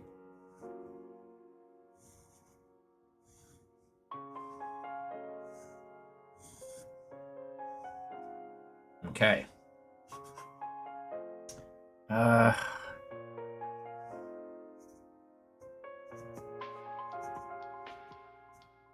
don't actually remember which way round the air is spelt anymore.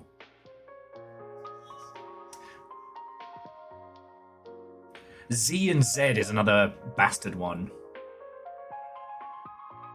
It is like that, air. Thank you. I'll capitalize it, it's a name.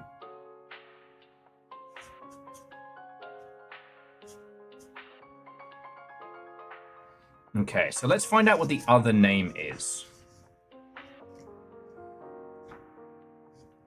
Because I'm not going to translate the whole bloody thing, but it goes on to say... what's that one? Oh, it's a bastard.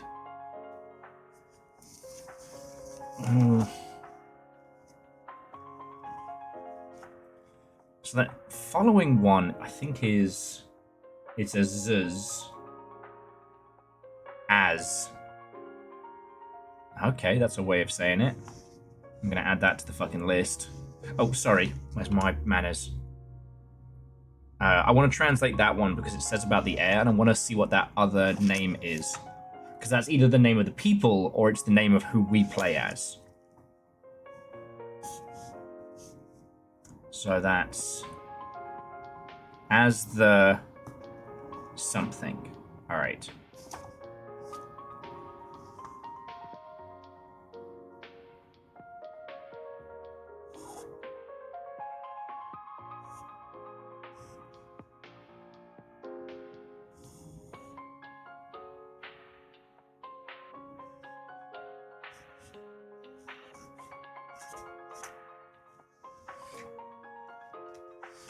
Yeah, upside down guy. So as the... And then this one is... Fucking hell. Alright. Yeah, upside down guy. Into... Hangout valve with a squiggle. God, it's going to be another pronunciation of air, isn't it? Okay, so that's or That's the... Sure? Sure? Sure.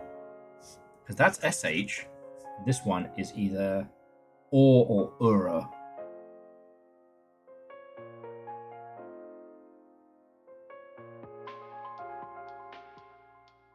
Sure, sure, sha.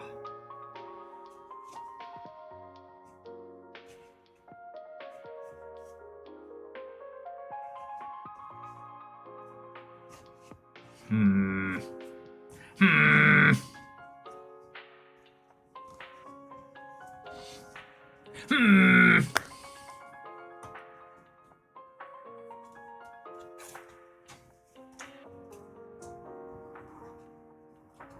I mean, it comes up again. Like, you can see it there.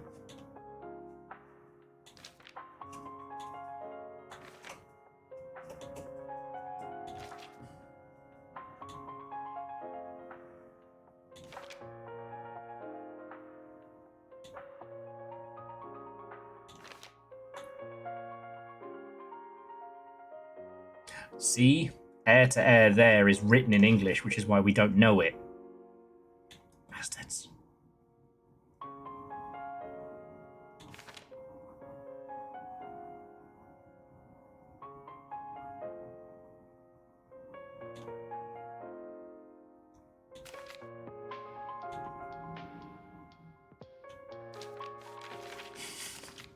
I love this game and I want to fight it in equal measure. Alright. What am I missing here? What am I missing here? Because we have the context. It's like... As the... Sure.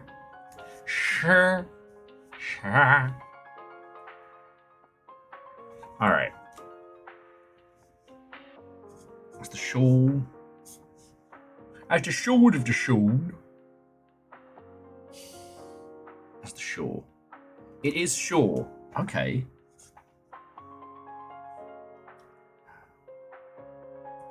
As the shore. Now, do we see...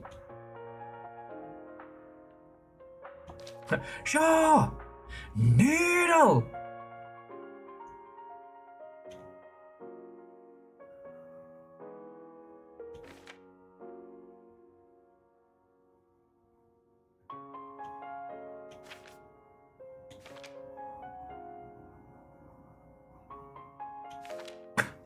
That would be my fucking luck, chef, is that it ends up being like bruv and boss. Some inits in there. You what, mate? Oh, it's a kaleidoscope, innit?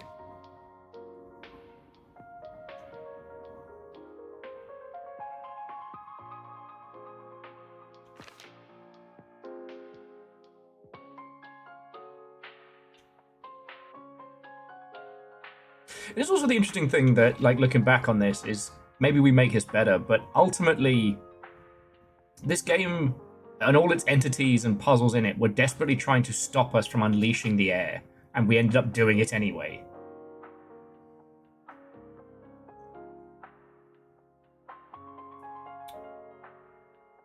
Yeah, see, Magic Orb is named there. So, okay, so when English isn't used for names, it's that encapsulation is a name or a title.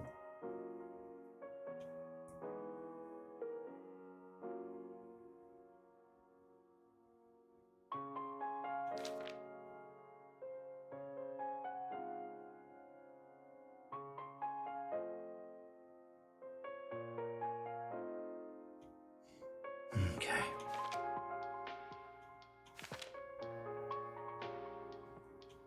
I mean, this is obviously a page we need to translate.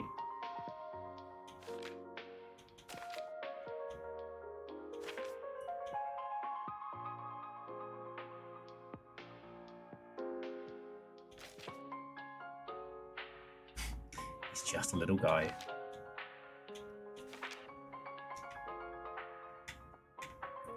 A potential screenshot for later. Okay, okay.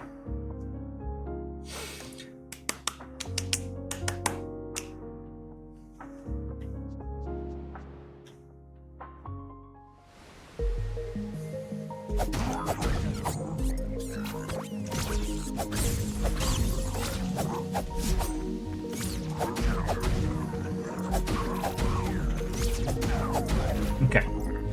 Little violence break.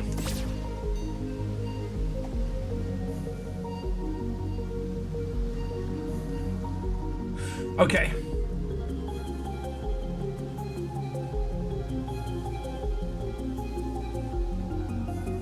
Hang on. So if it says the shore, it's not talking about us. It's the name of a location. Then what is it saying about the shore?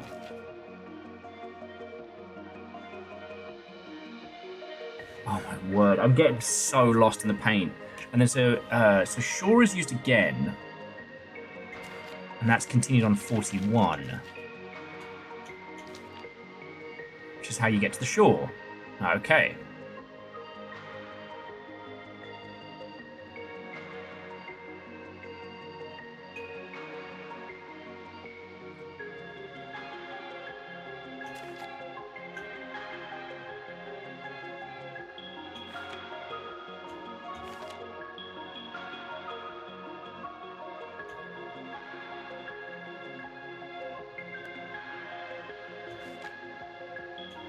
It was so creepy.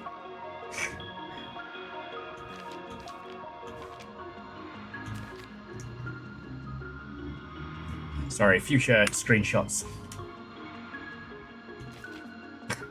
Damn it. Chef was maybe the shore isn't sure how sore Sean is. Proud of that one. Doing me a damage. My fragile brain. Ah. Okay, okay.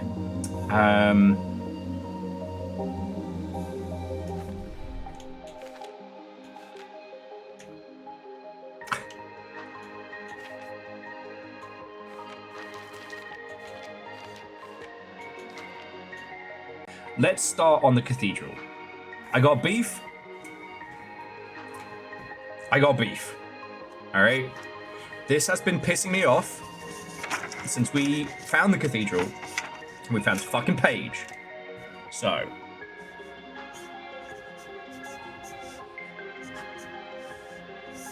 Cath 1. Alright. Number 1. So that's the. Yeah. So the. Oh god. Let me zoom on in. This is gonna get complicated, my friends. Okay, so the. I think that's N.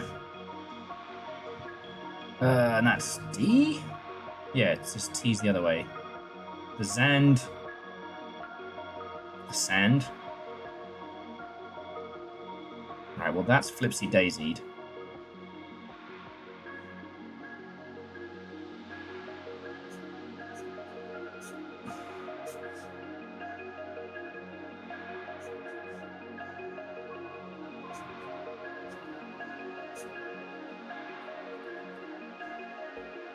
Why is the cathedral the only 2D map of a 3D space? I don't know. See, I think it's meant to be, like, a bit spiteful. It's meant to be one of those things where... Oh, Scotty, what and welcome. I think it's one of these things where, like, early game guides, they weren't always the best or accurate. Especially ones that went inside the manuals. You know, not that they weren't well made, but there was an assumption that the user was going to know shit that they absolutely didn't. Okay, so that's eh. That one is... It's not fur. It's not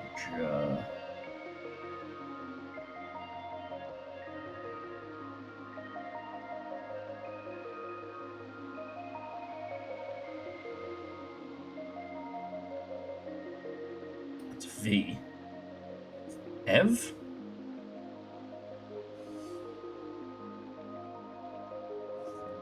And that's not Z, that's Sir. That's the. So the sun. The sund. The sund.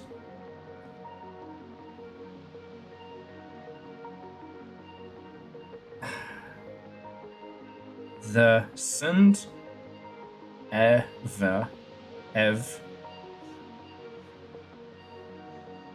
Maybe we can work this fucking out with context clues in a little bit.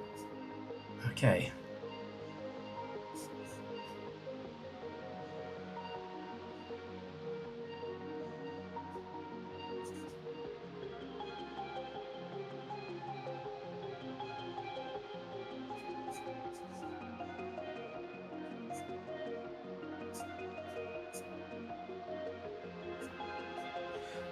Whew, okay, well, that's N, and that's T. That one down there is I. That's NG. Ing. I'm doing this first line of cathedral instructions.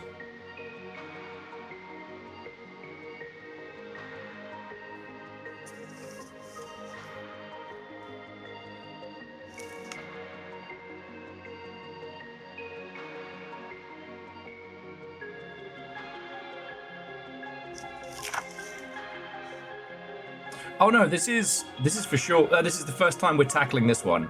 We've been to the cathedral several times. The cathedral can go fuck itself. They know what they did.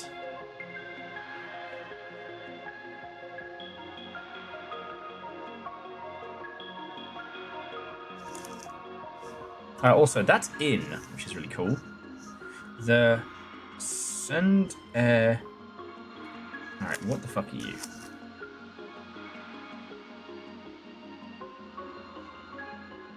Again, friends, if you want to see my notes, you can. Oh, CH. And that's... no additional ones over the top.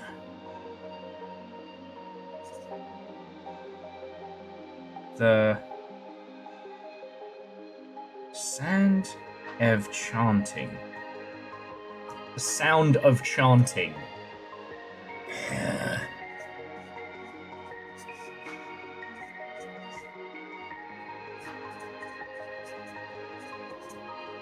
Sound of chanting in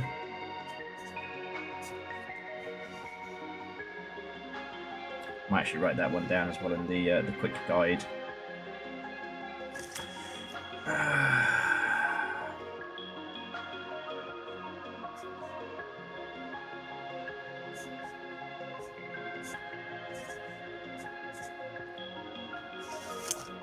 Okay, sound of chanting in.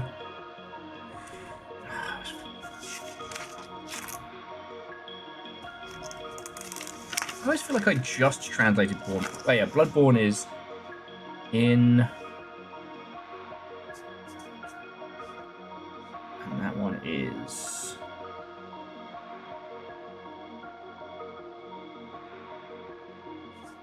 In the. So they have the and the as two different ones, which I think is bullshit. But I am going to add the to the list because that one's been coming up a lot. Because somebody's all arty-farty.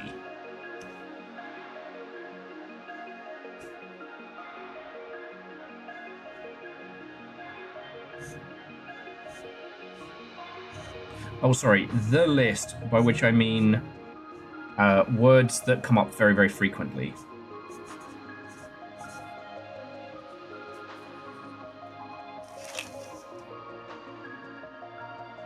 There are two rays of white, the and the, and how they're used. Okay, the sound of chanting in the air. Fucking air. I'm never going to forget that one. So that one is highlighted with 2 question marks. Okay. Sound of chanting in the air. 2. Okay.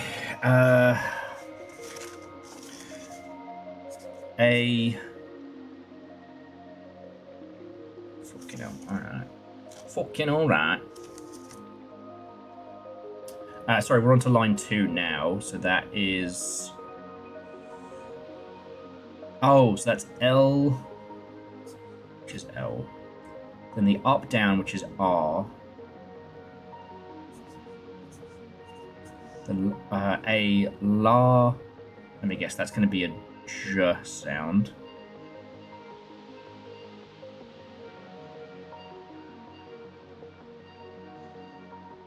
The large. It's a J. A R G E. A large. Sorry, forgive me, itchy nose. Okay. Whew. We know that one's CH. Followed by squiggle in the sky.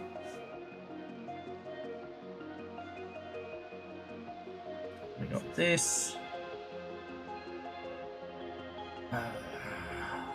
Got that, but then followed by. Okay. Whew.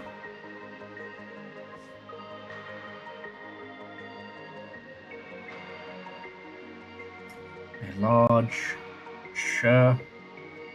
Oh. A or I, large J.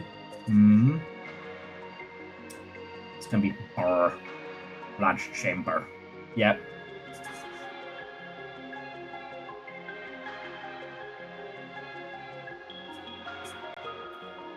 A large chamber, comma.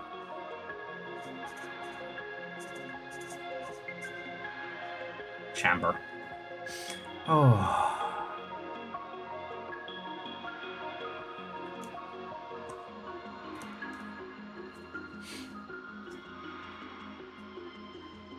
God, I really want more coffee. Might be taunting the fates to have a mad, crazy espresso right now, but...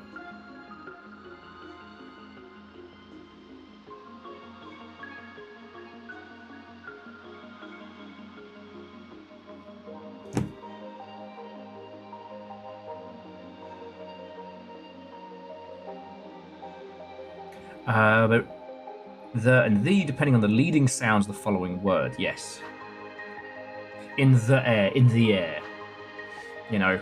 And this is the thing, Vanderbeest, where it's like, I repeat and I say these things so much that I start using them incorrectly because my language is very spongy.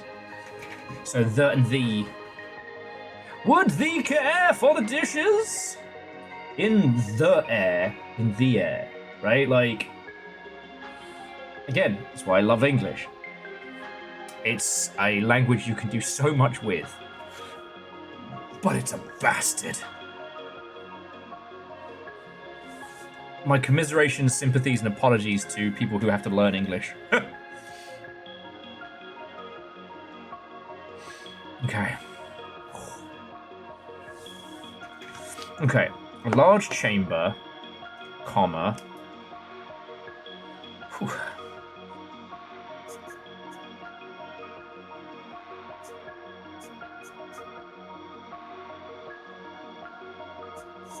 Large chamber. We just did this one. This is...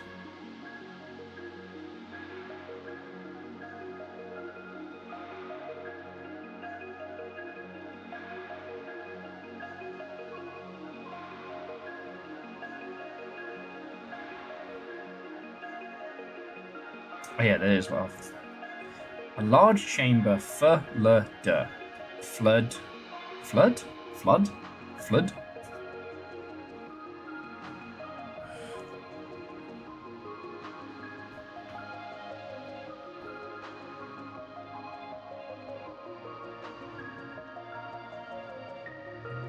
Filled? Filled?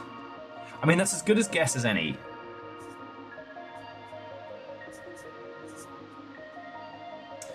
A large chamber filled...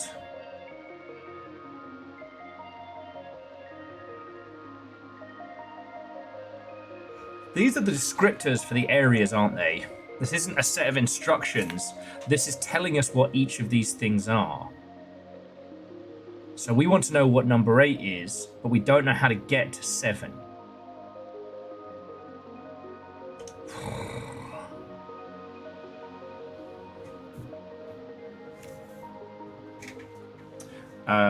Vanderbeest says translate 6. Okay. Thank you, Vanderbeest. Yeah, I think... Okay, we worked that one out because there's those. So it's in the... Oh, God. All right. So that's L...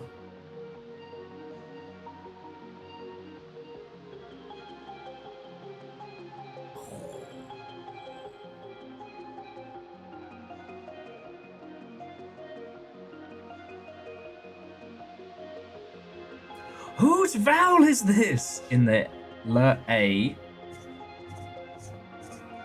Lay.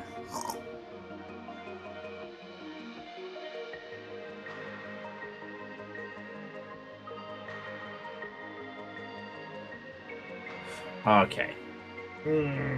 I got them squiggly eyes. I got them squiggly eyes. A.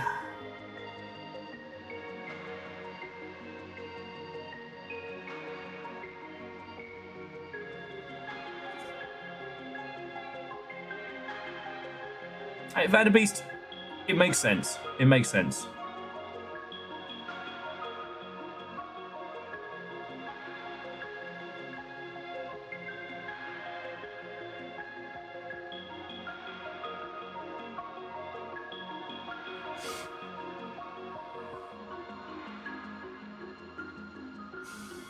Oh. Okay, so it's a B. It just happens to move into the next one of these suckers. Okay. This is where it gets complicated. So it's like... Which is a B. And the next one is...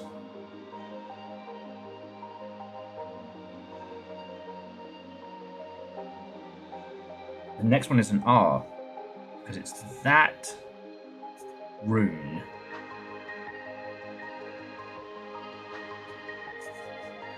But it's flanked by a whole bunch of weird runes, which threw me for a fucking loop there. But it's the air rune. There. In the library. It's gotta be. But we'll follow that through. Yeah. And the last rune in that one is that.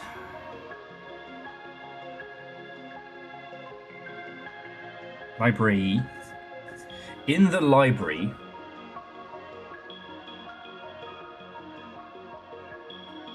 Jesus fucking Christ. Okay. Whew. Never give up, never surrender. Never give up, never surrender. So Bloodborne into air. So Bloodborne is... I feel like I'm always looking up Bloodborne and I always forget what it is. That's the TH. There. Okay. In the library, there. Let me guess that's going to be an is. Yeah.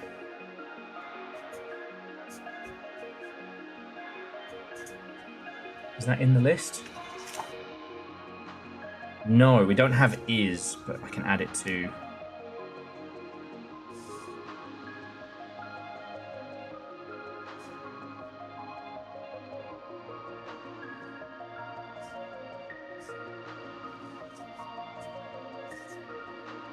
Okay. In the library, there is a... Fucking hell. Alright, mate. Let's fucking go.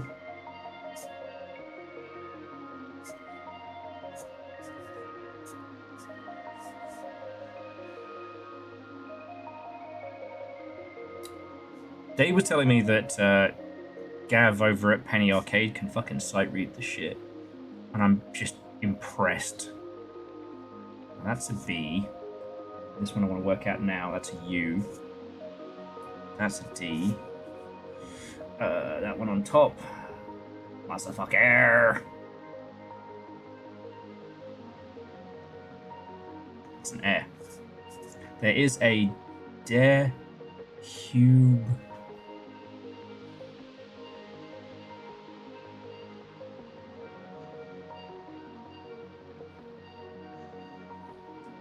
Der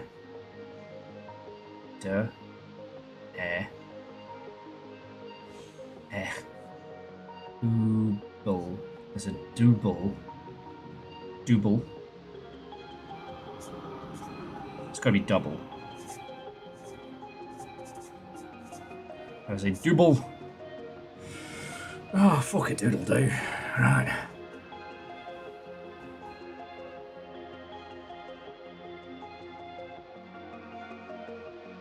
And actually, Austin, that's a really good point, that the devs could have been spending so much time writing and constructing this language that they too might also have gotten, like,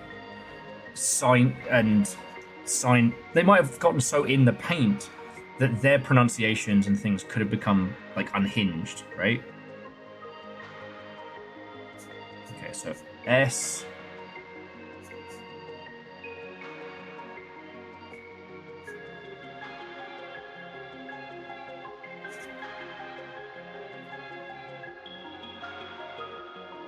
S-E... Secret, hush, hush, hush. Secret. Oh.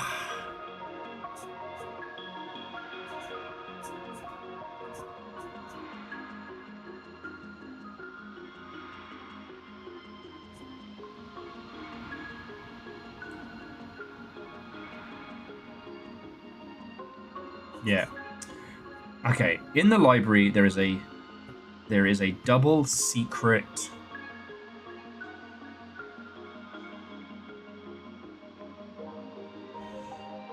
What do you mean in the library there's a double secret? In the library there is a double secret.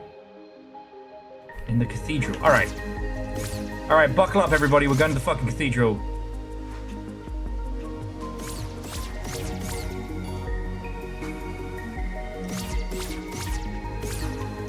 Double secret what?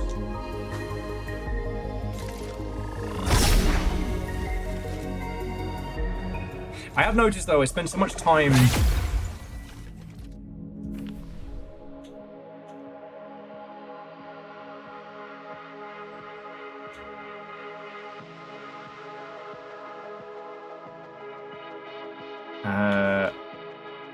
I have to just go straight to the fucking plague land? I can't remember if I can get there closer. Ruined Atoll, West Garden, Eastern Vault.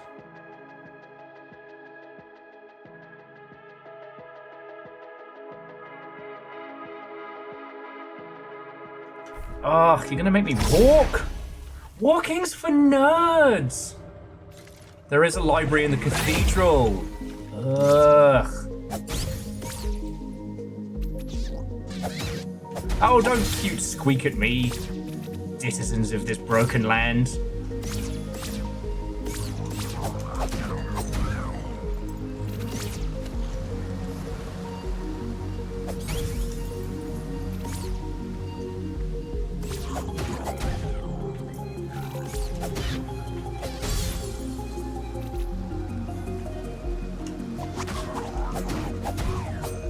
All right, we're going back to the cathedral.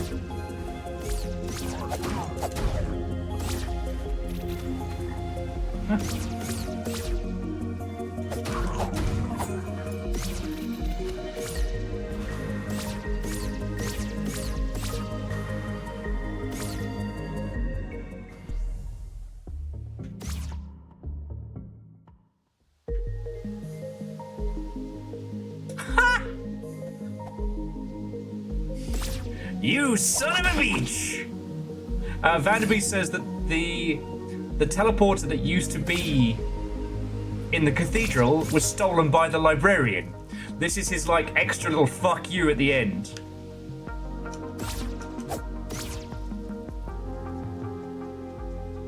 Alright, I just need to work out how to say, I wish I could kill you twice in Runic.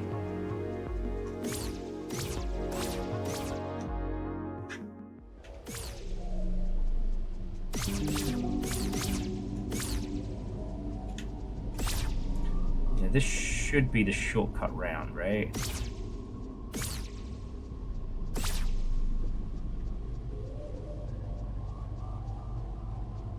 Nope, that's the shortcut. Okay, never mind.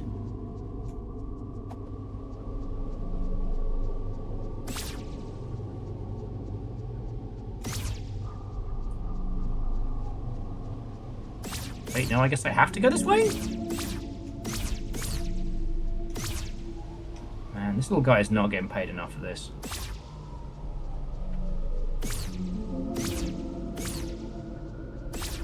Cue the... Wait, you guys are getting paid?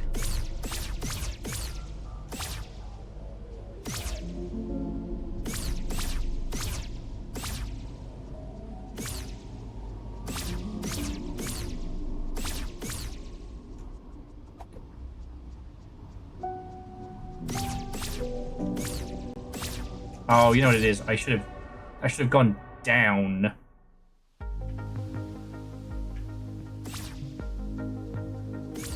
get us there quicker. All right. Sorry about that. Because we rolled down the ladder, which I forgot to do prior.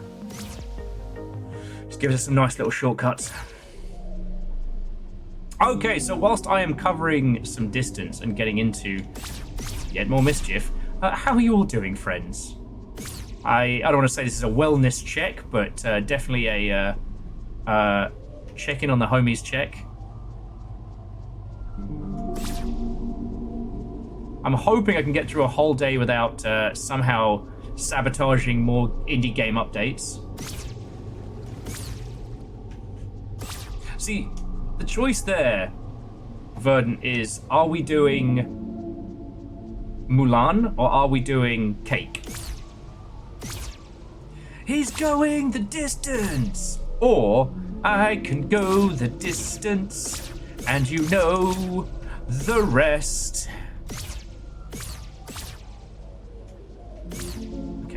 Okay. Listen, you cute little pain in the ass. And cold ankles, I mean, hell, that's as well as we can all be doing right now, I guess.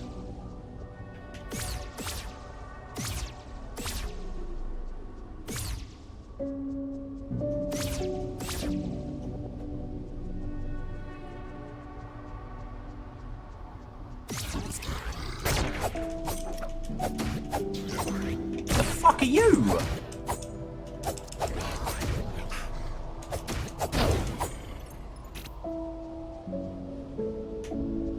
I don't think I've fought that guy before.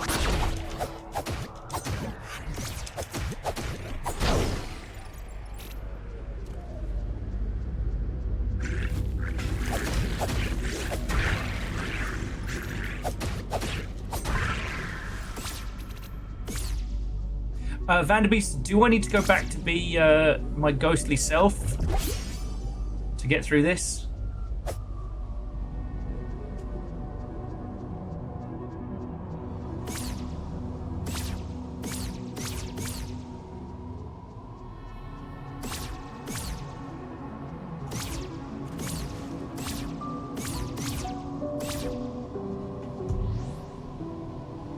Because I was under the impression, yeah, I just take the bones up and then I dash across, right?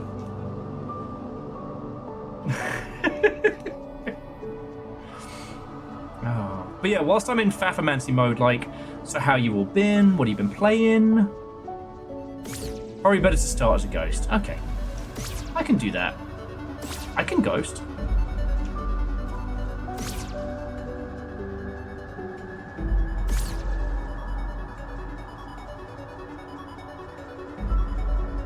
Why would they add new day enemies just to lock the door? I don't know. But there's very little in this game that's unintentional, you know? It is extremely funny to me, though, that our little character is basically this just an unlearned agent of chaos. We just showed up one day and just started wrecking shit. Broke things so hard that we unleashed a nightmare, as the previous had done before us.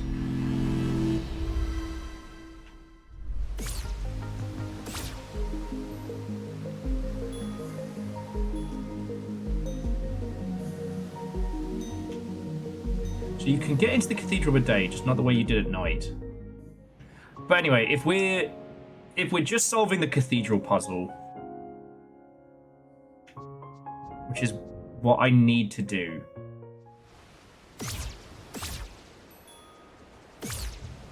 The ghosts can kind of hang out with ghosts. So I will say, friends, in a couple minutes, I will need to go fish Little Fire out. They're surviving public transport.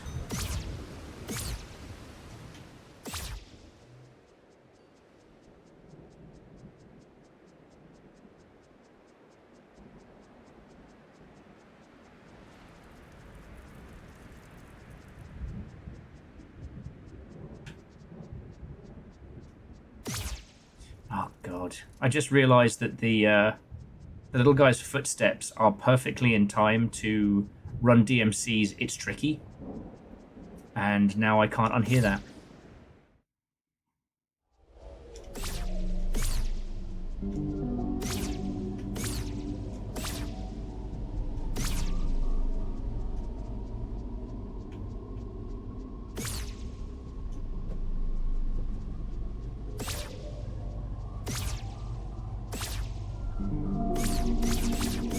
Did I make the same mistake twice? God damn it.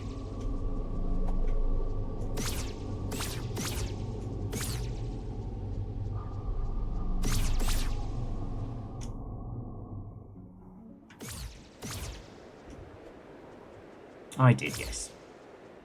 Good at maths.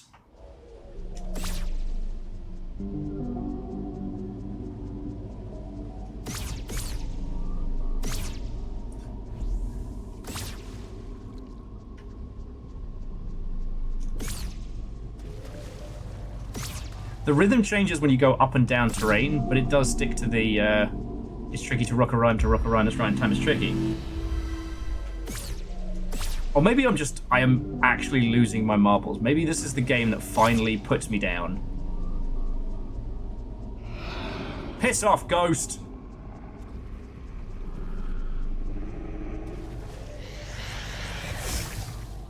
Fine.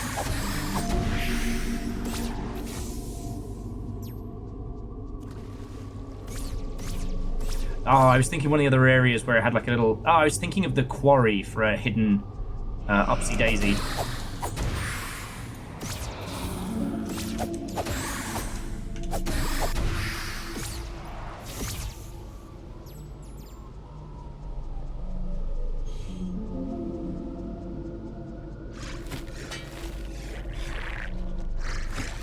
Got them to get better agents.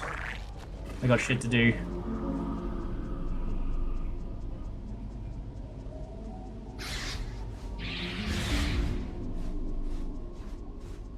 Follow me all you want. I got shit to do. Okay. So we're back in the cathedral. Okay, so the library holds a double secret.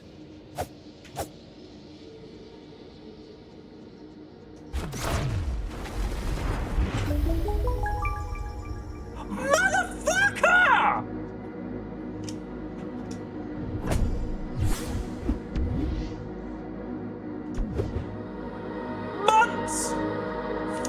Fucking nuts!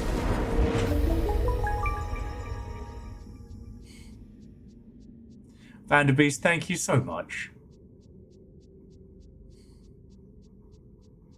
How did I not get that just by button mashing? I don't know. It's tricky to rock a rhyme, that's right on time, it's tricky!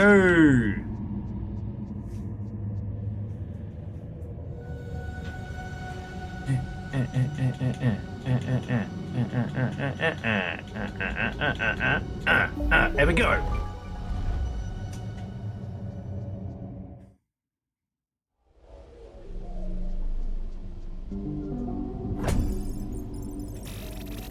Okay, good pay dirt, but okay. Ha! Fuck you, game. Fuck you, game.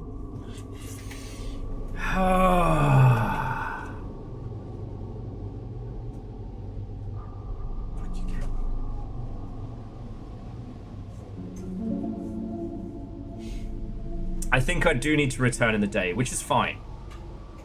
But now I know I've just got to get to here.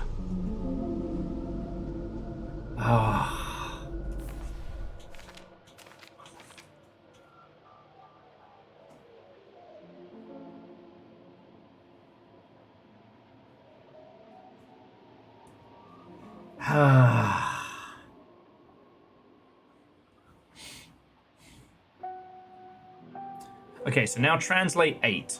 All right. I think I can do it on this page. All right. Okay, so A.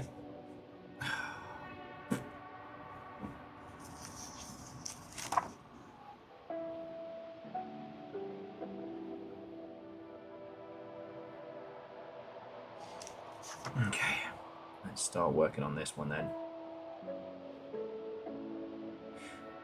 All right, so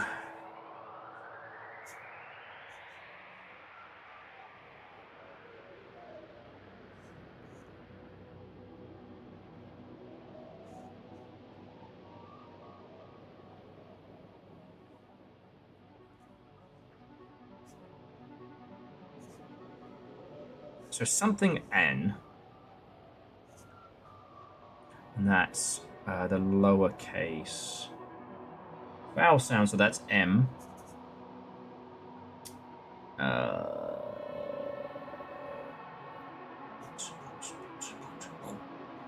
Moon. Moon. A moon. Whew.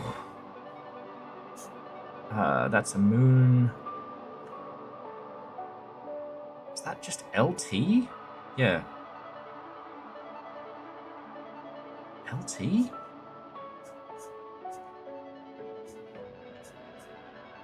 A moonlet? Oh, moonlit. It's one word. Sorry, I missed the connector. A moonlit. Okay, that's a B. B.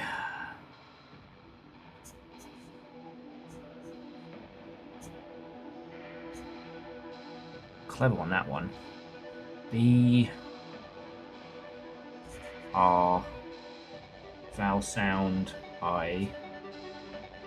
That was the reverse of the B. This is J. J. A moonlit bridge. Bridge spelled B-R-I-J.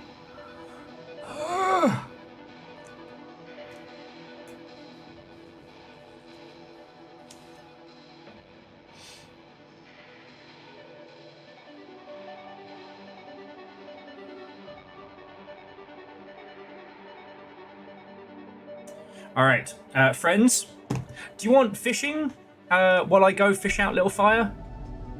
It's a bridge, isn't it?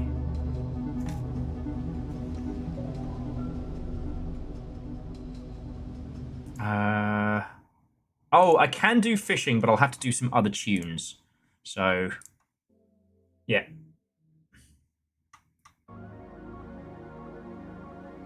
All right, get your fish in.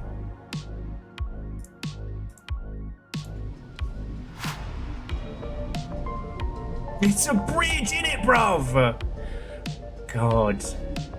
I cannot wait to meet the people who make this and find out they have the thickest fucking accent you've ever heard of. Alright, friends. Get your fish in!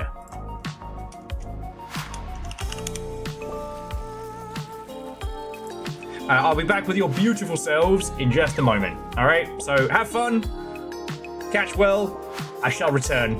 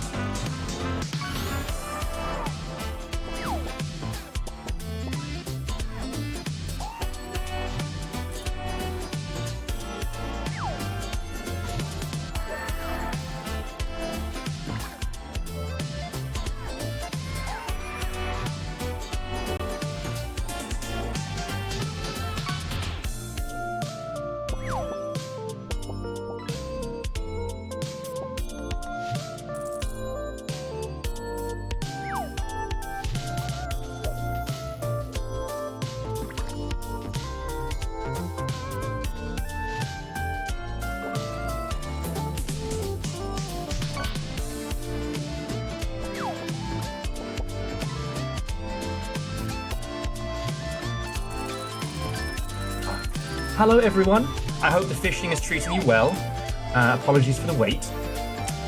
I think there must be a bunch of people like moving into the apartment complex today, because I was at and on the elevator for most of the time I have been gone, and I was ready to do. Let me check my notes. A crime.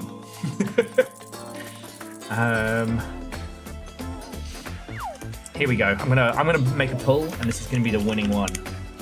So friends, you got, let's say 5 minutes, and then we'll call time on fishing. So get your pulls in now.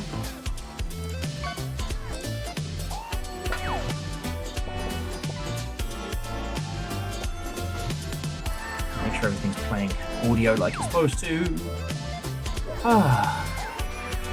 There we go. Some good fishing music. I was just saying to Little Fire that I'm very glad that we did use the Vanderbeest translation guide, or we are using it, because Bridge would have caused me to spit nails.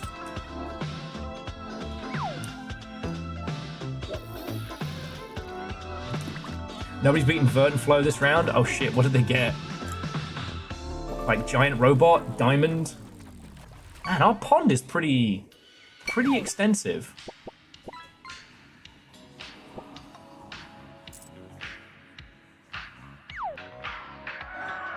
Oh shit, and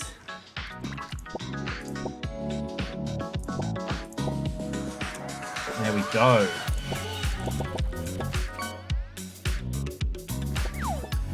With it being spooky month, we need to be doing spooky fishing.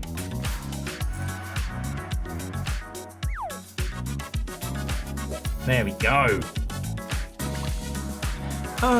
Thankfully no game news has popped off in the times while we've been tunicking it up.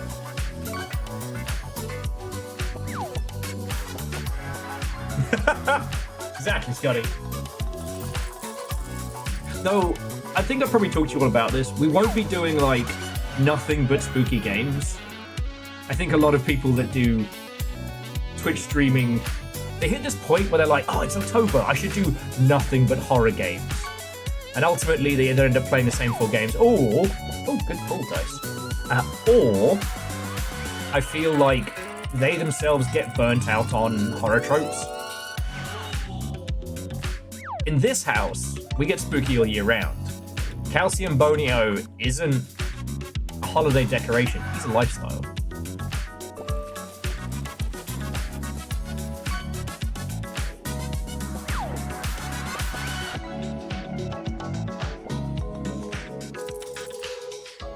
So yeah, I am looking for additional spooky stuff to share with you all, but I shouldn't say additional.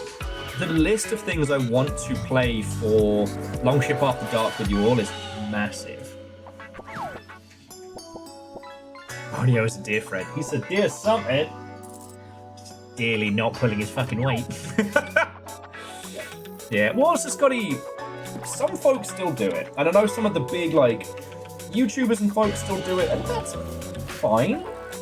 That's their prerogative, but one of the reasons why I vary up what we do every day is, like, not everybody wants to watch scary shit 5 days a week.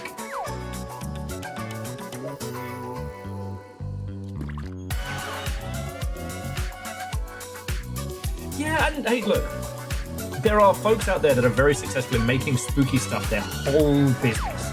Props to them, alright? Ooh, Chroma, a record-breaking pike.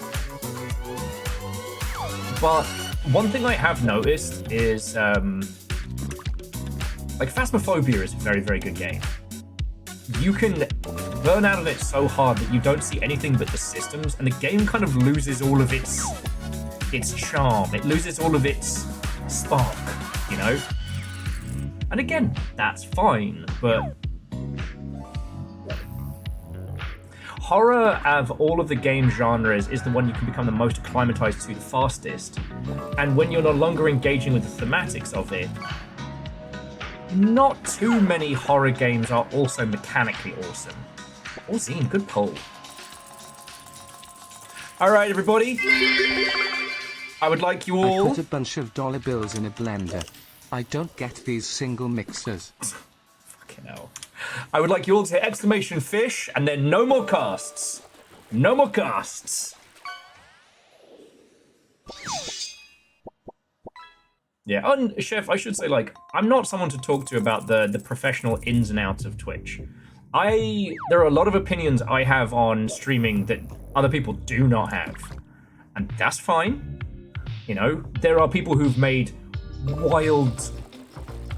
wildly successful Twitch channels just doing, like, Dead by Daylight and things like that.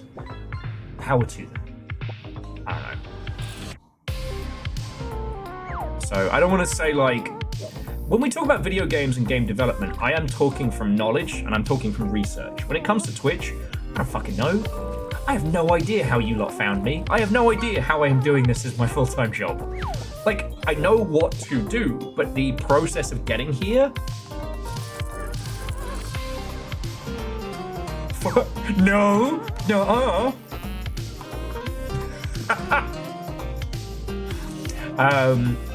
I will admit, PVS, one thing I was considering was doing the sketch journal.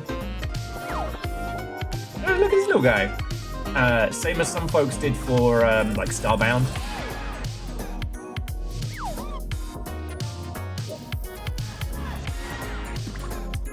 What is with these ghosts? Hype trains.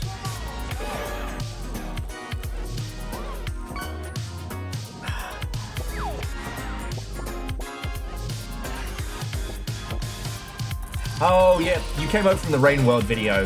That's a good point. Yeah, Scotty came in a raid 7 years ago and been here ever since. So friends, if you do choose to throw in on this train, go for it. I don't know. Stop that incessant clicking.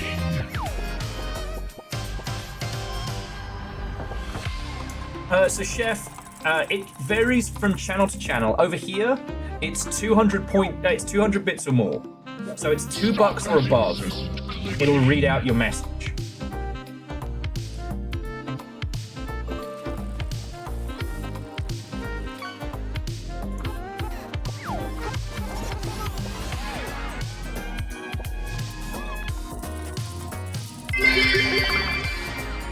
Just in time to get a final fish pull in start of a train. Yep. And again, friends, please, no more casts, no more casts. Once these are done, we'll get back to some putzing around. Is there a new Jarl? Of course, Bacon took the Jarldom. And the thing is, like, I don't... You lot are all incredibly generous, and I very, very appreciate it. Peanut, I just... both at the same time?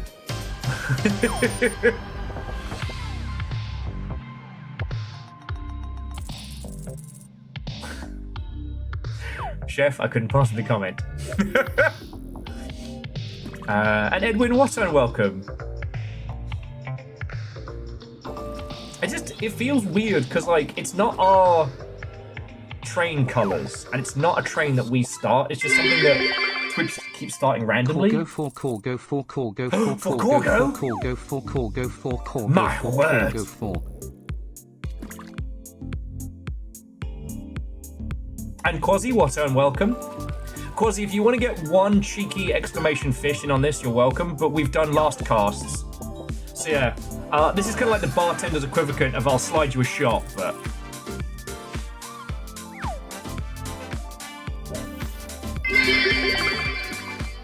Choo choo chugga chugga big tug fish. The big fish. The thing is, I can't put the hype train on because it obscures all of the fishing. And for Corgo is an excellent battle cry.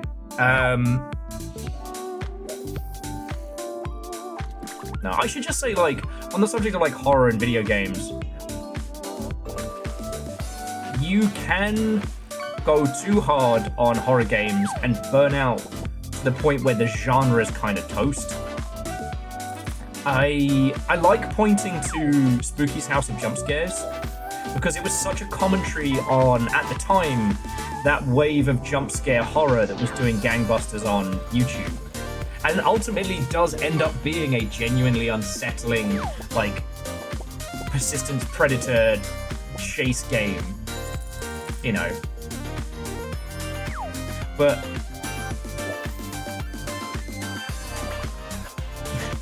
well, and Chef, you don't have to play every game to make them.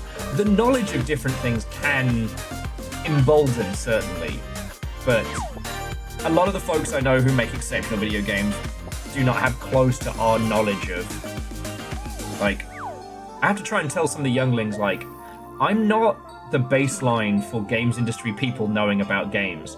I am a fucking anomaly. I am the one throwing off the curve of data, and I've always been like that.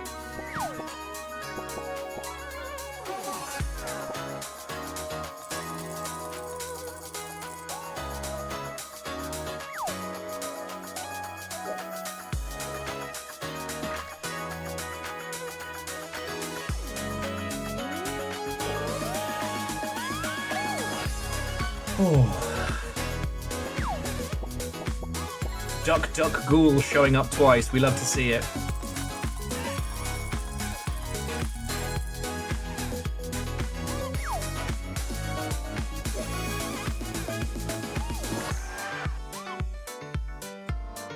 Sorry, Virtually, I was trying to like riff what you were saying into another pun. Nothing's coming. Nothing's coming. It might be time for night coffee.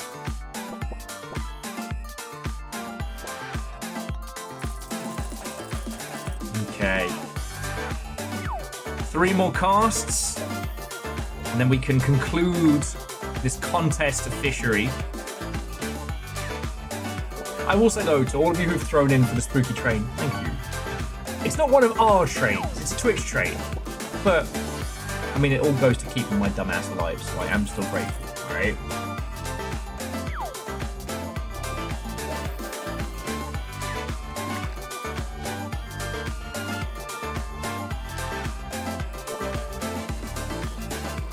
And Chef, that's a good way of looking at it. It's always this difficult dance when you're in a large team of striking a balance between this is a difficult thing to implement and this is a thing we shouldn't do. You know, one thing that does happen with a lot of very senior developers is that you'll get these ideas come up the pipe and they'll be like, no, tried that, it was terrible and bad, we're not doing it. And not thinking that, like, no, you tried that 11 years ago with a whole different setup. You know, things have changed since then. Or yes-anding it to the point of like, all right, we are doing this, but we need to do it another way, right? And on that subject, let's have a look at the leaderboards. Verdant Flow won by a country mile, followed by Dice, Edwin, Cold Ankles, Chroma, Orzine, Unholy Glee, Chef, Vanderbeest, Scotty, the Silverfish of Doom, Aeon, Kakazi, Ragnar, PVS, and Sado. And again, friends, for those of you who threw in for the strange spooky train of Twitch, thank you. To the Gravity Shark, Watto and welcome. I nearly read that as Gravy Shark.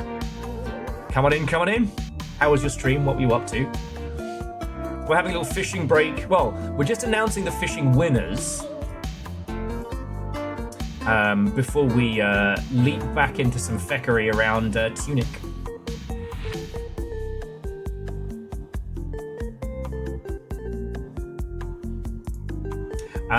Yeah, so Verdant apparently got this creepy little baby. The haunting mystery came from Edwin. I was worried I hadn't put that in. That thing is fucking haunting. Thanks. I think that was Verdant Flow. Then we have Swordfish, a Duck Duck Ghoul, Count Quackula, and a little leader. This is a little cool. Okay. Alright, let me just set this up again for next time. So yeah, to our illustrious winner, you owe me a fish.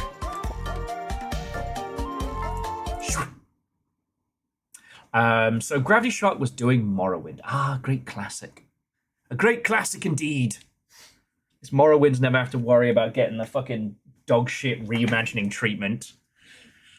Sorry, that came out way more bitter than I intended. Oh, I was just talking earlier about the Front Mission games and how the reboots are always fucking terrible. For some reason, like, Square will spend all this money on Final Fantasy, but we can't get a lousy crumb for our beloved giant robots. Well, they know that Final Fantasy is an immediate cash grab. That's easy money. Yeah. Like between the franchise itself and just like the Final Fantasy Online, that's like all that stuff is easy for them. That whole entire, all of it. Yeah. Yeah, and so Gravity, we were talking about Skywin the other day and how I'm really looking forward to it, but I'll probably end up being super grumpy if I can't turn off quest markers.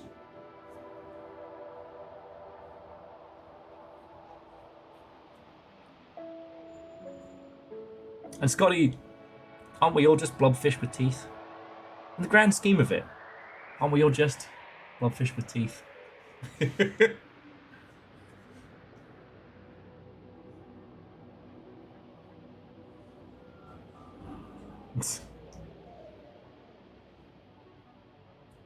No, so, okay, a gravity shock, but you have to understand the difference in design philosophies around Morrowind and Skyrim, right? Like, Skyrim was using a modern design parlance that predominantly works on, it's basically kind of like a complexity of lodding. Each area of Skyrim is designed almost like its own little, like, mini open world. And so a lot of the quest design is based around that. A little bit more intricate, a little bit more murdery, and the quest descriptors and dialogue aren't designed to point out exactly where you need to be going to the same degree. Morrowind, you're meant to work it out. There is a map. It comes with the game, you know what I mean?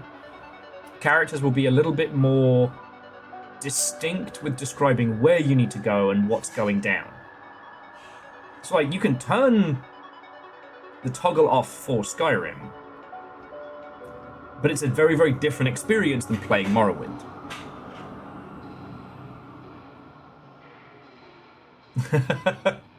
And Dustin, I'm glad you enjoyed it.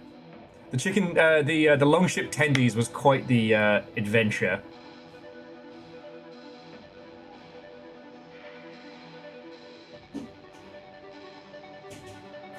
Oh, no, I don't mean to diss on Skyrim. The way in which it's designed is so clever. It only really falls apart because... I shouldn't say falls apart. The only thing it struggles with is, like, because each area is designed in these, like, lovely little, like, self-contained stories, the game has no way of the game has no way of resolving the... You are Lord of the Mages College. You are, you know, a werewolf par extraordinaire with the Fighters Guild. And then you meet one of the Thieves Guild, and I'm like, alright, I don't know if you're good enough to join our group. Steal that old lady's purse. Sir, I can eat your heart.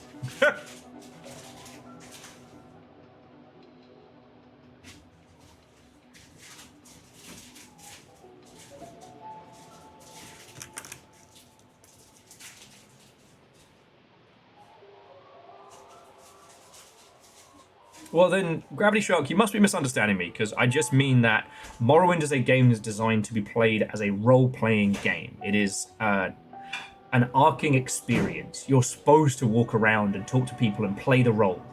Skyrim is closer to a more modern RPG. You know, your character, your style, your world of ass-kicking, and these lovely little self-contained, like, pocket stories.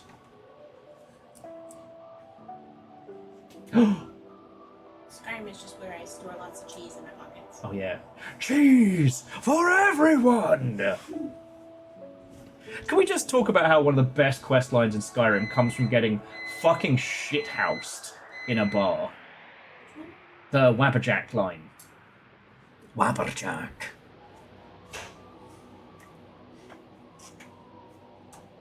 I really appreciate how much Bethesda started looking at how users weren't doing specific things and then kind of rewarded those people who were just being degens.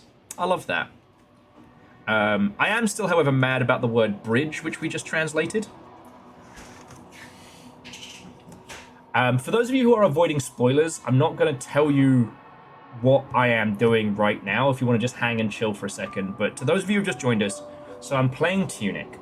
Thanks to Vanderbeest, we now have a much more concrete translation guide for what I've been calling Runic, the language of this game. And we've been finding some really cool shit.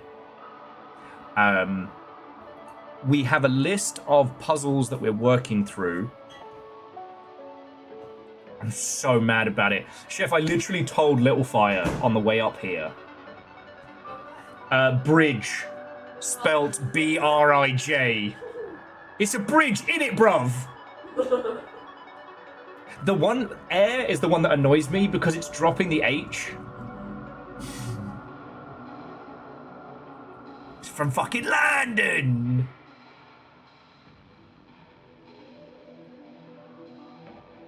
Nah. PVS, we're not that kind of house.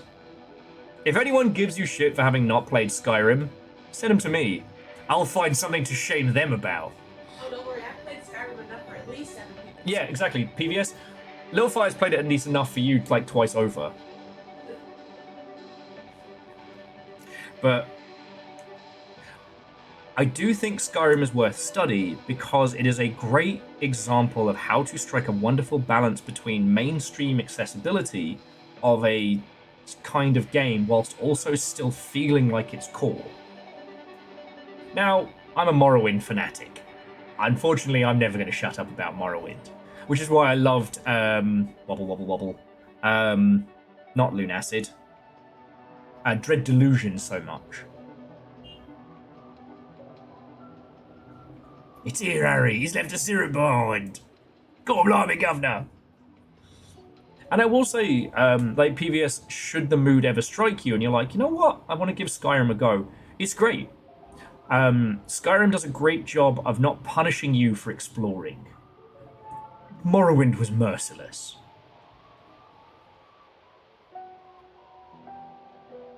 Like, it found that wonderful biting point between making a game you can play without having to consult a small lore bible and one that feels like your adventure, your character.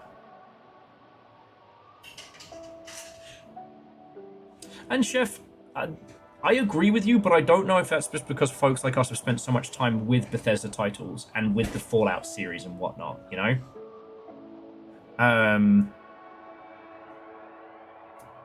Fallout 4 is a wonderful piece of machinery, but I didn't care for it in the same way I have prior, so I don't know. It's so fun to play, Fallout 4, but I couldn't care about Fake Baby.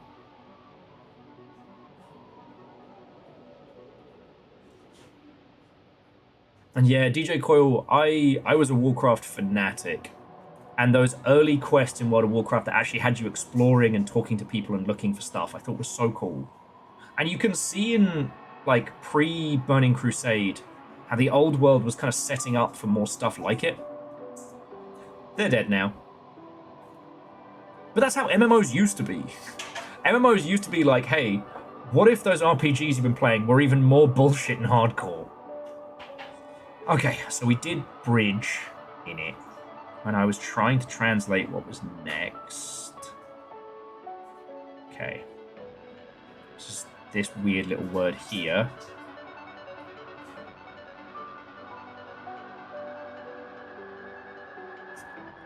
It's hard because with some of these symbols, they blend together in a very clever way. It's an L. And then we've got K. And an S. There's an S, yeah? Yeah. S, K, L. That is...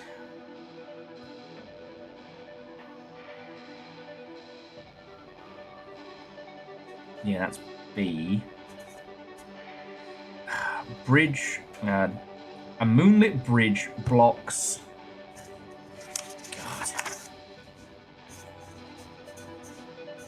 Oh, you remember the puzzle in the cathedral that was driving me fucking loopy? Yeah. Yeah, we're on that right now. I worked out how to get through those fucking doors. So mad. What was it? You just mash on them. Oh. That's it. You just fucking smash your face against them. Oh my god. Yeah. Actually, and PVS, I will say one other thing about Skyrim to its credit that people don't say enough.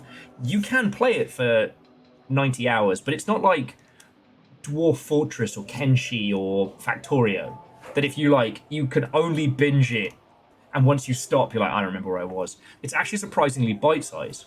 The average Skyrim experience is, oh, I'm going to go over to this city. Trundle, trundle, trundle. Hey, what's this?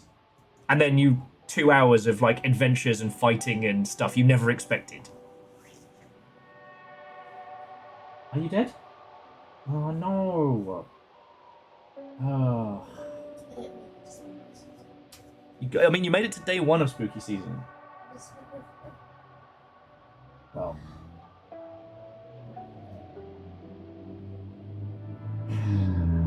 Crack open a cold one, I guess.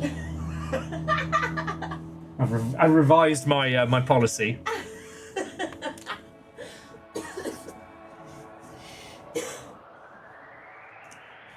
Did you have a food thing? Yeah. I didn't know if you were doing something to help with breathing or what have you.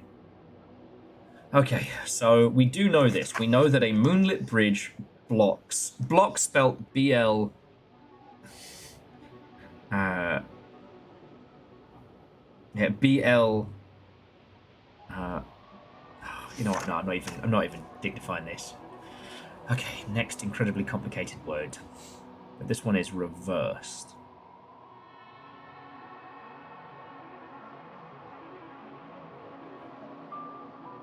Boop. Oh, BRB was totally supposed to be up until right this very second. Totally. Regnor. Totally. Thank you for telling me. Okay.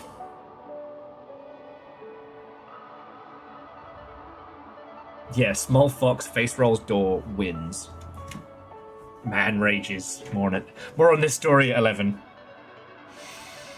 Okay, so we reverse it, which means it's the A first.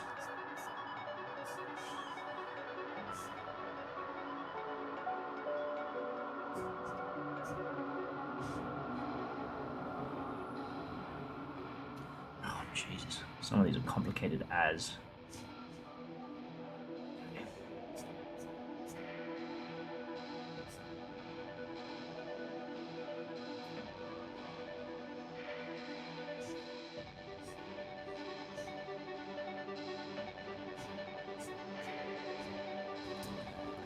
Alright, so that's A. AK? Ac.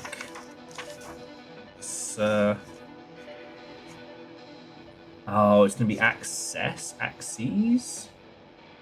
Axes.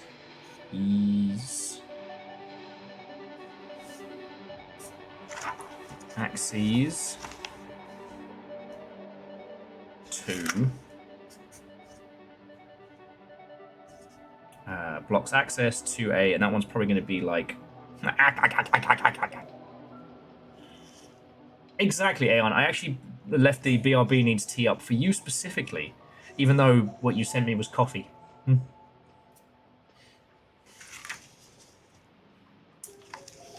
Okay, so this one is... that.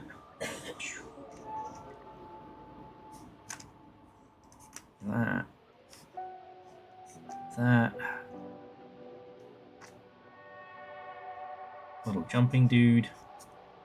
And then that with an accent. Okay, so that should be T. Oh. Has to be treasure. Tree. Yeah. Access to trees here.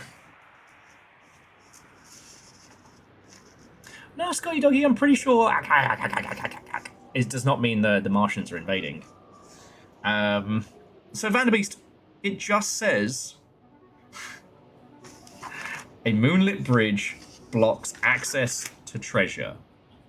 So we need to come back during the day somehow, because that's how the moonlit bridge is disabled. Which is why you were telling me to come here at night first. So how the fuck do we get here during the fucking day?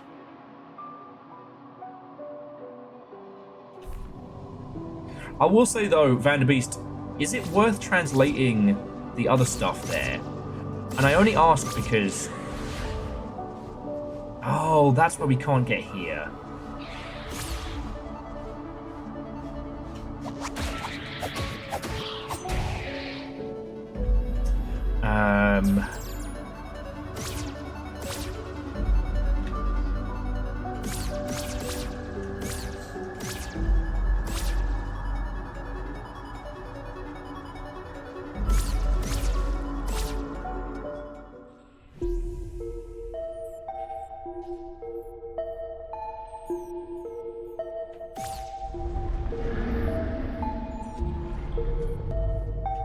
The rest is pretty much just descriptions, okay.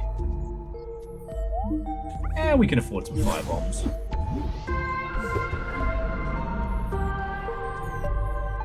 We still don't know what he is. I mean, aside from a shopkeeper. And with it being spooky month, we should probably work out. Nothing in ASCII. Touche, friend, touche. Lest the regime find out.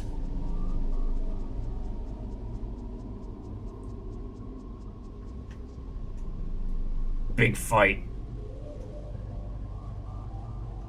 Yeah, you know what? You can translate your own stuff later.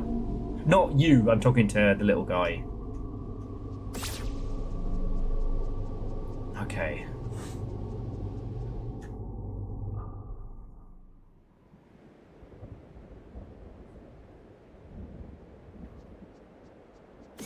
But you know, Vanderbeest, is there anything we need to know or do to get back there during the daytime?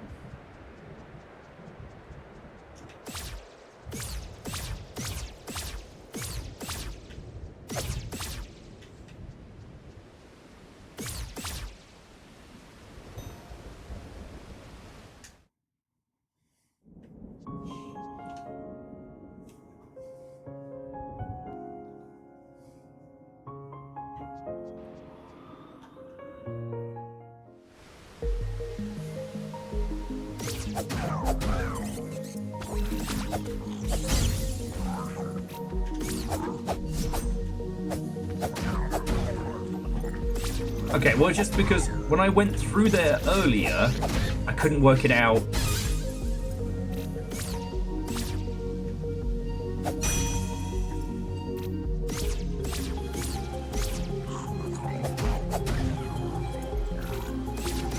I feel like I've used most of my brain power on the subject of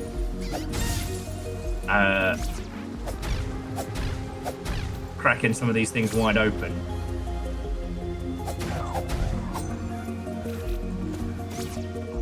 Well, no, so we now know how we can get to that area without having to go through the cathedral. We now have the shortcut, of sorts, anyway.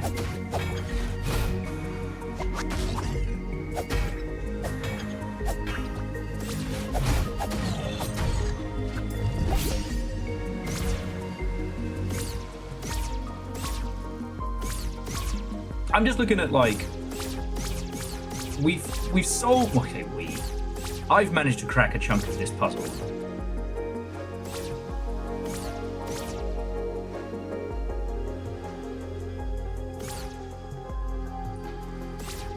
The question is now, like, how do I put all these pieces together? So yes, I'm going to the cathedral, but I want to get into the cathedral by day, or at very least, I want to get into the upper areas of the cathedral by day.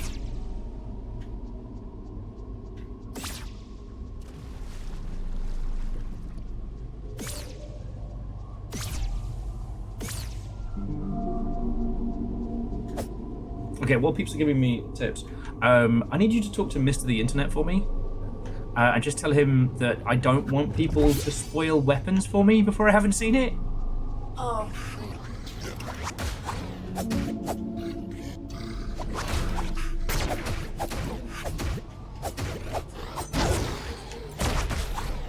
Yeah, if you could just... Because I know you guys go way back. You think you would know them on this earth a lot longer. Wow, wow.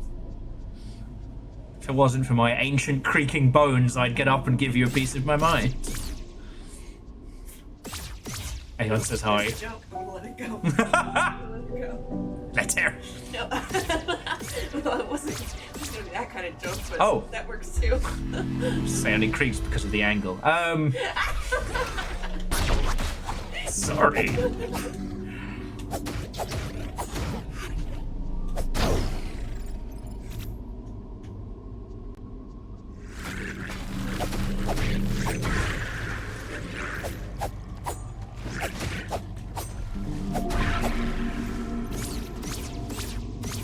Okay. Should I kill them both? No. Okay, gunmen are handled. See the pillars? Yeah.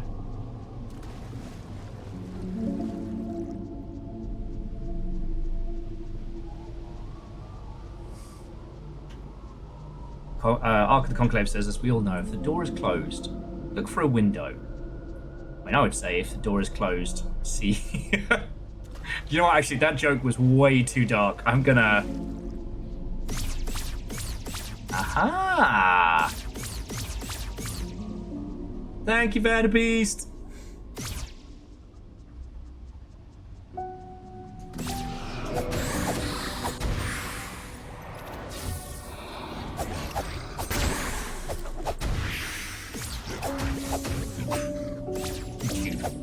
Gunman trying to flex on me.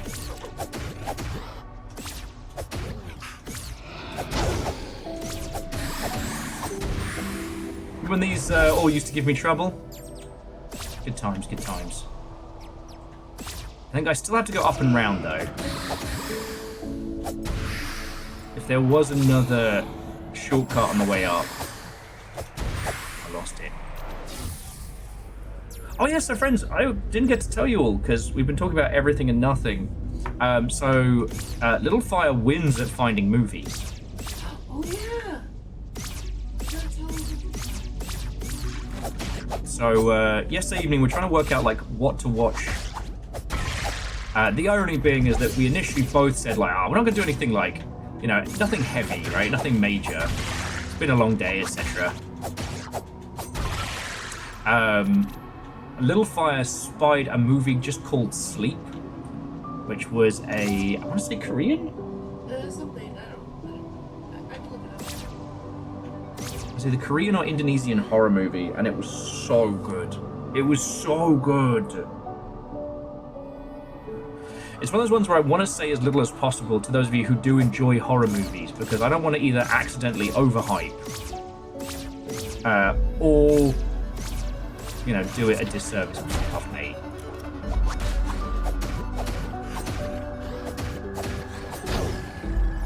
You know what? I'm going to pop my head in the cathedral real quick. I want to see if it's different by day.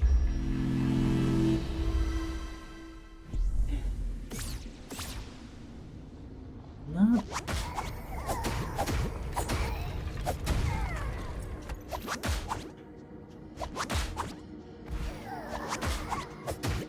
Why would you just tell me?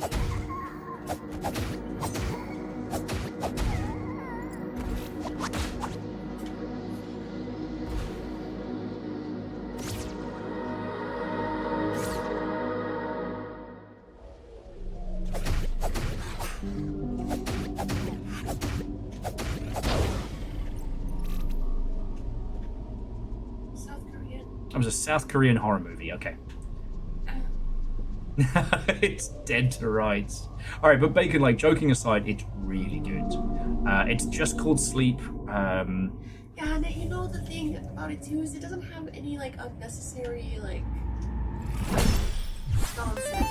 You know what I mean? No, I 1000% agree.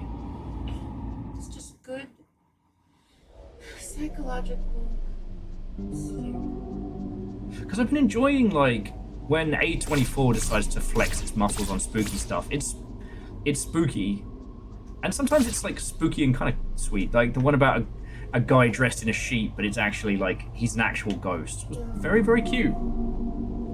I haven't watched Death of a Unicorn, though. I don't know how messed up or how funny that one's going to be. And Nova, welcome back. I'm not skipping homework. I'm doing it.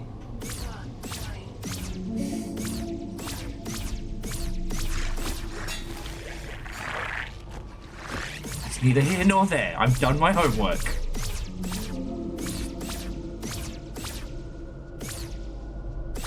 I'm still, I don't know if salty is the right term, but we've gotten very far in this today, and it's been really good. But boy howdy, I'm still annoyed by bridge. Bridge in it, bruv.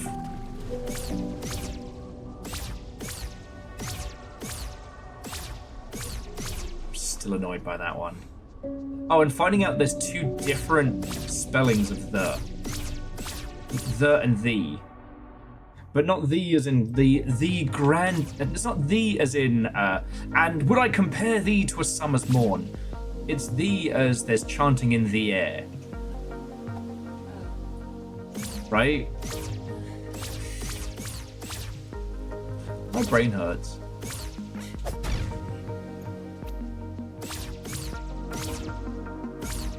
But you've been doing battle with the migraine again today.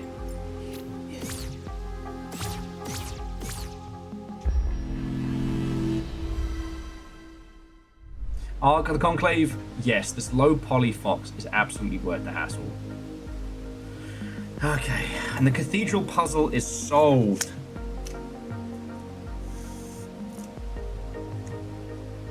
Friends, you can't understand. If you weren't there for the day I found this page and I started going batshit loopy bananas because I thought the list along the side was a list of instructions to get the secret.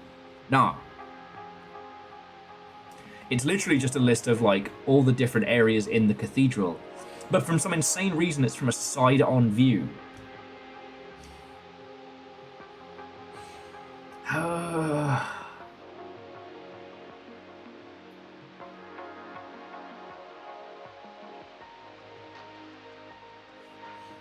I'll never know. Hang on. Okay, no, that's just me getting too paranoid. Sorry, I saw the crosses laid out on the map there, and I was like, are those crosses different shapes? Oh, I'm going to lose my marbles. Found a beast says, have I ever wondered, how do I make this fox pink? I don't think I can talk about that on Twitch, can I? What? How to make this fox pink.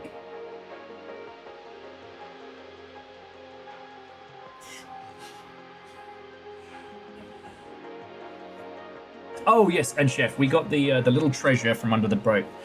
Okay, actually, so while we're back here, so we can get to it from the house.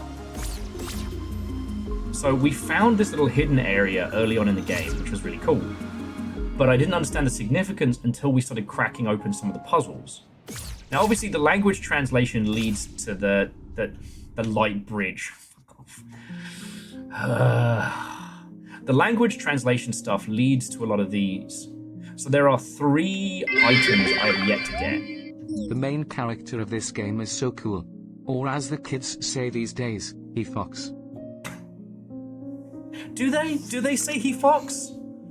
I wouldn't know. I go to great and terrible lengths to avoid interacting with children.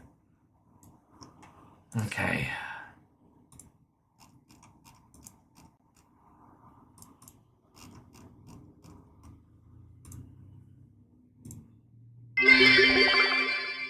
Okay. After translating the next page, we'll find that the game is saying that it will never give him up, never going to let him down, never going to run around and desert him. Did I ever tell you Bacon rickrolled me in Sea of Thieves? Nice. To this day, I am still impressed.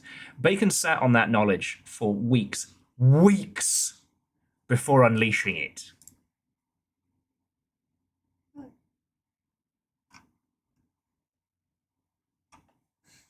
Okay, so just one little note. The treasures I still have to get are 8, 9, and 4.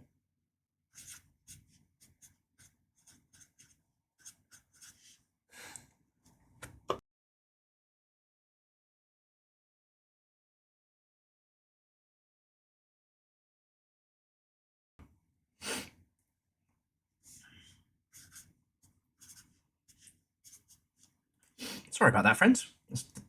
Sneezing be sneaking up on me. And Vershi, My manners have apparently fallen out of my head along with my translation skills. Thank you. All right. Twitch is doing this weird thing where it just starts a hype train sometimes, just out of nowhere. Yeah.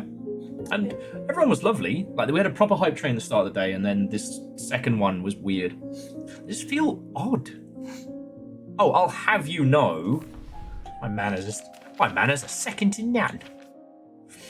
All right.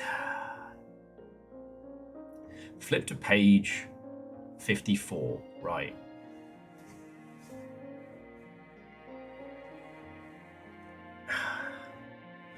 Now, if I had to guess, Vanderbeest, I would say that this squiddly fuck here... Wow. Just say what I really feel. I think this pertains...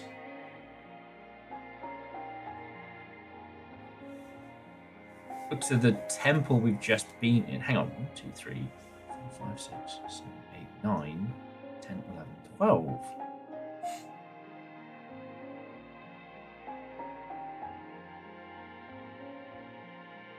Hang on. 51. Oh. Oh, wah, Oh, wah, As Richard Cheese would say.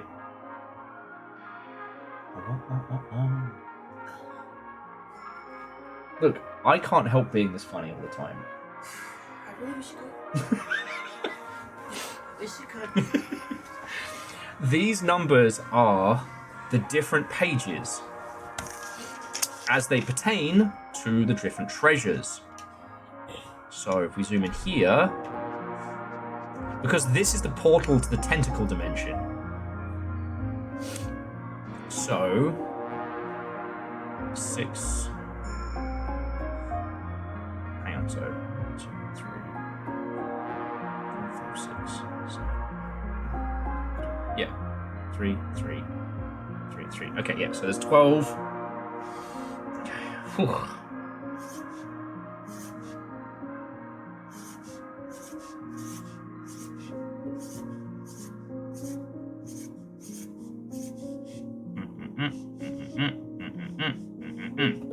Okay, so these two are done. That one's done. That one's done. Missing those two. That one, that one, that one are done.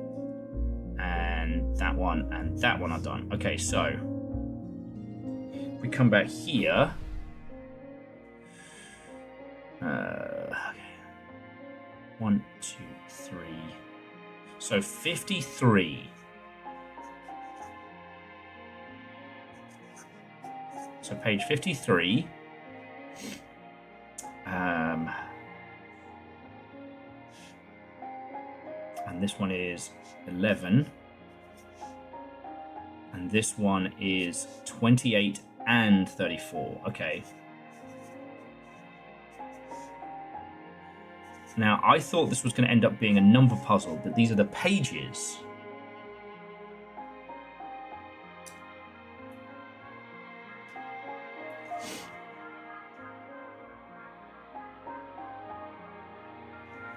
I've got 53 already. Oh, okay, so it's 51 and 1.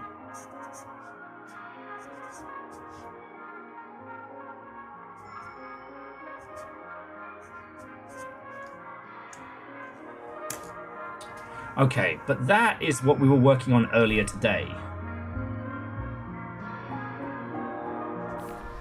So yeah, so Chef 51 is this bit that says shh. Now this is the translation that tells us that we need to dunk the book in water for 60 seconds. Now when we do, we get a message here, but we translated this message earlier in the day. And the message, well, it doesn't make a lot of sense. Oh, that's the librarian. Oh yeah, so we translated what one of the bosses says to us in ghost form, and he literally says, where is it? Translated earlier today. Are you here to gloat? Idiot. Well, you did it. You release the air, and now you have to either take its place, or what was it? Or find the Holy Cross and share its wisdom. I just like the fact that we murdered a guy who attacked us first, I might add. Sure. And he's the one who called us an idiot. Right. Did you happen to walk into their house or destroy all their books? I am hurt and offended by this accusation. Oh. Okay. Okay. The message and the picture.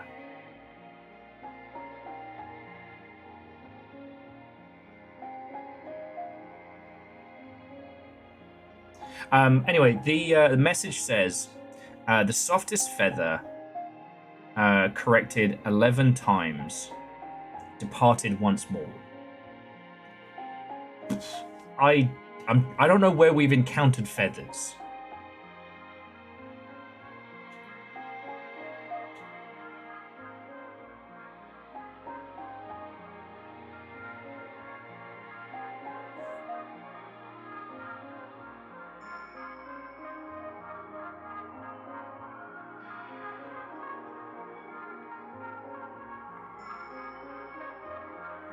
No, so Scotty, it's definitely relating to this, because again, the page is what teaches us that we have to go here to dunk this in water. All right, hang on, let me just, let's get a little feedies wet so I can show you. So I don't know if it happens in real time. I haven't tried. Kind of fun to see if it does. Sorry, I was going to find somewhere I can dip our little fox feedies. Yeah, that's good. Going to the beach. It's fine. Oh. Alright, that's not actually going to work for our purposes. We need to go further down the beach. Yeah, well, so Scotty, that was one of the ones I also kind of got a little tripped up on. But it wasn't a good one to translate early because it's obviously like a cryptic or poetic style clue, right?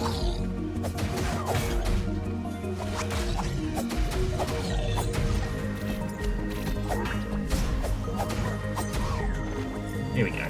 Wait.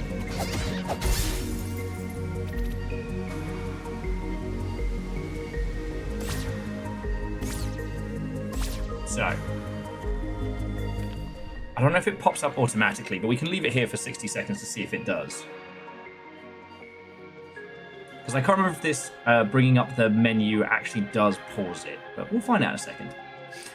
But yeah.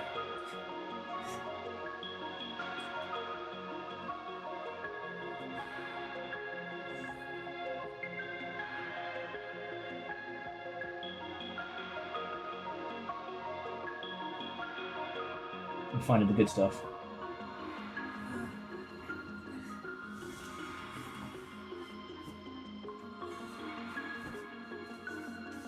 Oh, the manual does pause. It's the inventory that doesn't. Okay, sorry. Okay, the softest feather. Corrected 11 times. Parted once more.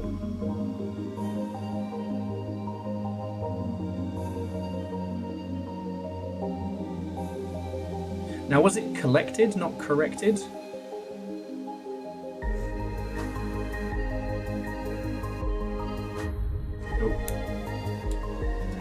But yeah.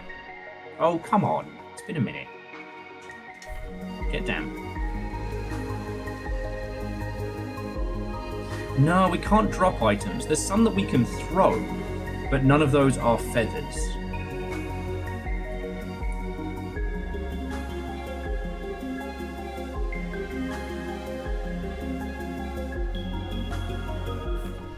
There we go.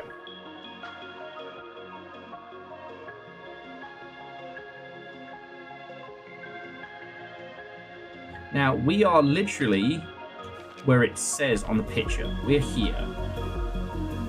Now, we did a little puzzle, and we've gotten 2 of these so far. Softest feather. So yeah, if you got any ideas or thoughts or feels on that one. The other two are 11, page 11.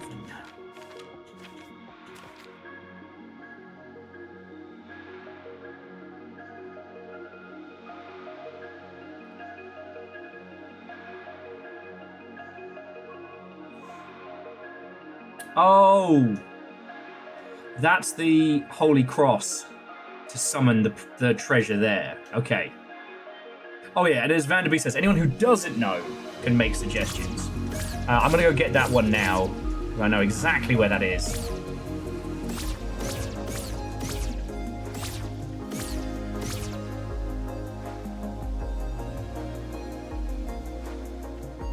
Okay. And that should be... I wrote this down earlier today.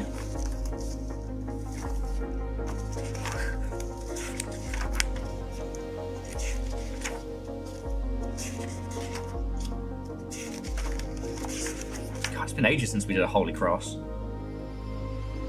Bam, bam, bam, bam, bam, bam, bam, bam, bam, bam, bam, bam. There we go.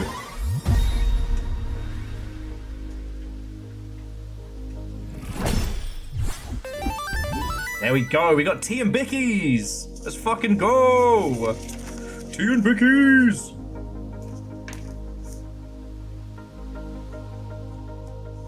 All right. So we've got 8. So that was 11. So that one's done. So 8 is 28 and 34. Thank you, Vanderbeest. 28. Wait.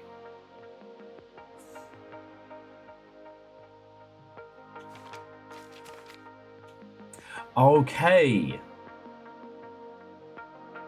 I might need help with this one.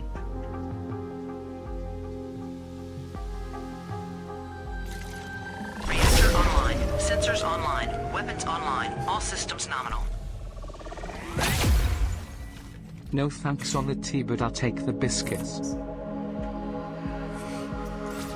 Everyone's a fussy eater. Verdant, thank you. Not just for magic cards and hang, but also 31 months, you fucking ledge.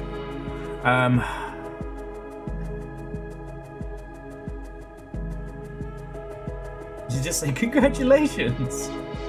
Fancy tea and Bickies? Speaking of the manual, I don't remember where the fuck to go. We want Ruined Atoll, which is this way. So, this was a puzzle I was scratching out before. I may need your help. There are these cute little birds all over the area. And they're heckin' cool. But, not this guy though, he's a dickhead. There are these cutie patootie birds, and they seem to have some kind of music puzzle to them. From what I can gather, we need to work out what the musical pattern is. Then we play it back inside our own home. I just don't know how to do that.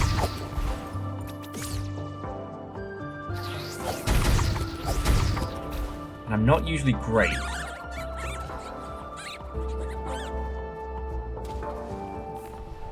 Okay, yeah, so this is page 34. 34 has this cute little drawing of a bird down here, and then the east, west, north, south axes, which I might be able to translate-ish. I think we already covered these ones, but I'm not sure. They are wisely a little faded foxes. On page 28, which is the other part of the clue, we have a musical note pointing to the old house. That's where we can sleep. Vershi with... actually translated the music already. And it says, anyway, here's Wonderwall. It's gonna be like the fucking Gorillas thing, where I'm gonna go through all this and I'm gonna find out it's like the Casio demo. This is probably gonna get ripped off.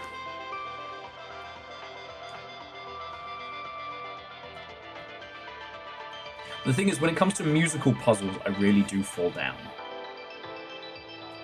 They are wisely a little afraid of foxes. Well, let's see if hiding my face helps.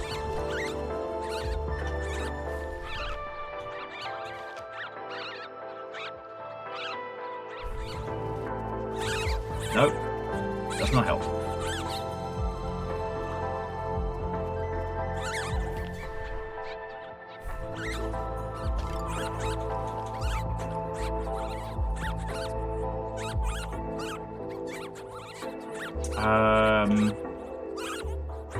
No, I don't have more masters. I think I have something that's like... I think I have a stealth thing, but I'm not sure.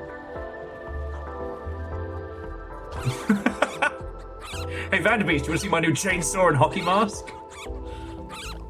Okay. Okay. Let's see if that helps.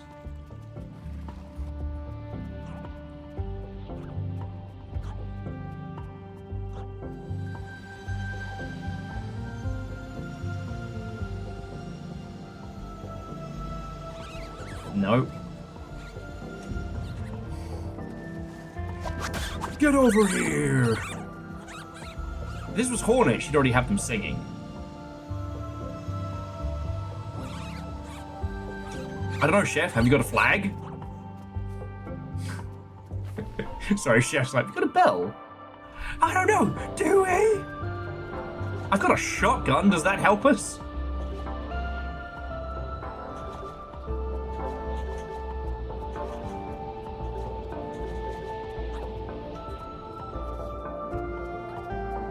Okay. Oh, I really want to try and finish these last two treasures. And then, because we don't need to go anywhere, I can just start cooking immediately. Just flagging. I'm honestly tempted to pour a glass of wine early. Yes, a magic shotgun. Vanderbeest, I'd love a clue. Because music puzzles have always been my bane. I don't have a good sense of like pitch and audio and stuff. And these little guys are afraid of me. What's up, nerds?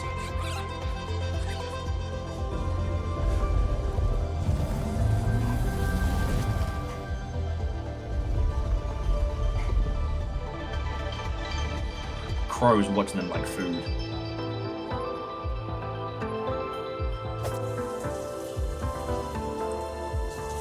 Okay, so the page is near your house. This page only helps you turn it into Holy Cross code. Oh. Oh, this just teaches us the north, south, east, west of it.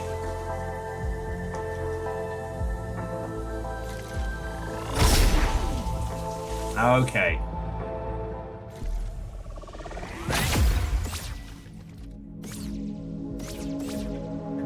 It's gonna do that thing where I don't accidentally go and fight the air again and get the fuck kicked out of me. Surprise, Pigly.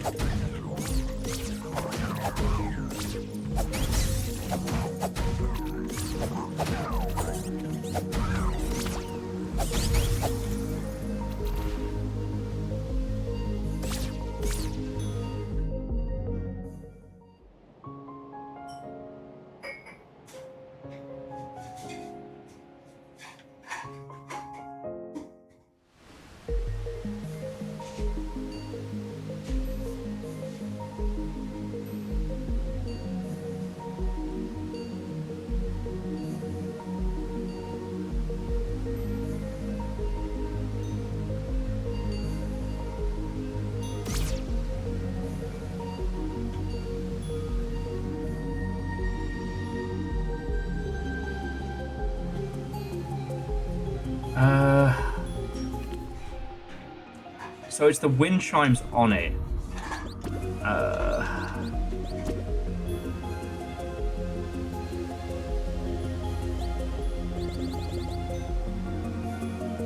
Audio puzzle assistance. Okay. Let's see if that helps. Thank you. Sorry, I wasn't like being like, bring me wine. Thank you. Okay. Yeah, see, Vanderbeest, I would have missed this in its entirety.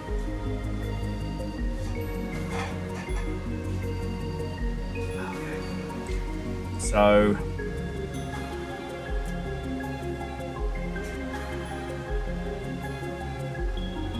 So we've got flat with 2 little feedies. We've got angled with 2 little feedies. We've got angled the other way with 2 little feedies. And then we've got that 1 leg but 2 feedies. Okay, and we know the bird has given us the code. So that is right.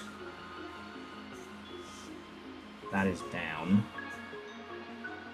That is left. And that is up. Okay. So now... Yeah, because this would have wrecked my shit. I wouldn't have been able to do this one. Okay, so... Up. Down. Right. Fuck. Missed it. Yeah. Just wait for the pattern to start again. Got my thinking wine. Okay, this is gonna be hard. Okay.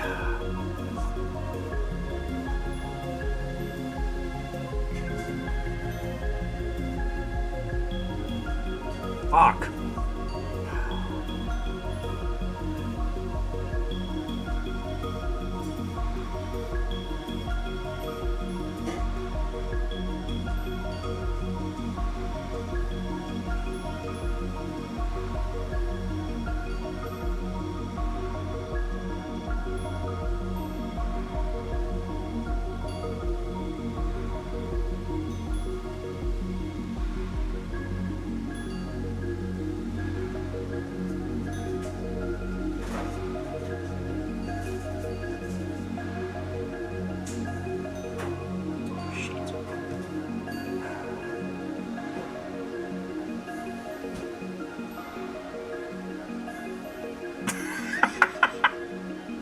Vernon says, Will, do you understand what you just did by turning on that mode? You not only played the game, you played yourself. Oh, this one's gonna give me squiggly eyes. This string is so long. I already keep fucking it up.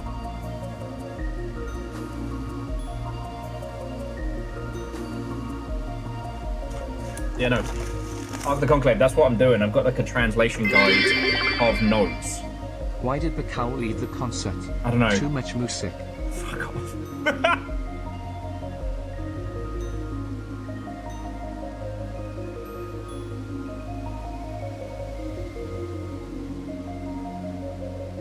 Okay, so then...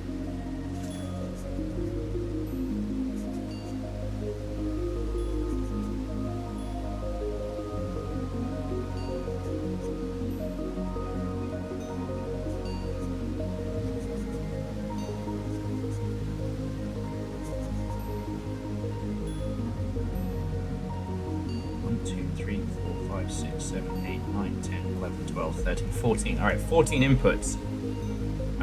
So let's do them here. I think I cracked it.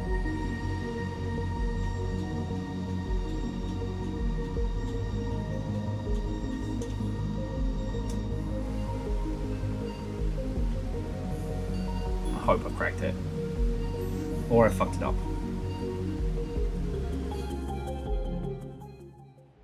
We do it in here.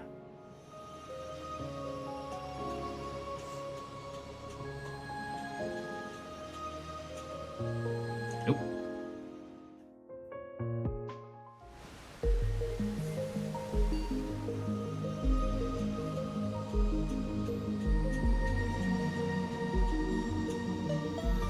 There we go.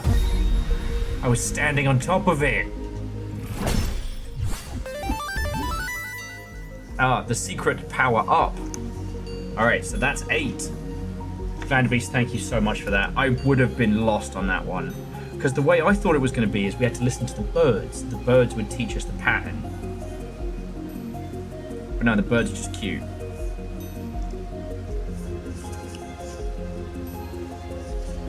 Okay. So that means all that's left is the fucking 11T feathers. The softest feather collected 11 times. Departed once more. I'm gonna be fucking saying this in my sleep. I'll be there just chanting Tunic shit.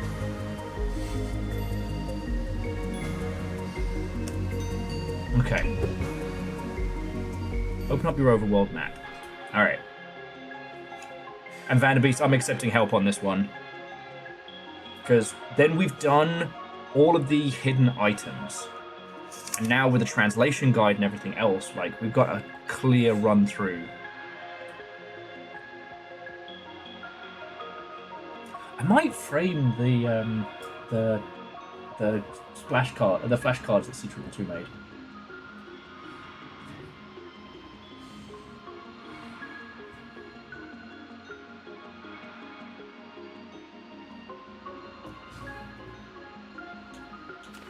Oh.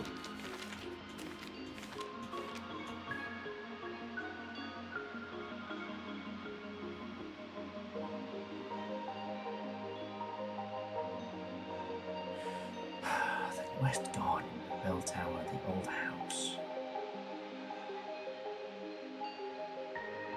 Fairies.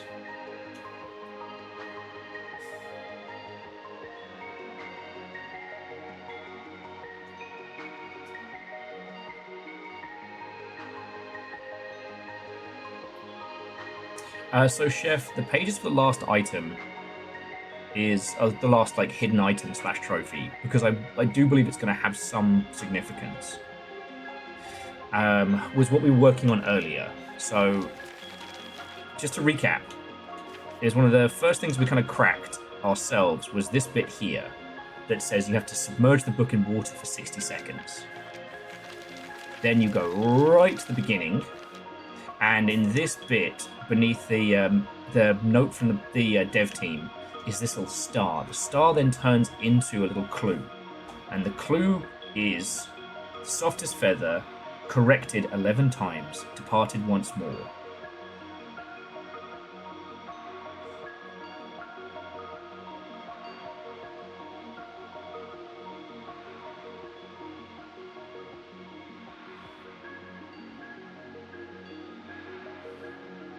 Captain on the bridge. What?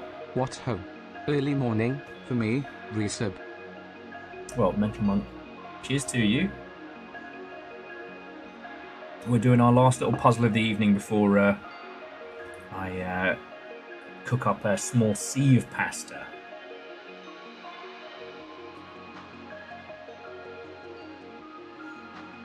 But no, sorry, Mental Monk, I apologise for being a little glassy-eyed. We've done lots of smart big think.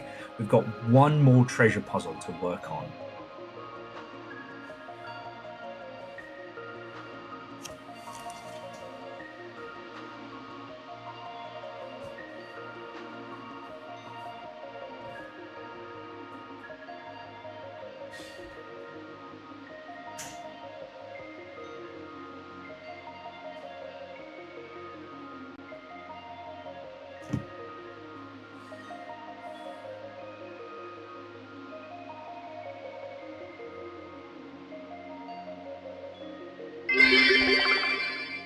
Seven years.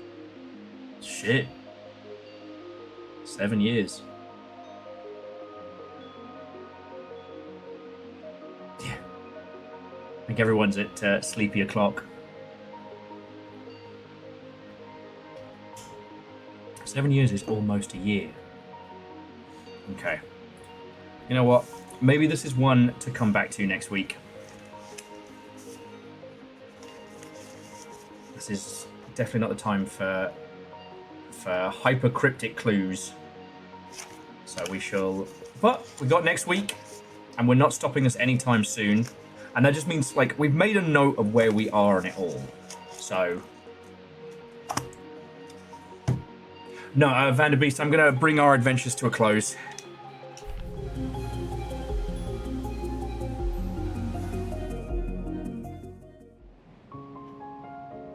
However,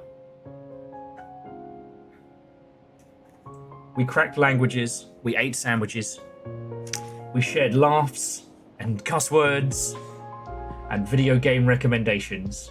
It's been a really good day. I just want to quickly add, like, Mental Monk, that's nearly 2 years, but that's a tier 3. That's like, what is it, like $25 a month? Vanderbeest, that's at a tier 2. So on top of all the bits you throw in, month out, to keep this going, and how much you've been championing this game, you've also been chucking in $10 a month on top of it all for 7 years. You know? And seriously, I'm not naive to how much of a big deal that is. So, thank you. Alright? Oh.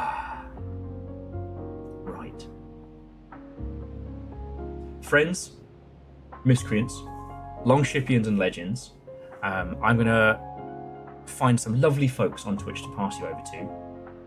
And Ozine, thank you and a good night to you, yo.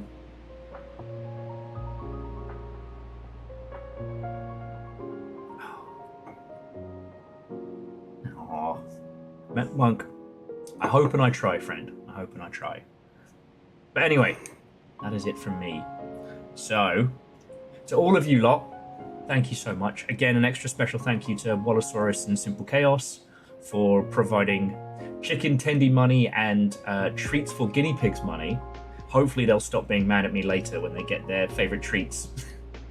I did go to the pet store and get them special. Now, to the Big Blue Heron, Lance Icarus, Legend of Moraid, Jessica Fletcher, she killed them all, Jensen Adams, Philip Jensen, none of them Adam Jensen, the Silverfish of Doom, Gold Ankles, Vertenflow, Mental Monk and Vanderbeest, thank you. Those are either exceptional comedy subs or long sprees. A pretty damn good way to start September. To Eriman, Wolfcrad, Vanderbeest, PVS3, Akari Zero, Bacon Avenger, Divershi, Shitaru, Ponspector, the Swedish chef, Joachim, Edwin Tiong, and Unholy Glee. Thank you all for throwing bits in. Like, that and donations is how I'm still in this chair, drinking affordable wine in hand-me-down glasses and grinning. To Caffey, Nova, also Moose and Tal, thank you for keeping the Longship going. Everything happened so much. And to the Gravity Shark, thank you kindly for bringing a raid in. I know I have very strong opinions when it comes to the subject of Oh, no one needs double will. Skyrim and Morrowind and the ilk.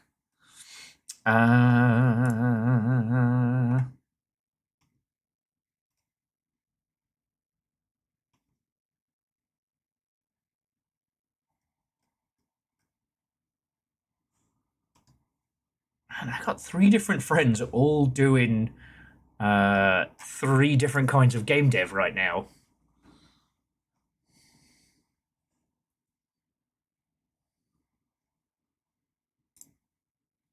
No Twitch, I'm not going to TwitchCon. You can't make me.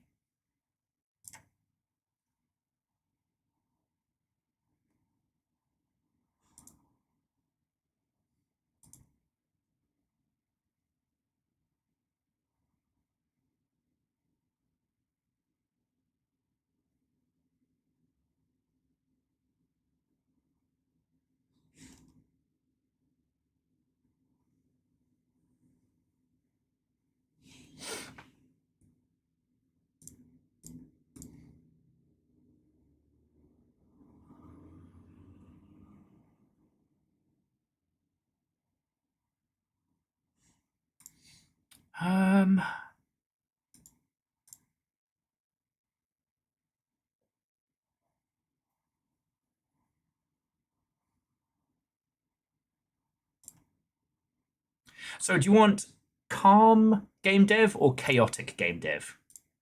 I guess there's the 2 flavors I've got for you right now.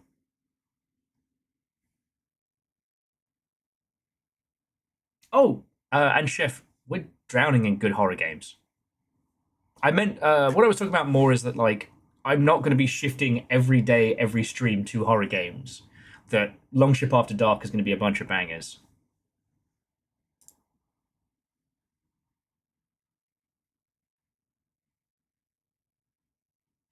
Okay, I'm not feeling the chaos, so I'm going to pass you over to Jits Poe, who is the gentleman who's making Kook, which is a classic shooter with some fascinating physics mechanics. It's all right. Friends, Longshipians, Miscreants, will pop on over there, say hello. The title this gentleman is working on it's very classic, but it has so many fascinating little tweaks into it that it's definitely worth your time. Definitely worth your time. Chef, I hope we inspired you to create some good chaos.